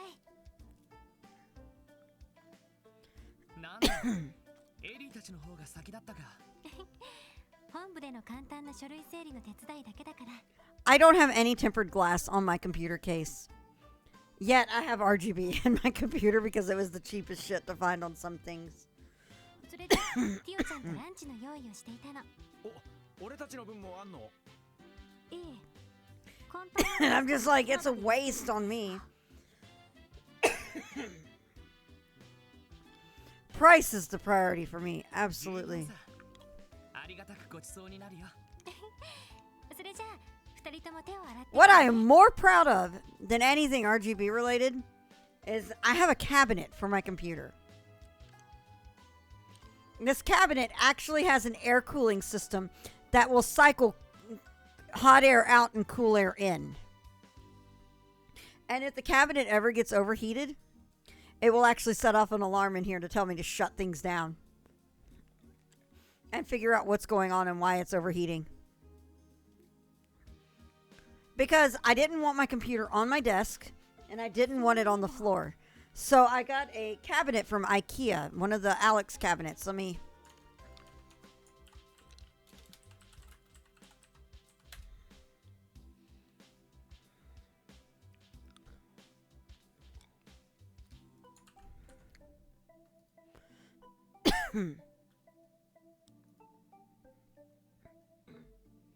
I don't think they have my color anymore that I got. It was a it was a really goofy color because I wanted to get it in black brown and I got the wrong color. There you go. That's it. So the drawers were taken out except for the top drawer. We had the cut in on the right side, the side that you see in the picture that's up on the top left, so that we could install the LED readout. And then on the other side towards the back, we had the cut out 2 squares to fit the fans in. The bottom one is the cool intake. The top one is the hot out vent. And in the back are 2 drilled circular holes for us to run cabling through. So the computer actually, my case, my PC case, actually sits in this with fans to keep it cool. ロイドさんたちの方は交通整理の手伝い。結構面倒だったかな。違法駐車してる動力車を力任せで壁際まで移動させたんだ。Of IKEA, oh my god. 歓楽街が多かったな。ちょうど公演前だから盛り上がってるみたいだった。Well, it wasn't. It's not actually built into the drawers. It's actually just a cabinet built up for it. And the PC case is slid in. The next plan I have to put on it is actually to put a drawer that I can use to pull the whole thing out instead of just dragging it out of the cabinet. そういえば来月いよいよ公開されるのね。劇団アルカンシェルの新作が。Hang on, we can do this. Let's see here. Let me get through the cutscene so we don't run into this drawerception. I'll show you guys it here in a second, but let's get through the cutscene. あいにく来月分が全部完売でよ。再来月の公演の B 席がやっと取れたくらいだったぜ。アルカンシェルというのはそこまでの人気なんですか。確かに。That looks like spaghetti and meat sauce. That actually sounds really fucking good right now. 有名人ですけど。そういえばアルカンシェルの演目は見たことがあるけど、イリア・プラティエの舞台は俺も見たことがないんだよな。やれやれ。不憫なことだね。この世には2種類の人間がいる。Oh no, Randy. イリア・プラティエの舞台を見た者とそうでない者が。そんな大げさな。でも確かにすごいわよ。Yes, she does, Alibi. I agree. なんていうか、一度演技を目にしてしまったら、魂がわしづかみにされてしまうようなこの世に天才がいるとすれば、彼女は間違いなくその一人でしょうね。少し興味が出てきました。しかし最近回ってくる仕事が妙に多いとは思いましたが、それも原因の一つでしょうか。Oh, I know, right, Ronan? Tio is an amazing choice. I think there is no wrong choice with the SSS on who's your favorite character. Ever. There is no such thing as a wrong answer to that. まあクロスベル All 4 of the main 4 are so fucking good. 新作のお披露目がちょうど重なってしまったから例年よりも警察の業務が Absolutely, 忙しくな Kia. っているんでしょう Well, ね it's like I said this about Kevin and Reese. Kevin's a great character. Reese is a great character. Put them together and they elevate each other so much to an incredible level. I think it's the same with the SSS. They're all incredible characters together or individually, but together, as a package deal, they are fucking phenomenal as a cast. まあ、こっちに回ってくるのはもっぱら雑用ばっかだけどな。まあまあ、それでも一番最初よりは責任のある仕事も来ているしさ。Oh yeah, 100%. That's the same with me, Kluzik. クロスベルタイムズでも皮肉っぽくは書かれなくなったし。それでも未だに遊撃士とは比較されていますが、特にエステルさんたちと。And it's actually really funny that when I played Reverie, all 4 of them had a major role in all of my team builds. あっちは2人だけなのに、なんであそこまで活躍できるんだ？他の遊撃士と連携しているから効率的に動けているのかも。私たちは4人だけど他の課のバックアップはないし。いや、見たところ鍵はあのヨシュアって野郎だな。突っ走りがちなエステルちゃんを実に効率的に管理してる。By the way, guys, my plans for Extra Life next year, because I'm expecting Reverie to be out in English by then.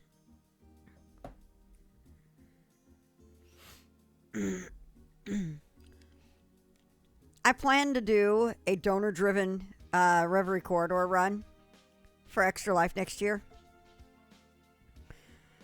Basically, where you guys use donations to forcefully control my Reverie Corridor run. I actually had a thing set up at one point with, let me see here. With rewards here for points. Let me look.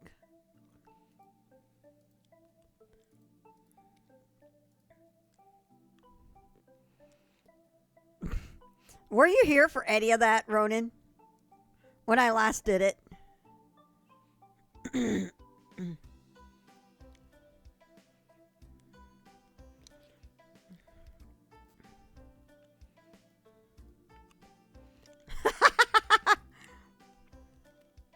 For when I did I have done a donor driven Reverie Corridor before, off the Japanese version. I will tell you this: Yotaka threw a whole shit ton of money to entirely throw out my entire fucking party, and then donated again to make me pump up the difficulty up to to whatever it was for the max level. It was so crazy. It was batshit crazy. And I was so salty the whole time. But it was great. Because I really got to learn how to break another set of characters. Yeah, Abyss. So he basically had me... I was not allowed to use Waji. I was not allowed to use Randy. I was not allowed to use whoever else it was in my party. Or not Waji. I wasn't allowed to use Waji or Gaius. Yeah, bye-bye Gaius. And... I think Dr. P at one point had actually declared characters for me to use. And then I had to be thrown at Abyss difficulty. And it was actually really incredible. Because it was really fun learning how to break characters I didn't play often. So I could take a look here in a bit. It's just I switch around here in a second. But yeah, it was actually a really cool thing. And I really want to... Oh no, this is probably something I've seen. Yes! Yes! Yes, I was fighting them, yes. All right, hang on. We're gonna mute this. I remember when they had this video made. It's so good. We just have to go here because it's such a good video. Let me see, desk camera. Come on.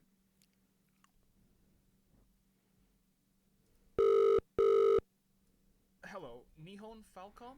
This is Detective Lloyd Banning's CPD Special Support Section. We have your son here, and he says that you've forgotten him.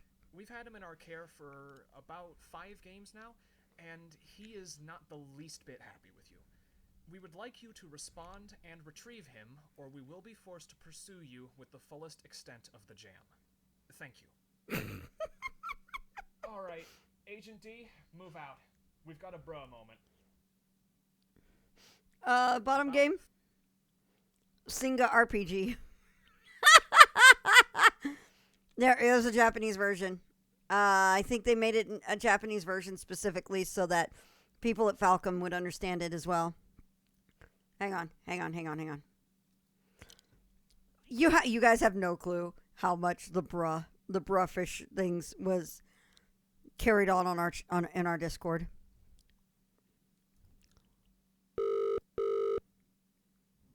もしもし、日本ファルカムさんでしょうか。クロスベル警察特務支援課の捜査官ロイド・バニングスと申します。実は本部にファルカムさんの息子が突然に現れ、パパが僕のことを忘れてしまった。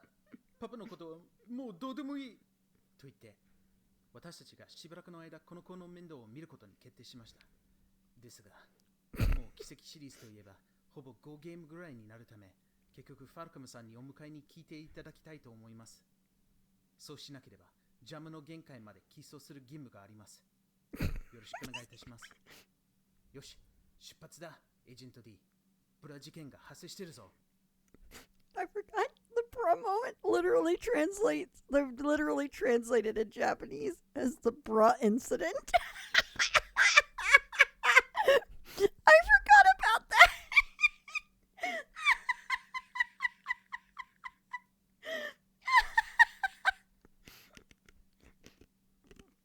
We kind of went ape shit over the gluttonous base jokes. I didn't know it got a plushie.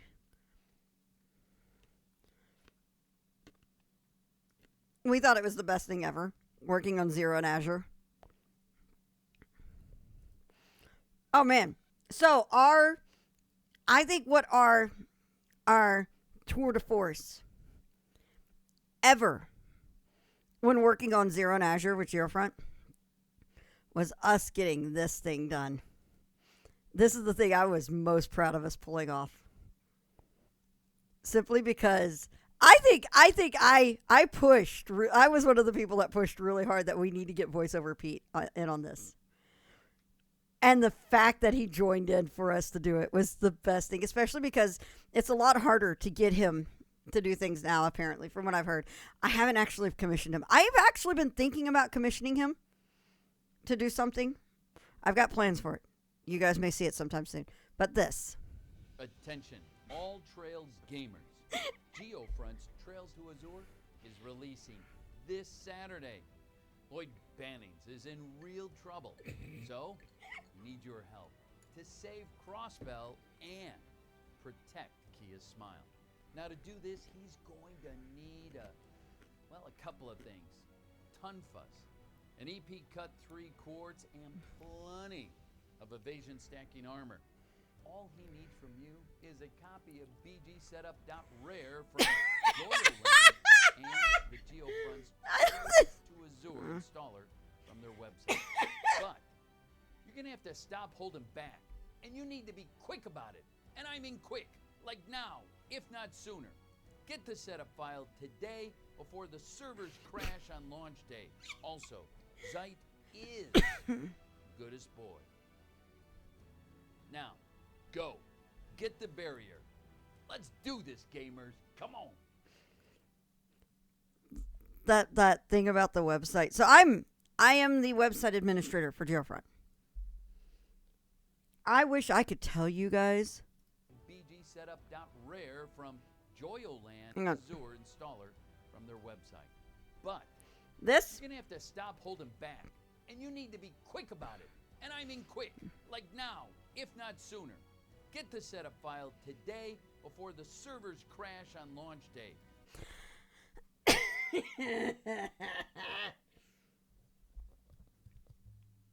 When we launched our patch for Zero, when we launched our patch for Zero, the traffic hit the site so hard, the PHP server for my host crashed and took the site down with it. It wasn't just a matter of traffic. It was the PHP server just decided I'm done. It was, the PHP server GG'd itself. It anheroed. It really, this whole thing was crazy. I mean, I was way more involved in Zero, and then my life kind of went crazy towards the end of it. So most of my work in Zero was in graphics. And then I had to step back and hand off to someone else, PHP server. I'm done. Fuck y'all. You've been abusing me for too long. So when Azure came out, we were terrified. Absolutely mortified. And so the night before, I ended up having to put, what is it? I ended up having to put, I had to put the site under attack mode through Cloudflare before the game launched so that it was going through. We were, oh my God, we were praying to any god that could hear us that the site could manage. We actually worked out off server backups this time, so we were a little better prepared for it.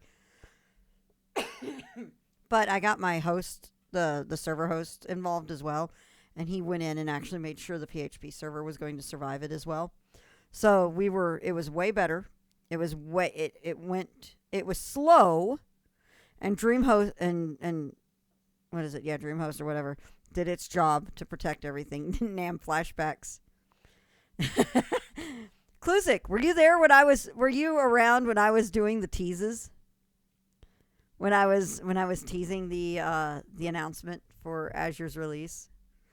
Because I wasn't so much involved. I thought it was so funny that everybody's like, why are they doing all this teasing work when they should be translating the fucking game? I'm like, dude, I'm the website administrator. What I'm doing with teasing the game is my job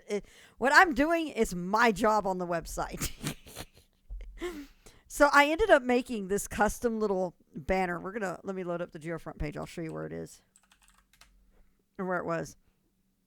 I made this custom banner that sat right here. And it just suddenly one day popped up with a number. And everybody was like, the fuck is this? I know, right, Zeratus? I know, isn't that crazy? So everybody was trying to figure out what this number meant. Because everybody was convinced it was a countdown the first day it showed up. And then it started counting down like they were expecting. But it didn't count down by days. Nobody could figure out what the countdown was. And then all of a sudden the number shot up again. And they're like, wait, what? I was actually posting the number of bugs during our final QA of the game. Rather than an actual countdown. And it was so much fun. It was great watching people try to figure this out. I know, wasn't it the best? This is the kind of shit I adore. Every year when I did here, let me see if I can do something here. Hang on, archive.org. Let me look here.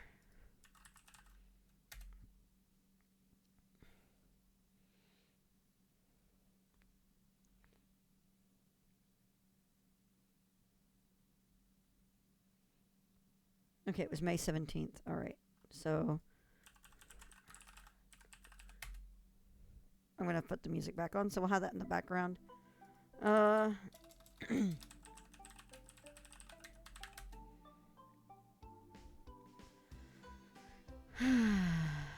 17th, 2021.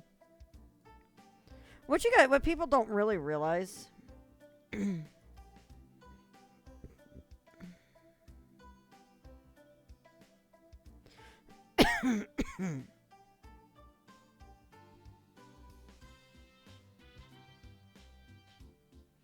no, it's just got the progress bars.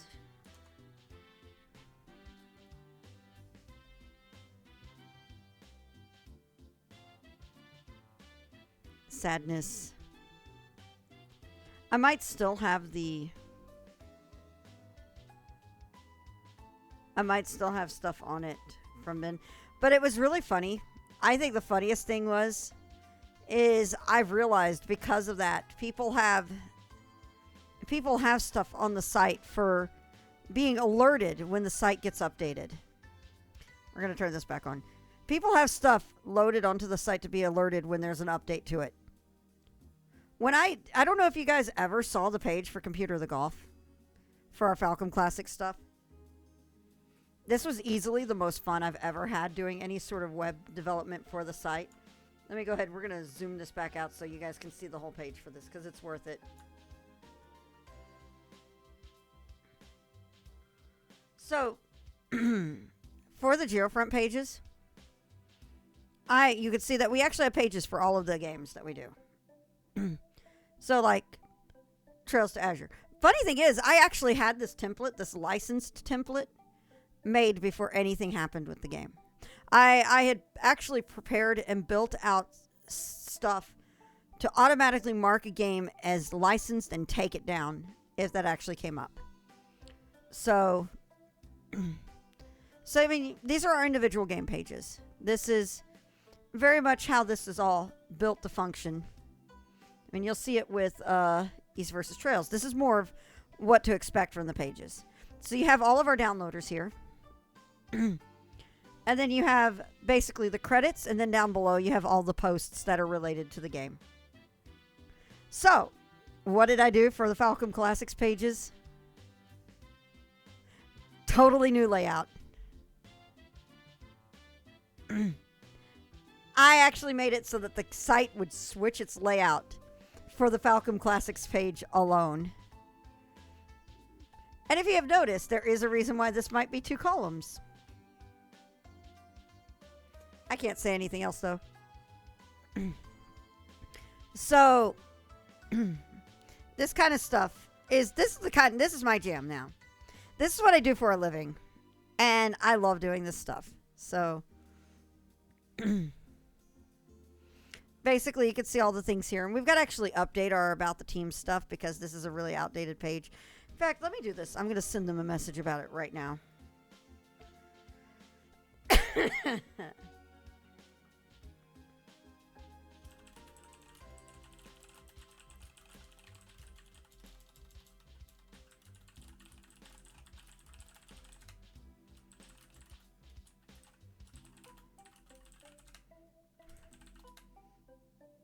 All right.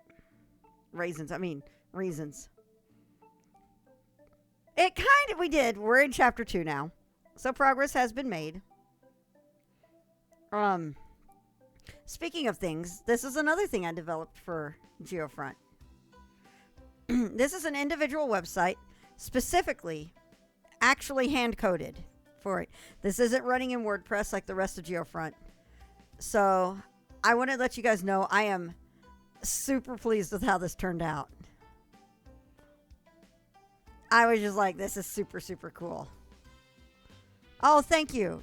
Scott was a really big push for all of us with the site, with the work on the patches and everything. So, thank you very much for the kind words there, Alibi. By the way, I want to add to this.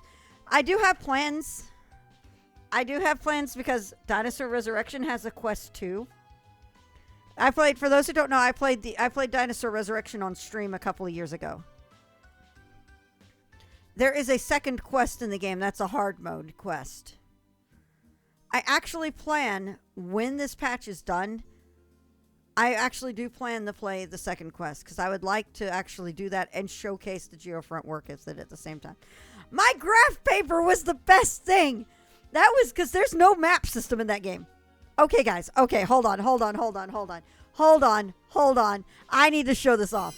So let me go into the game window. Come on, game. Thank you. Let me go grab. I know where my graph books are. Hold on.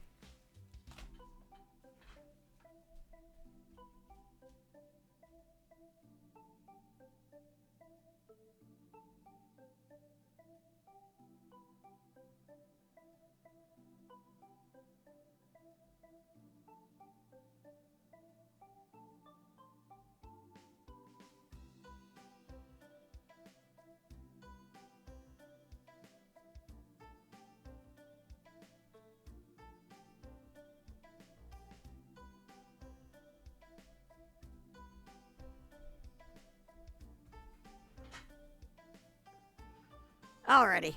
Distraction Okizaki is immortal. Absolutely. Alright, guys. Alright. So, Dinosaur Resurrection is an old school first person dungeon crawler RPG. This was my best friend. Because there is no mapping system in the game. There is. It's a little one, but you can't look it up. So, I have hand-drawn maps of the whole friggin' game in here. Like this. And like this.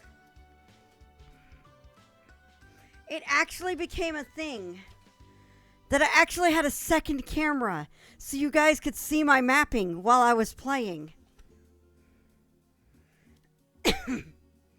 It was, without a doubt, one of the best parts of that stream, and I had so much fun with it. It's like, I eventually found a person that I had so much fun with it.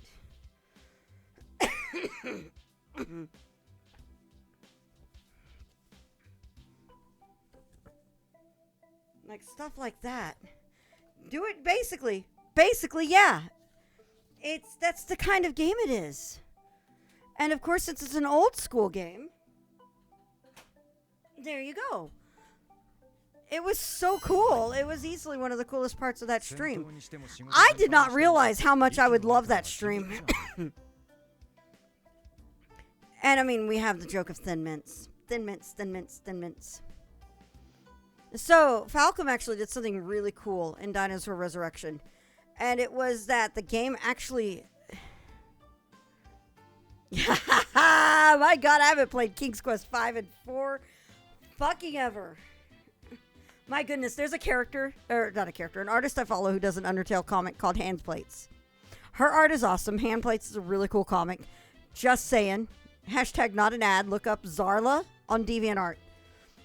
She recently did a scene in Handplates that had a bunch of human characters when stuff happened outside of the underground. One of said characters, drawn in the background, was King Graham. Just this random doodle of King Graham in the middle of the crowd. And somebody called her out on it. It was so funny. What was it? I think I sent the picture to Sniff. Hold on. Let me find it. So when somebody took a screenshot of the character in the background and said, "What's King Graham doing here?" Where is it? Where is it? Where is it? Where is it? I sent Sniff so many fucking pictures I can't just easily find it. Okay. She's the person zoomed in on it. So then she did a text bubble, like straight out of King's Quest, saying, "Boy, did I mess up. I must have made a serious mistake to wind up here." Oh my god, it was so good. Is he still awake? I don't know. He's not active on Discord. So he might be, but he might not be. I don't know. Let's get back to the game. Let's see if we can actually make more progress. Instead of just be distracted and chat and everything. But guys, I promise you, I love this. I fucking love just chatting with you guys. You're the best. ということは、私たちもまだまだということですか。まあ、俺たちだって十分成長してるさ。 There needs to be a distraction command. Yup. Also, I am the worst person in the world for just sitting here thinking, when I called you guys the best, I need to put a thing on my soundbar or on my soundboard here to have Noctis saying you guys are the best, and I'm like, but that is heartbreaking. I'm not that mean. You fool!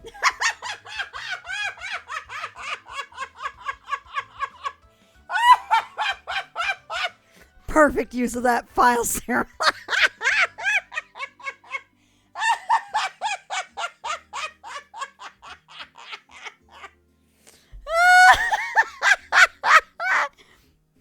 I am. I mean, there are a pair of 15 sound bites on here already. Like this. Hashtag sorry not sorry. So I figured I'd hit you guys with that in return. この前から頼りになる助っ人も来てくれていることだし。そういや、サイトは？今日は見てないわね。昨日は屋上で一日中日向ぼっこをしてたみたいだけど。Zeit is bestest boy. 魔獣との戦闘になった時に助けてくれるのはいいんだが。By the way, as I said, oh my god, so I was a fucking mess through. As a result, if you guys are ever interested in watching my stream of FF15, it is all up on YouTube. All 130 hours of it. I actually made this prediction partway through the game. I'm like, you're going to take my photos and you're going to run the most emotional, tear-jerking photo slideshow with the photos I've taken all through this fucking game. Oh, I played it for 130 hours. I fucking loved it, Alibi.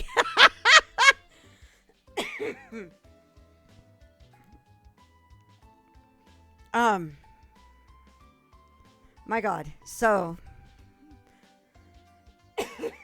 when I played the Royal Edition. I didn't play it at launch. Oh my god, I know. Have you read Dawn of the Future, Kluzik?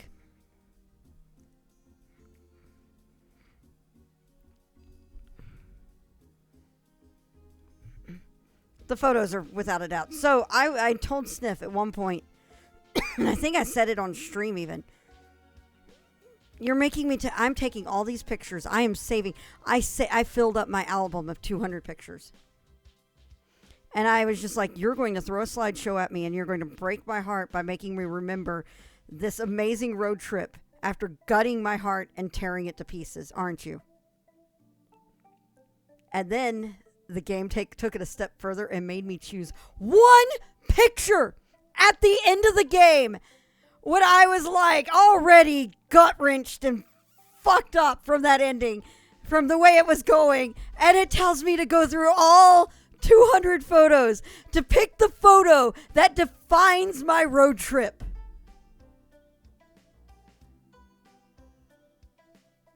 And I fucking bawled all through picking the photo. I think at one point I turned around and said to Sniff, I swear this is worse than hitting me with a slideshow. And then the game hits me with a slideshow anyway. And I still cried my ass out. It really is a shame. I'm sitting here. Have you played any of dang you, Square Enix? Yes, it's just like, oh my god. I couldn't. So the picture I ended up picking is the 4 of them on the boat when I went on a fishing excursion. And the reason I picked it is because it was the one picture of the 4 of them that where Noctis was smiling too. And I saw that picture and I just like, oh, when I saw the picture on the list. And it clicked on me. I'm like, he's actually smiling with them in this. And I agree absolutely, Kluzik. The idea of them, of course it was fishing. And it's really funny because it was earlier this week. I actually discovered there's an entire fucking mechanic I never knew was in the game. This is I'm playing Trails from Zero. I'm playing Distractions no Kiseki because I've been sitting at this part of Zero for the past like hour.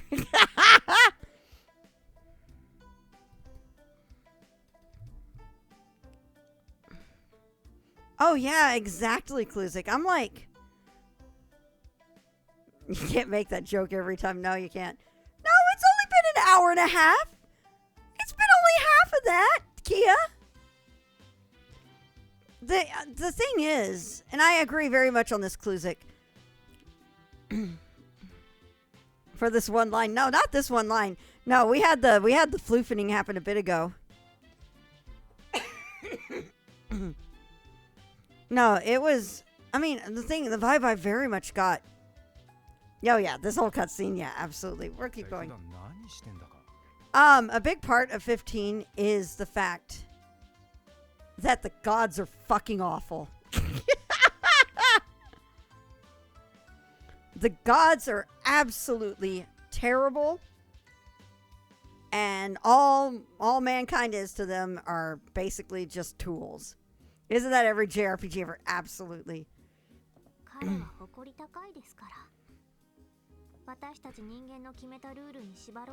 Okay, I swear just for... I know, right, Cyril? It's just been...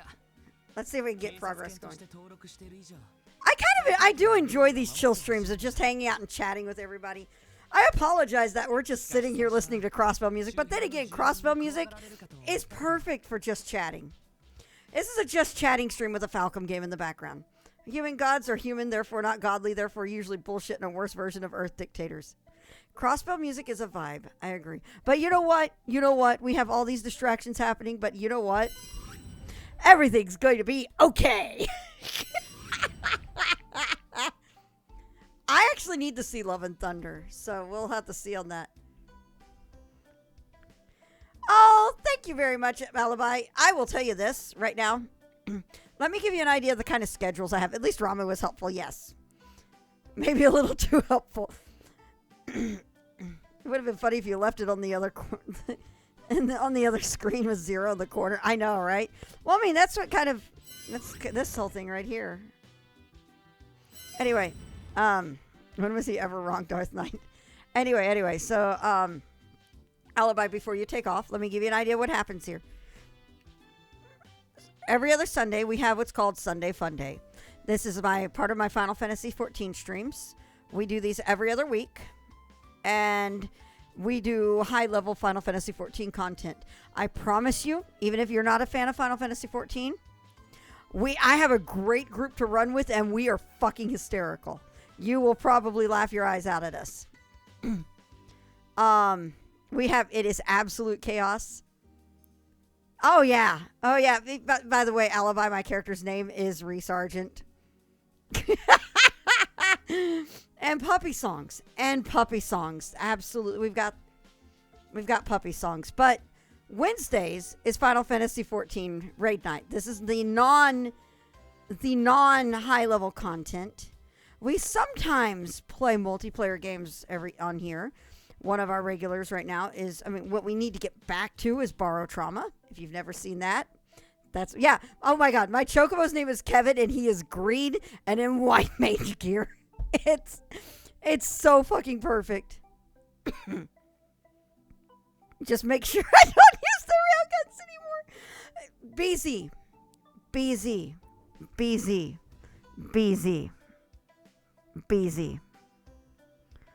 At least you're not Coco, who fired an explosive round from the railgun point blank into an ice spire and blew up the front of the sub. Just saying.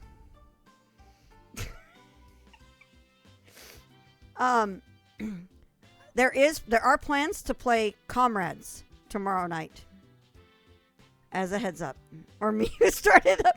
You know what? Alibi? Let me play something for you. We're still in Distractions no Kiseki. But let me play something for you. I promise you will enjoy this. You will absolutely enjoy this. By the way, Ribos, I was talking about the website today.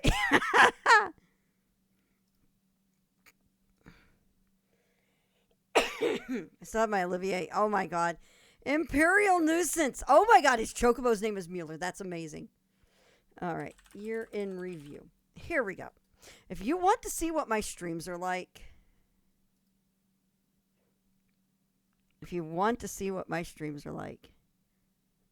this is the best way to go. So let's do this. My partially frozen year in review, because I live in Texas. Last year, we had a winter storm, and my apartment was damaged in it. So, and let me turn my camera back on, because my camera is stupid when it comes to changing scenes. Here we go. let us enjoy a review of what last year was like on stream. And right now, if you're able to watch this from home, consider yourself lucky. 4 million Texans and counting are without power, subject to that freezing cold. Hi, Ribos. The entire state, for the first time in weather history, under that winter storm warning. Zero. If we hit zero, that'll be the 4th coldest temperature ever recorded in the Dallas-Fort Worth area, 0 tonight. And that's why we have the hard freeze warning that's in effect. Dangerous cold tonight, pipe bursting cold. I mean, low temperatures in the single digits or below 0 tonight. Seen people posting that their houses on the inside are down in the 20s inside. Businesses, homes, and even vehicles are certainly feeling the effects of burst pipes here in Texas. All the broken pipes that are causing the critical water shortages and boil orders are having a terrible impact. Yes, it is, Darth on Knight. people with ruined homes.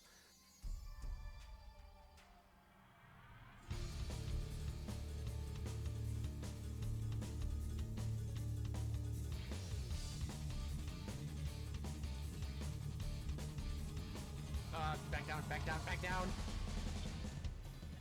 Whoa!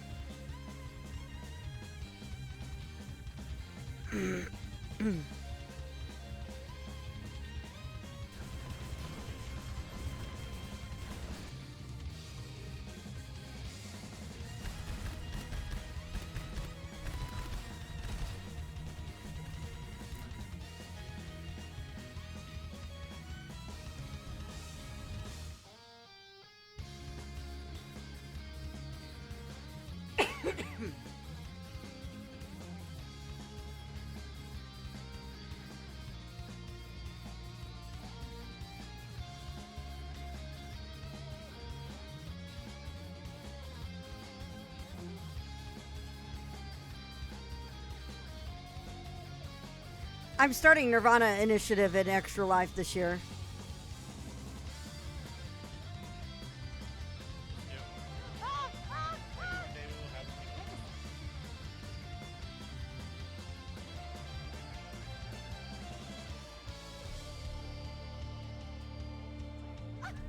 Lotus was so much fun.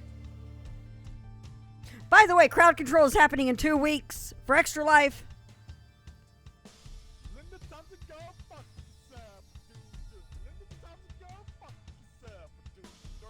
Dorsal gun, please engage Icepire.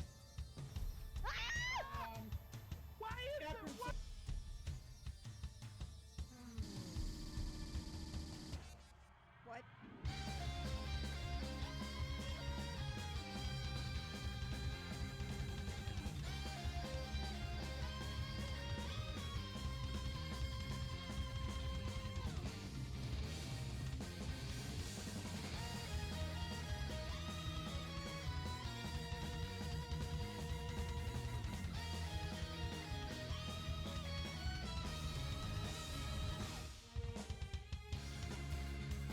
If it's not Yoko Taro, it's Toby Fox. Exactly.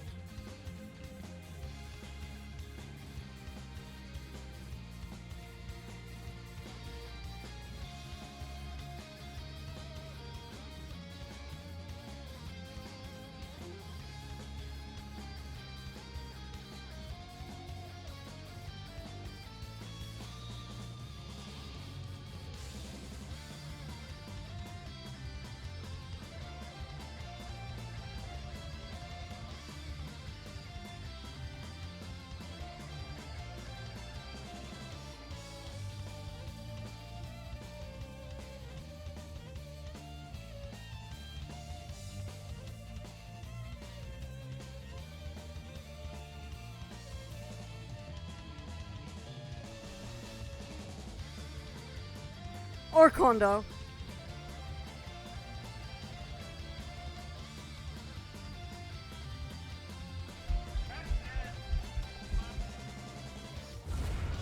Continue the onslaught. Destroy them all. I need to do more Darkest Dungeon nights, I think. It's been a while.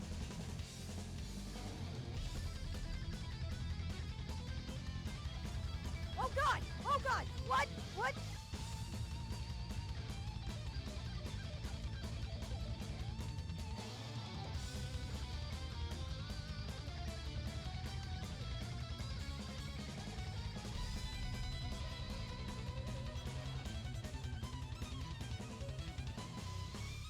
I have not. I need to.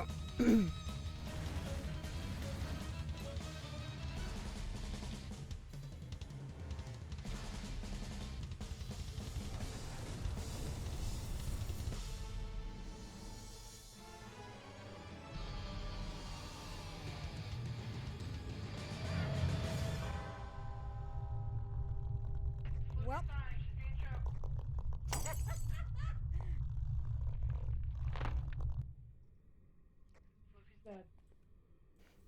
That was our taking Coco into Phasmophobia the first time.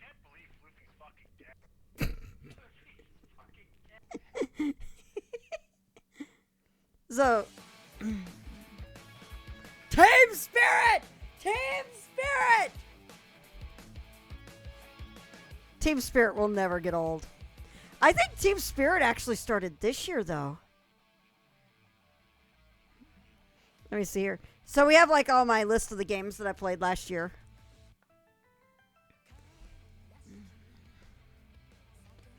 Thank you. These are my my pride and joy for everything. These are kind of my I love making these. I like doing these review videos so you guys get an idea of what happened. And some of them I'm convinced them with them doing the meme. Yeah. Get the banana. Potassium.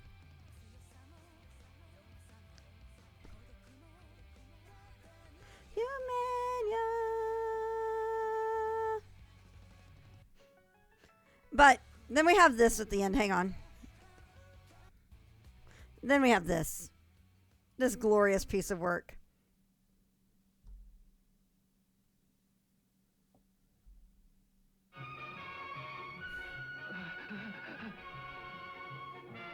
He's going over that cliff. Bye, Coco. That moment. That moment. Was so good.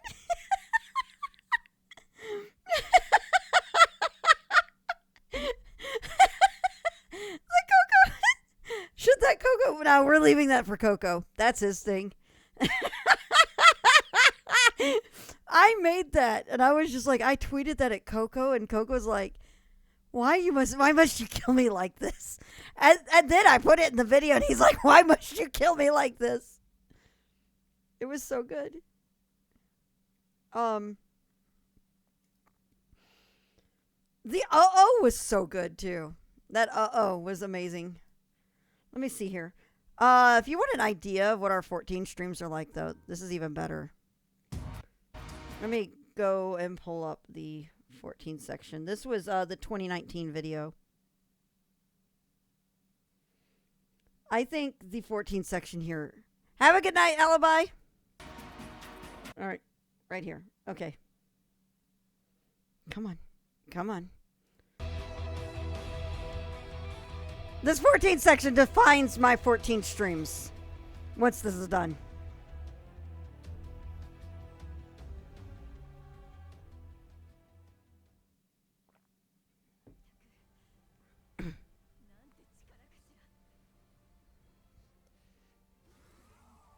I think this is without a doubt the best definition of what Raid Night is like. And then Fluffy will begin the Kamehameha.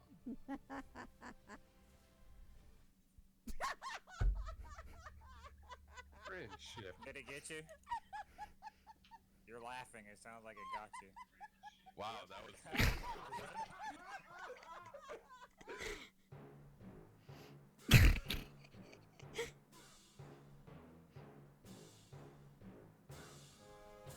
Laser.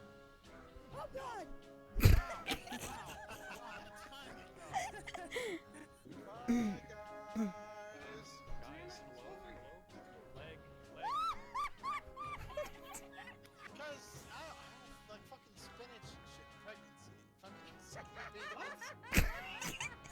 pregnancy? What?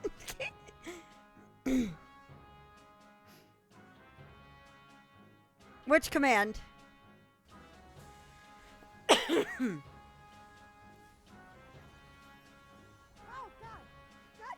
Yes, it is.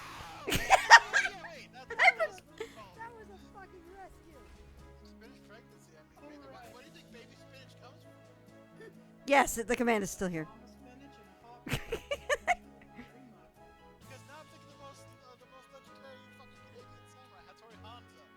Oh my god. Oh my god. Sniff putting the boat in the ears.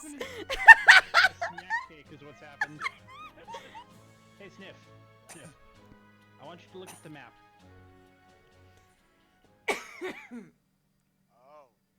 Oh no. Oh no! What? Yes. I swear to God, his team better be here. Are we in the bonus dungeon or something? I don't remember this. No, what's that dot on the map say? Healers make their own fun. Oh no. Oh God! Oh God! Moved enough to see the dog. Tactics fans blindly running that dungeon. Oh my god! What? Okay.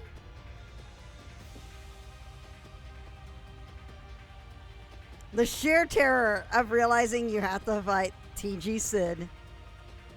Yep.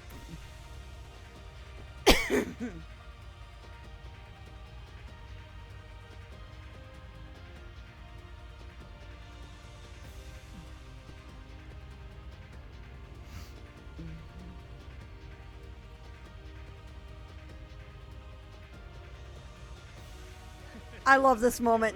This is still one of my favorite moments from this raid.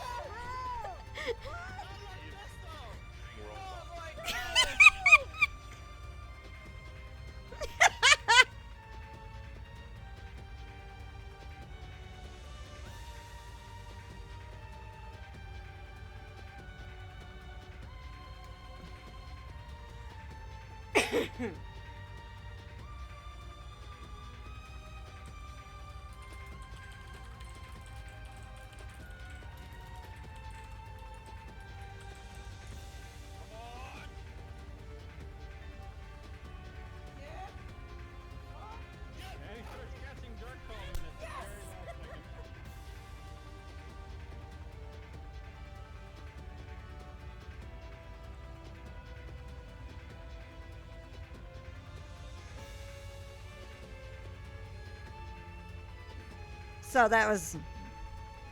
Oh god, yeah. Some of the Endwalker monsters are just as bad.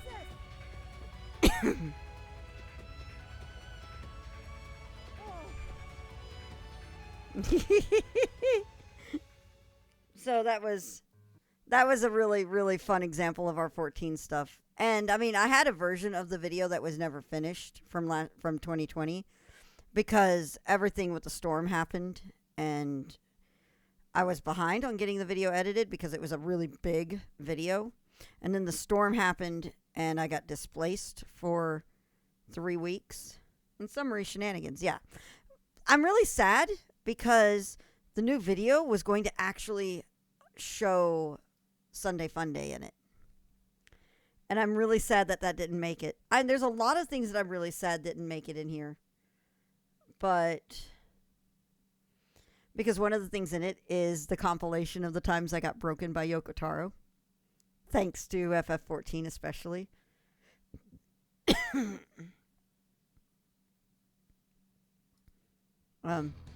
Here we go. This was the... I am proud of this little bit of editing for this section.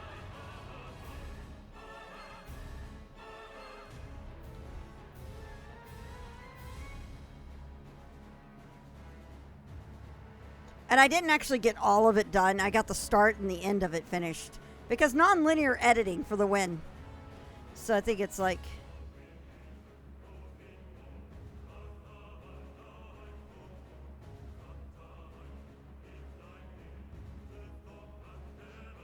love the fact all of this is just us dying a lot. Because that's Prague for you. We die until we don't.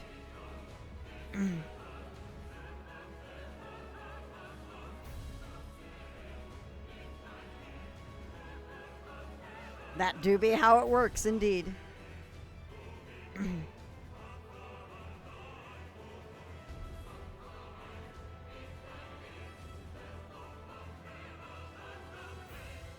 So... I left this going because I didn't get all of this done. But I was so proud of how all of this turned out. Because the reason I picked the song for it is because of how intimidating the song sounds. Until you get to this, and it suddenly sounds victorious. To actually chronicle which EXs we did.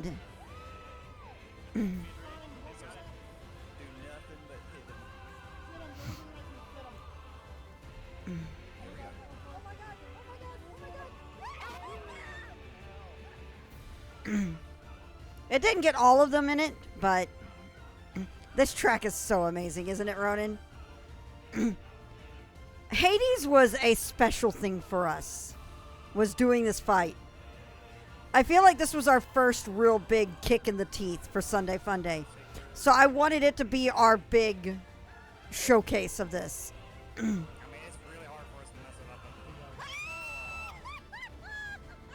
So... And of course, that's like where I had to cut the video off because I just didn't get the last section. That was supposed to go into the final montage of my video. But, let's see, we had that. We get this moment, hang on. With me seeing the rings.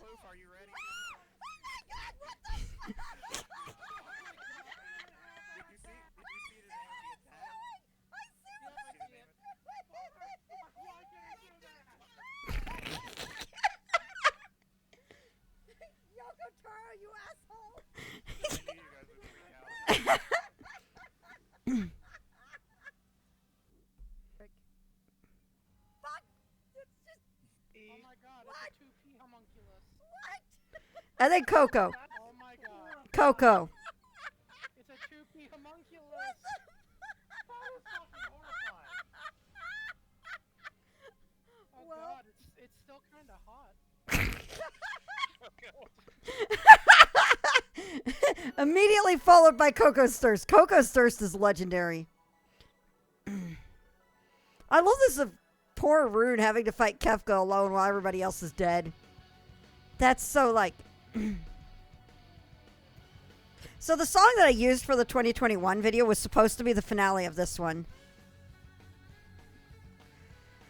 The Kuro Power Rangers Op video. Yeah. God, watching this is just making me want to play through. I've been getting the urge to want to play both Death Stranding and Ghost of Tsushima again. Especially now that there's PS5 versions of them. By the way, randomly, if you've never been to one of my birthday streams,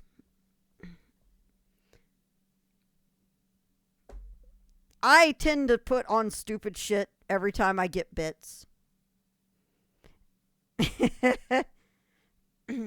So I'm wearing Mardi Gras beads all in my hair and all my glasses and stuff on that in that one.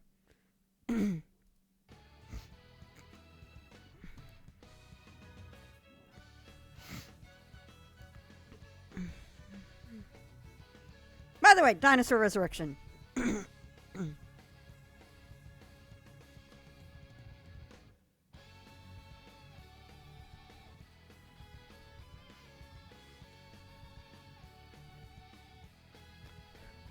I had so much trouble with the dance segment from FF7R. By the way, I played Monster of the Deep long before I played FF15. This was my teaser that I'm going to be playing Final Fantasy 15. Now I want to go back and play it, now that I've played 15, to see how... because this is legitimately a fun fishing game. And I kind of want to go back and actually play it, actually know all the stuff in it now that I've seen the context of the game. But, by the way, this little sequence here from 3D World Runner. There is a very important reason why this is shown in this clip. That particular motion there. Because I have a video that I made for that too.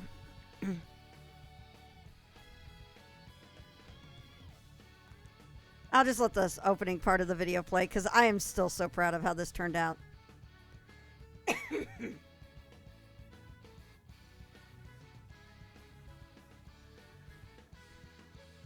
Longest 5 minutes, by the way, was probably one of the biggest surprises for me of 2020. That game is so fucking good if you've never played it. I went in expecting some sort of like spiritual successor to Half Minute Hero. I came out with a game that left me fucking in tears. Just so incredibly good and emotional of a game. Such a good game. And I mean, it's what is it on Steam right now? Hang on. I know it's on Steam. I think I bought it on Steam just to get the soundtrack. It is $20 on Steam. $20. I think the bundle, I don't know how much the bundle is. Let me look. I can't see the price of the bundle, really, because I bought it. $23.37. Guys, I think this game is worth the $20 anyway, even if it's on sale every so often. This game is so fucking worth it. It is so good. It was... I cannot stress how incredible that experience was for me. I think that actually became one of my top 3 games of the year even for that year. I never actually got to do the post on my game of the year. So I'm going to tell you guys what my top 3 games were for 2020. One second, log into my blog, because that's the thing. I'm going to be doing it. I was going to do it as a blog post, and it just never happened. Because you know how that goes. So. Come on, you.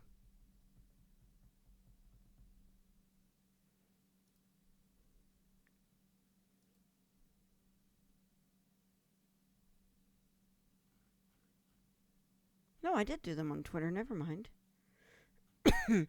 It was 2021's Games of the Year that I didn't actually post. So the rules for my Game of the Year on my stream here is of the games I played for the year. It may not necessarily be a game that was released, but it's the games I played for the year.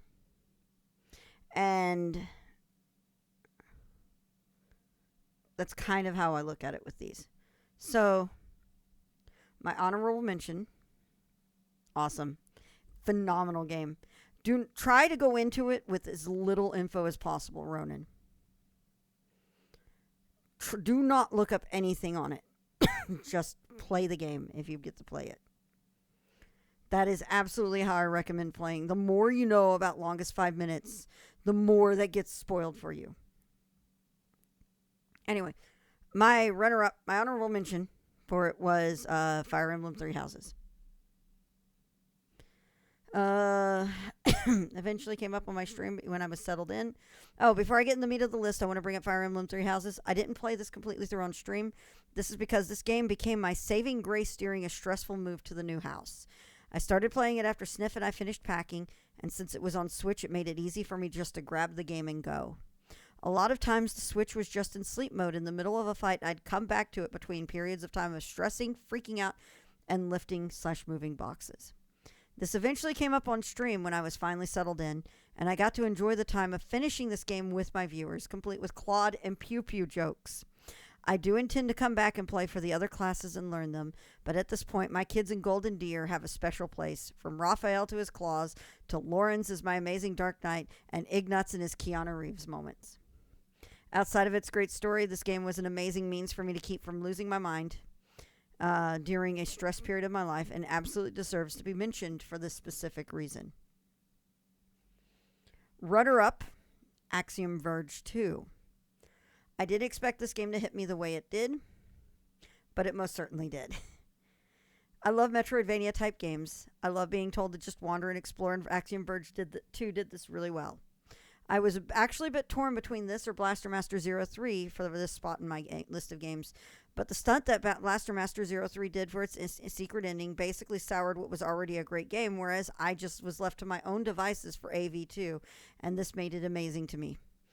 3 Hopes is coming up on Extra Life this year, by the way. I will talk about Extra Life in a second. I enjoy the story behind Axiom Verge, despite some of the weirdness down the line. It still plays with my imagination a lot and makes me want to know a bit more about its concepts and lore. Axiom Verge 2 was no disappointment in that. I kept wondering about eventual connections to the game and was pleasantly surprised as things came up, especially with its ending. A unique touch I loved about this game is its push towards stealth. Indra was unique. It was a unique and fun character to play, and the stealth aspect of the game made it very intriguing and exciting, as bosses were more often than not surprises instead of being gated behind boss doors. I often had to rethink my means of exploration if I didn't feel confident in fighting a boss yet, but my exploration was not actually stymied by something that I felt like I struggled with. I knew I'd get a reward for fighting the boss, but the fact that the game's focus is on explanation over combat made me super, super happy.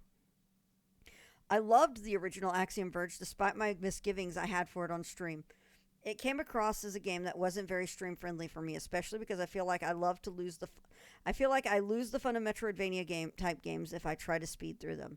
I can't wander and meander and try to look at everything and puzzle out stuff. However, Axiom Verge 2 fixed my issues with the first game, and I think it was an amazing follow-up to a game that I had already enjoyed. The reason this didn't get posted is my second runner-up was Kuro no Kiseki, and I didn't actually get to write everything on my thoughts about the game. However, I did write about my game of the year, and part of it. I only wrote part of it. Game of the year, Deltarune Chapter 2. All I just said on it underneath it was, oh boy. Toby Fox knows how to surprise and not disappoint. Considering that Undertale was my game of the year for 2019, I'm sure this won't come up as a surprise, and I feel that my reasons on this may be a touch controversial. And in bold, if this did not have the weird/Snowgrave route, we would be seeing Kuro as Game of the Year instead of Deltarune. And the reason this didn't get posted because I didn't actually explain my reasons. Deltarune Chapter 2's Snowgrave route was legit horror in a very cute and adorable sprite-based game. And it was incredibly well-written horror as well. There was a point in Snowgrave where I actually got so fucking uncomfortable, I had to get up and walk away. And the fact that the game put me through that kind of emotion and actually made me feel sick to my stomach like that in a way that's not typical of your horror games, I called that game out as being absolutely incredible for doing that to me. And anytime, and this is something that I've said this about FF15, I've said this about Undertale, and I've said this about Deltarune. Anytime a game makes me participate in my emotional undoing, that game immediately gets scored extremely high on my list of games, that I will remember. I will never, ever forget the emotions I felt in those scenes. Ever. Picking the photo in Final Fantasy 15. Never forget how I felt during that. The entire fucking genocide route in Undertale. I will never forget that. It's like just the Sans fight in Undertale was so hard, and I became so determined.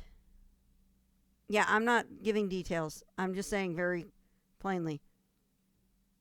You know, Toby Fox is spectacular at this kind of shit. But this fight I went through, and I became so determined to beat this fight. I became so incredibly focused. I had to do it. It was no longer a matter of the game's story anymore. It was the fact of the principle that I was at this fight This fight I could not beat, and I had to beat it. And the moment I beat it, it all came rushing to me of what I just did. And I'm like, what the fuck did this game just put me through? The fact that Toby Fox was absolutely masterminding your own undoing in the genocide route of Undertale was absolutely fucking phenomenal. And we get that again in Chapter 2.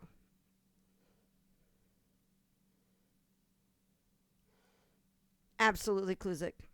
It is, again, like I said, I had to get up, walk into my kitchen, and I had to cry over something that I did in the Snowgrave route.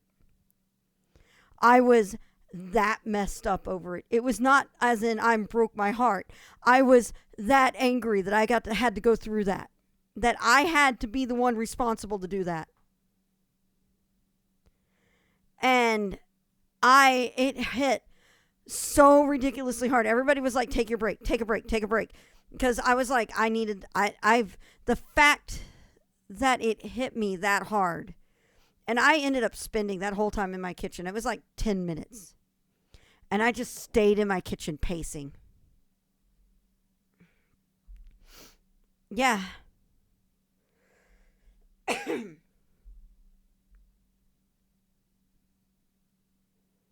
It's the fact that that game did that so well. And you know what? Hi there. Hi there. You're adorable. You are adorable. You know what? How about you go away, too? Because we don't need people like you in here. Bye.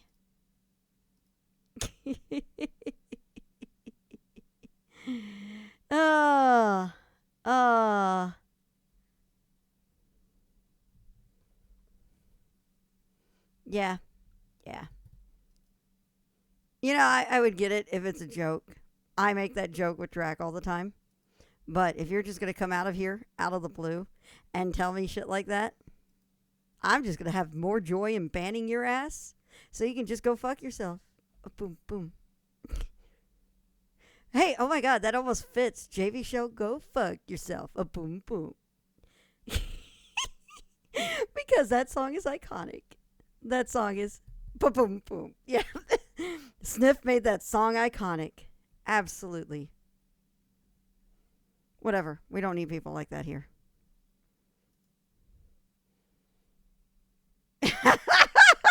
Yeah, let's go back to Trails from Zero. Let's go back to Trails from Zero. Let's at least get to where I can save this fucking game. And I am still muted on the game. There we go. Well.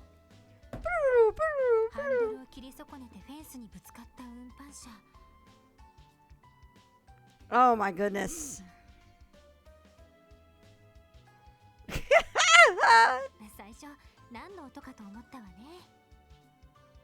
Harp intensifies.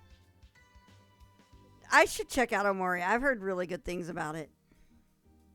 We once again returned. If you guys haven't noticed, I've changed the name of the stream. それで慌てて外に出たら惹かれそうになってた竜をサイトがさっそうと助けてるし。Give me 1 second here also real quick.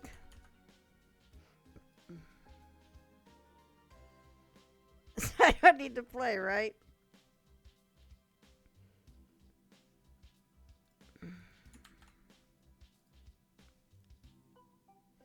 Hang on a sec.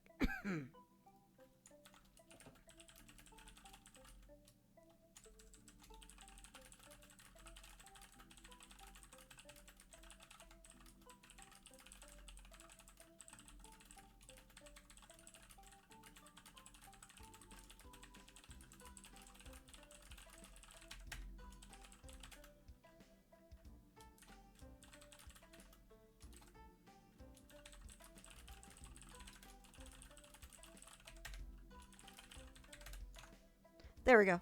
I had to make a note to the rest of the mods of the channel so that they know. In case he decides to try to apply for forgiveness. How do you? You know, the thing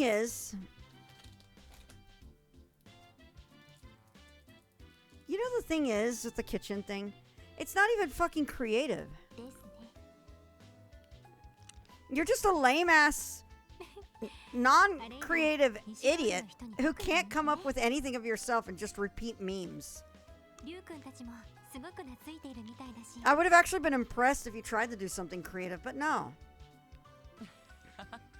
そうだな。ま、あんまりサイトの人気に頼るわけにはいかないし。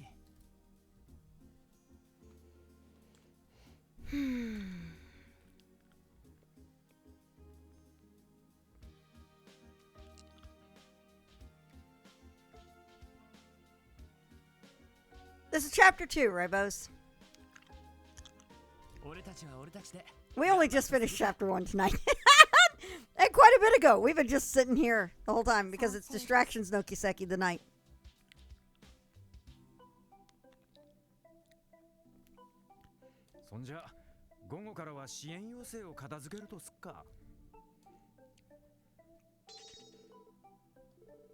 Yeah, Zeit. Oh my god, look at this. Oh my god, we made it out of the opening cutscene of the chapter.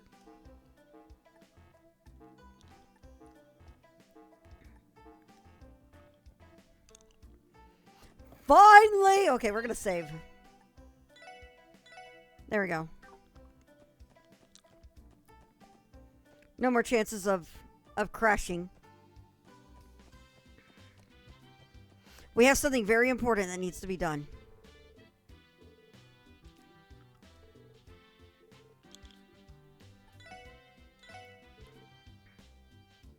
Praise Mishi, we made it! Yay!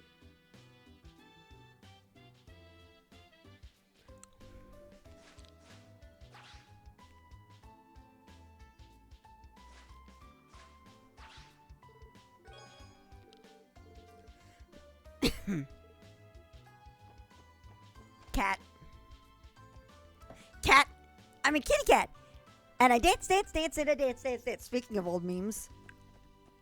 Took as long to complete this cutscene as the entire Pentagrill scene in CS4. You're not fucking wrong. This made, oh my god, Rainbows. Did I actually pick something up for someone's room? I don't think I did. Oh, hi, Sergey.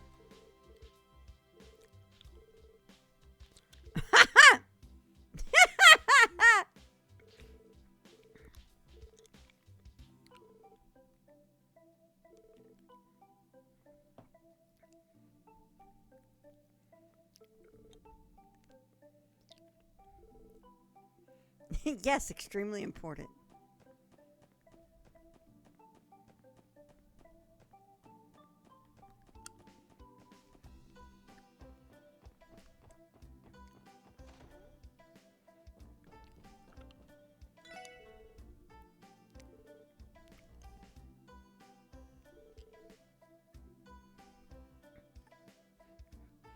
To find a view left idle for X hours bugs that slipped by unnoticed. Probably.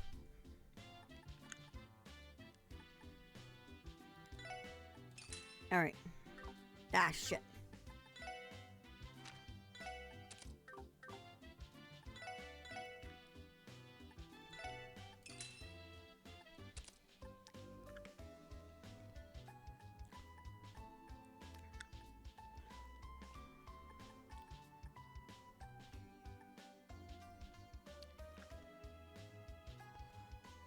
I don't think I have bows. Yeah, Blissy, I'm actually still awake. This has been Distractions the stream. We're just gonna do that for now. Is Giron? I don't remember. Oh, we need to go get a newspaper. Leave the sardines and get the newspaper. Man, you guys, I will worship the ground you walk on if you actually get that joke.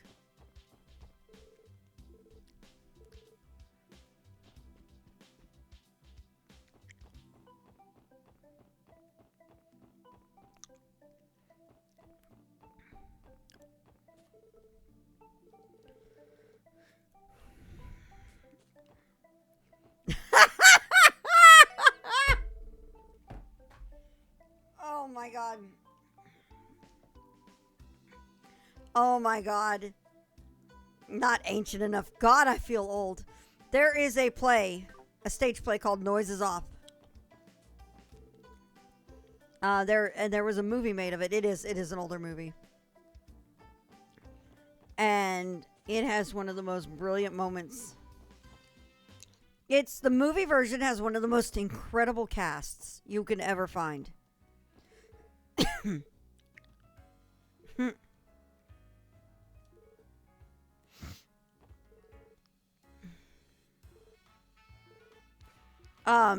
It's basically Noises Off is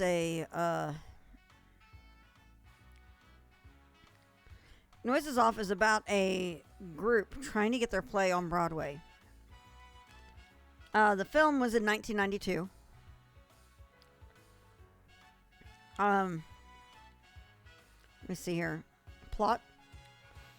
The film follows the rehearsal performance of a dreadful farce called Nothing On, a hit British show that is preparing for its American debut in Des Moines, Iowa, with a second-rate Broadway-bound theatrical troupe under the direction of Lloyd Fellows. Among the cast members are fading star Dottie Otley, a hot-tempered and scatterbrained Gary Lejeune, insecure matinee heartthrob Frederick Dallas, myopic leading lady Brooke Ashton, bubbly Belinda Blair, and alcoholic character actor Selden Mowbray. Frantically working behind the scenes are Tim Allgood and Poppy Taylor. The movie production of this has Michael Caine as Lloyd, Carol Burnett as Dottie, Denholm Elliott as Selden, John Ritter as Gary, Christopher Reeve as Frederick, Nicolette Sheridan as Brooke, Mary Lou Henner as Belinda, Julie Haggerty. If you've ever seen Airplane, Julie Haggerty is the fucking hysterical flight attendant, and Marklyn Baker is Tim Allgood. This is also the last movie before Christopher Reeve's accident. So, this movie is absolutely incredible and hysterical, and everybody is just magic in it. Absolutely magic. By the way, we're doing our regular chapterly stop at the casino to see what kind of shit I can get.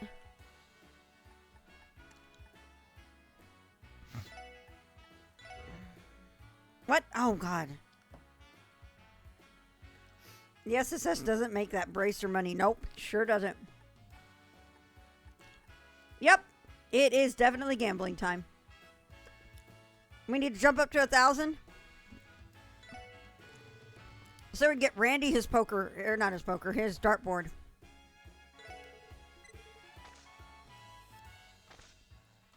More distractions, yep. More distractions. Oh, wow, okay. Raise.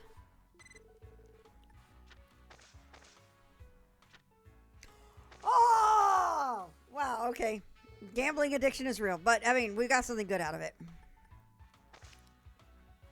I just need to get 1,000 tokens this time. By getting a full house now, I just fucked myself over, though.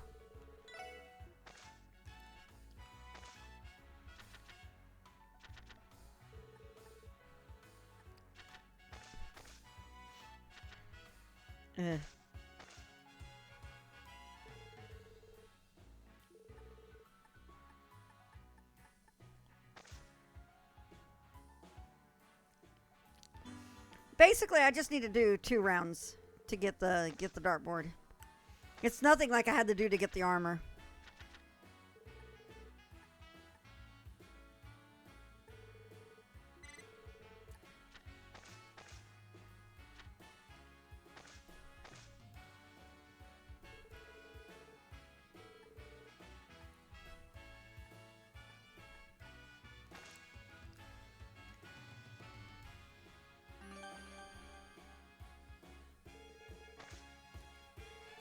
Just to feel the rush. No, I'm not. I'm actually trying to get the friggin' dartboard. I have a goal. I actually have a goal. Oh my God. We're raising again.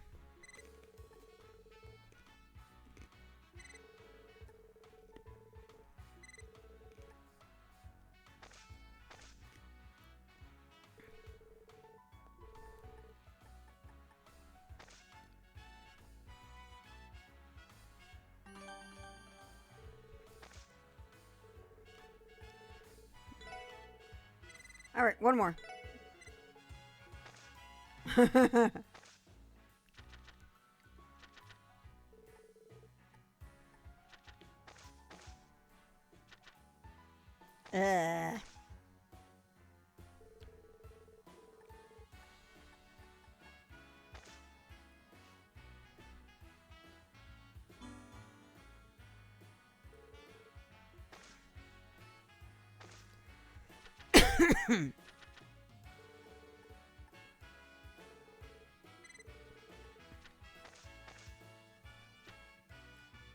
I was about to say, there's no way I'm going to get a full house on the first round again, is there?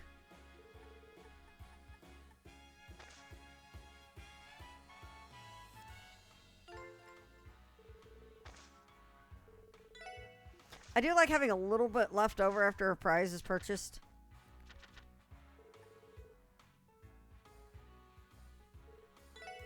I don't like this.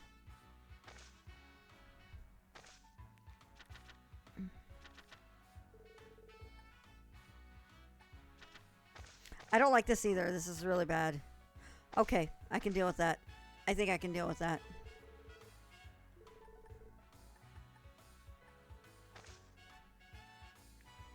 Fuck my life. I hate you. You are the worst. This game is just unfair.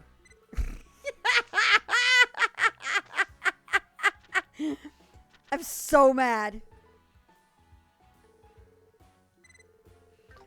Hubris!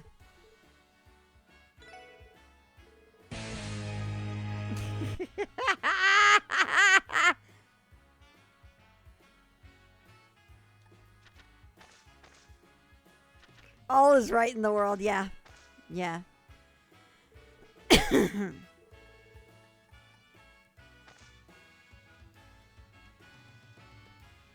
Just one of those motherfucker moments.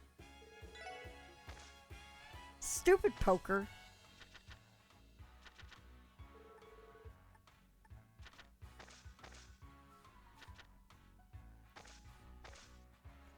Oh, Lord. Gross. Still win, though. Cool.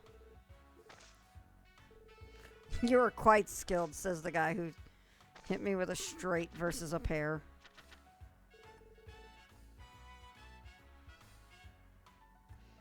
Alright, this is a big gamble. Okay, that actually played into my favor.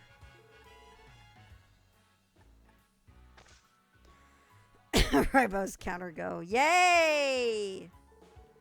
And yeah, you're right. I gotta have my buy-ins, Cyril. Because playing poker for a little bit is the thing I do every chapter. Because there's plenty of shit to get that's actually kind of decent from the poker table. Oh my god, I should have hit a raise! I should have hit a raise! Why did I not do it? Oh, there we go. Well, there it is. What? What? What? Why do you do this to me? What is this? What even is this? What even is this? What is this game? Wow, Bose. Wow.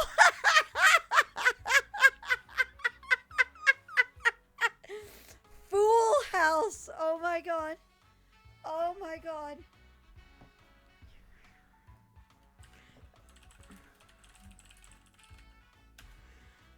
Well, if nobody clips it, I just made a marker to do so myself down the line called Raise That Hubris. Just saying. Oh my god. What the actual fuck just happened? I don't like this.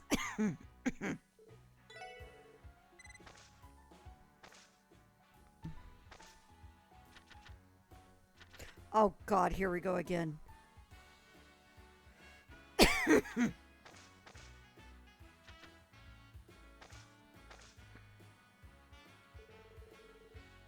Oh god, I don't like this.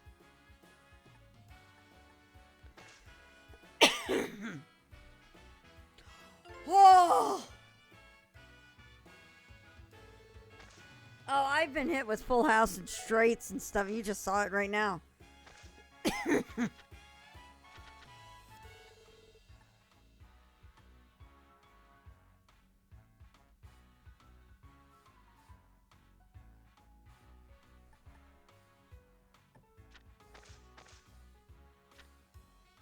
Fuck, I don't like this. Okay, they tossed all their cards.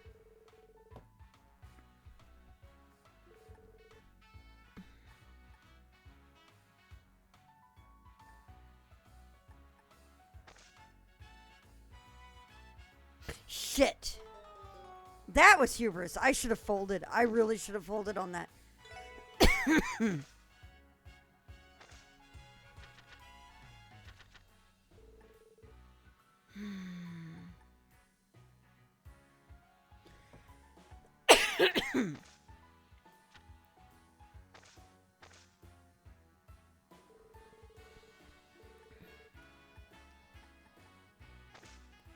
I absolutely love the poker mini game of the Kiseki series.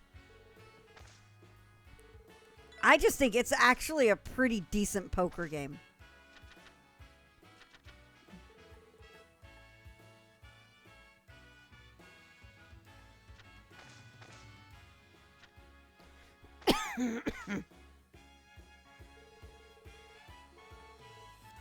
What was the change in CS4? I had a winter storm happen and since then and I forgot.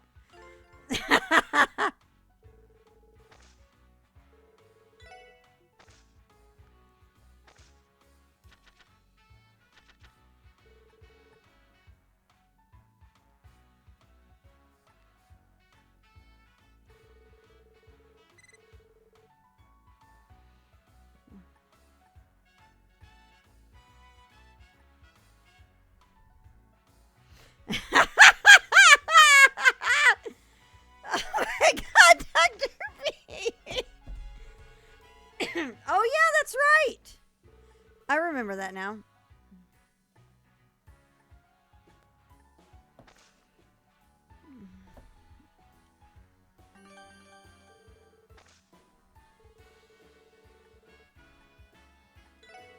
There we go. Okay, I'm not pushing my luck on that. All right, let me see this. I need to see this clip. Back to distractions with Kiseki. Because of course we are. Because of course we are.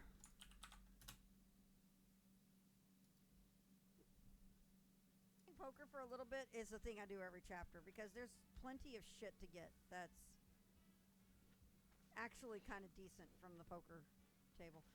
Oh my god, I should have hit a raise! I should have hit a raise! Why did I not do it?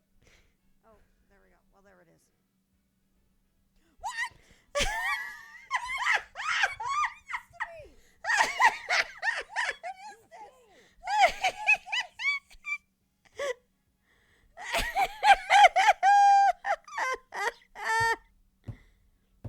Wow, Bose. Wow. That you fool was so perfect. Just so you know. Fool house. Oh my god. Oh my god. I need to see this reaction again. What? I love this as I'm looking at him.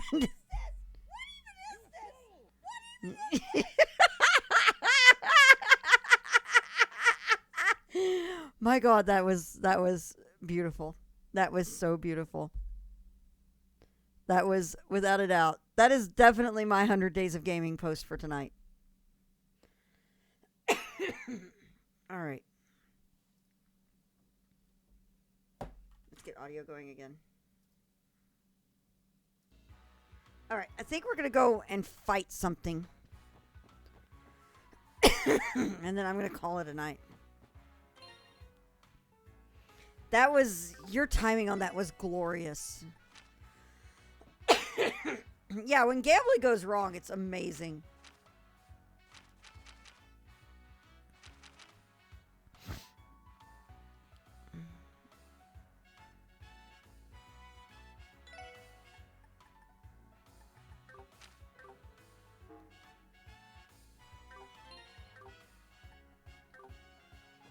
Oh, thank you. Thank you, Scorpius.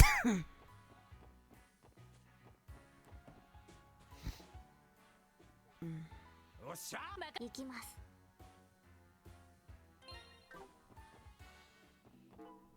行くぞ。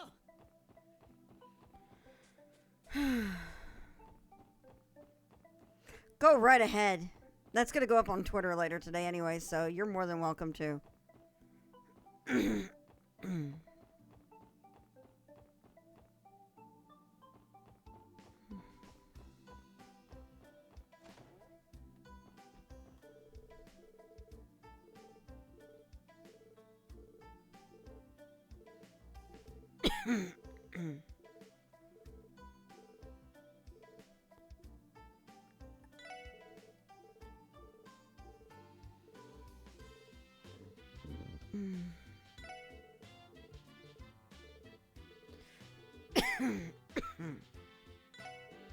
Oh, come on. There we go. Yeah, it did. There we go.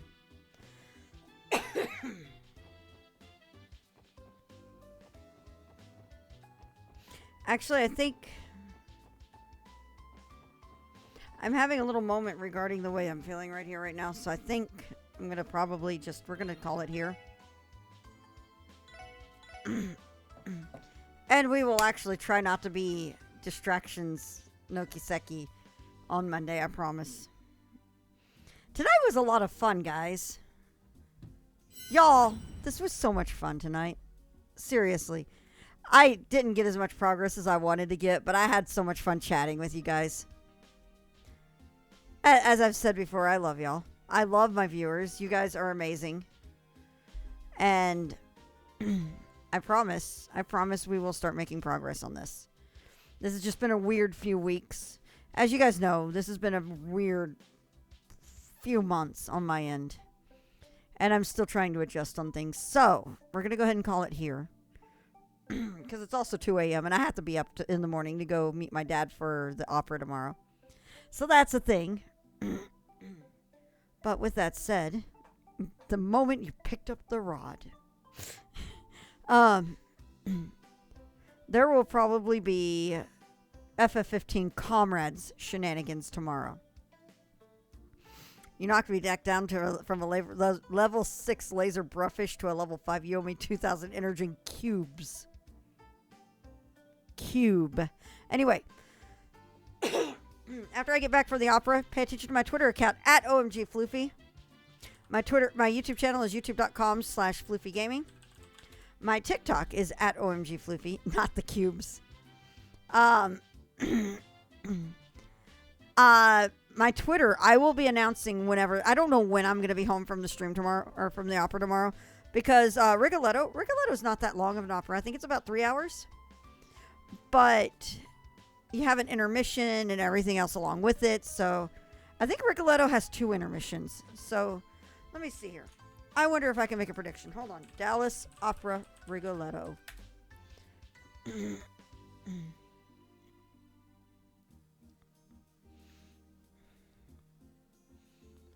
All right. Do they actually list this? Okay.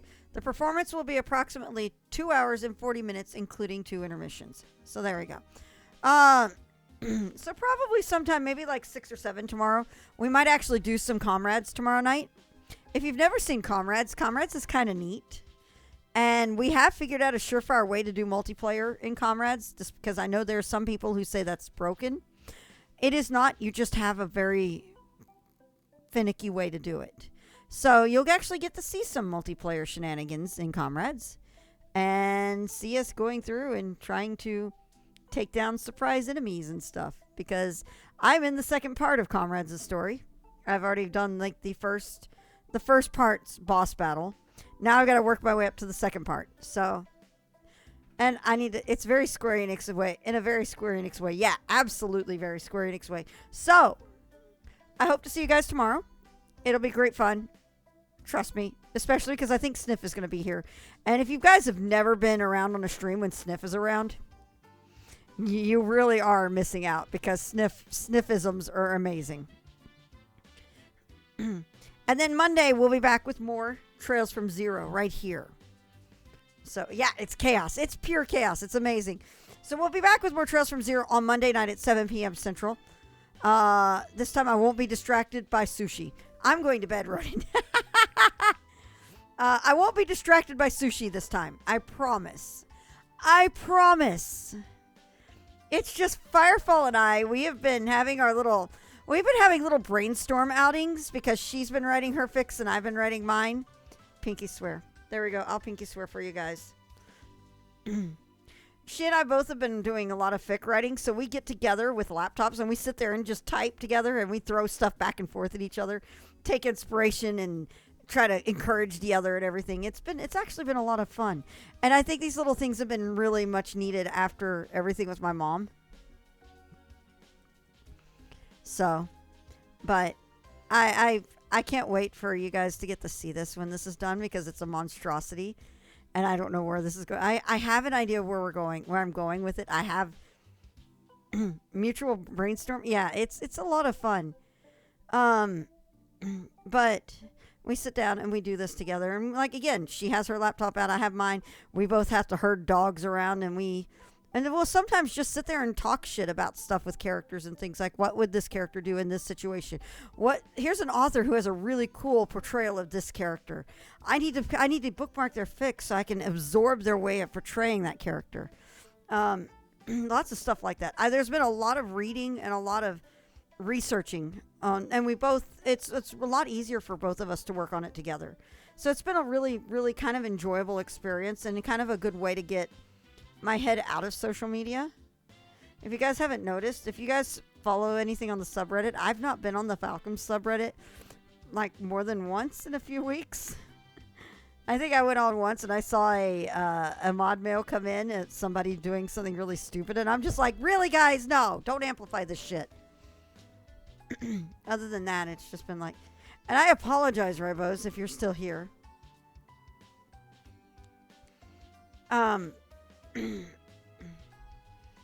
But I mean, and because I do go to Reddit still. I still read Reddit. Reddit's gonna Reddit, absolutely. I still read Reddit. I will admit I am afraid of going over to the Falcom subreddit because people are really really. Have people been bad with spoilers, Ribos, for Kuro 2 on there? Let's not go to Reddit. 'Tis a silly place. But yeah, I've been writing a fic that's currently just broken 20k words. It's about 50 pages in my Google Documents file, along with another 10k, almost 10k words in supplemental files that I've written. So that's the thing. It's a beast, and I don't see myself very far into the story. So the plan is to actually finish and write out the whole fic in a rough draft and then go through and clean it up. And as I clean it up from its first draft, I will then start publishing the chapters on AO3. So. Yeah, that's true, Zeratus. That's very true. It is a, and I mean, I think this whole thing that happened with Nisa, our unmarked 0, okay. Well, that's good at least. I just don't trust people anymore. I think the whole thing with the past few years have just fucked up my ability to trust people. It sucks. It really does. But I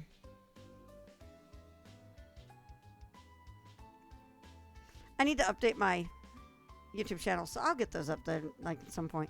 Anyway, I hope you guys have a wonderful night. As always, stay safe, stay healthy, stay sane. I will see you maybe tomorrow night. If not, I'll see you Monday night. Good night. Look who's shown up. Look at this baby. Look at this baby. Look at this baby. He is ready to go to bed. I think he's ready to go to bed. Do you want to go to bed? Do you want to go to bed, Scooter? Is that what you want? Yeah, he's ready for bed. Good night, guys. Sleep well. I will see y'all in the stream tomorrow, maybe. Bye, y'all.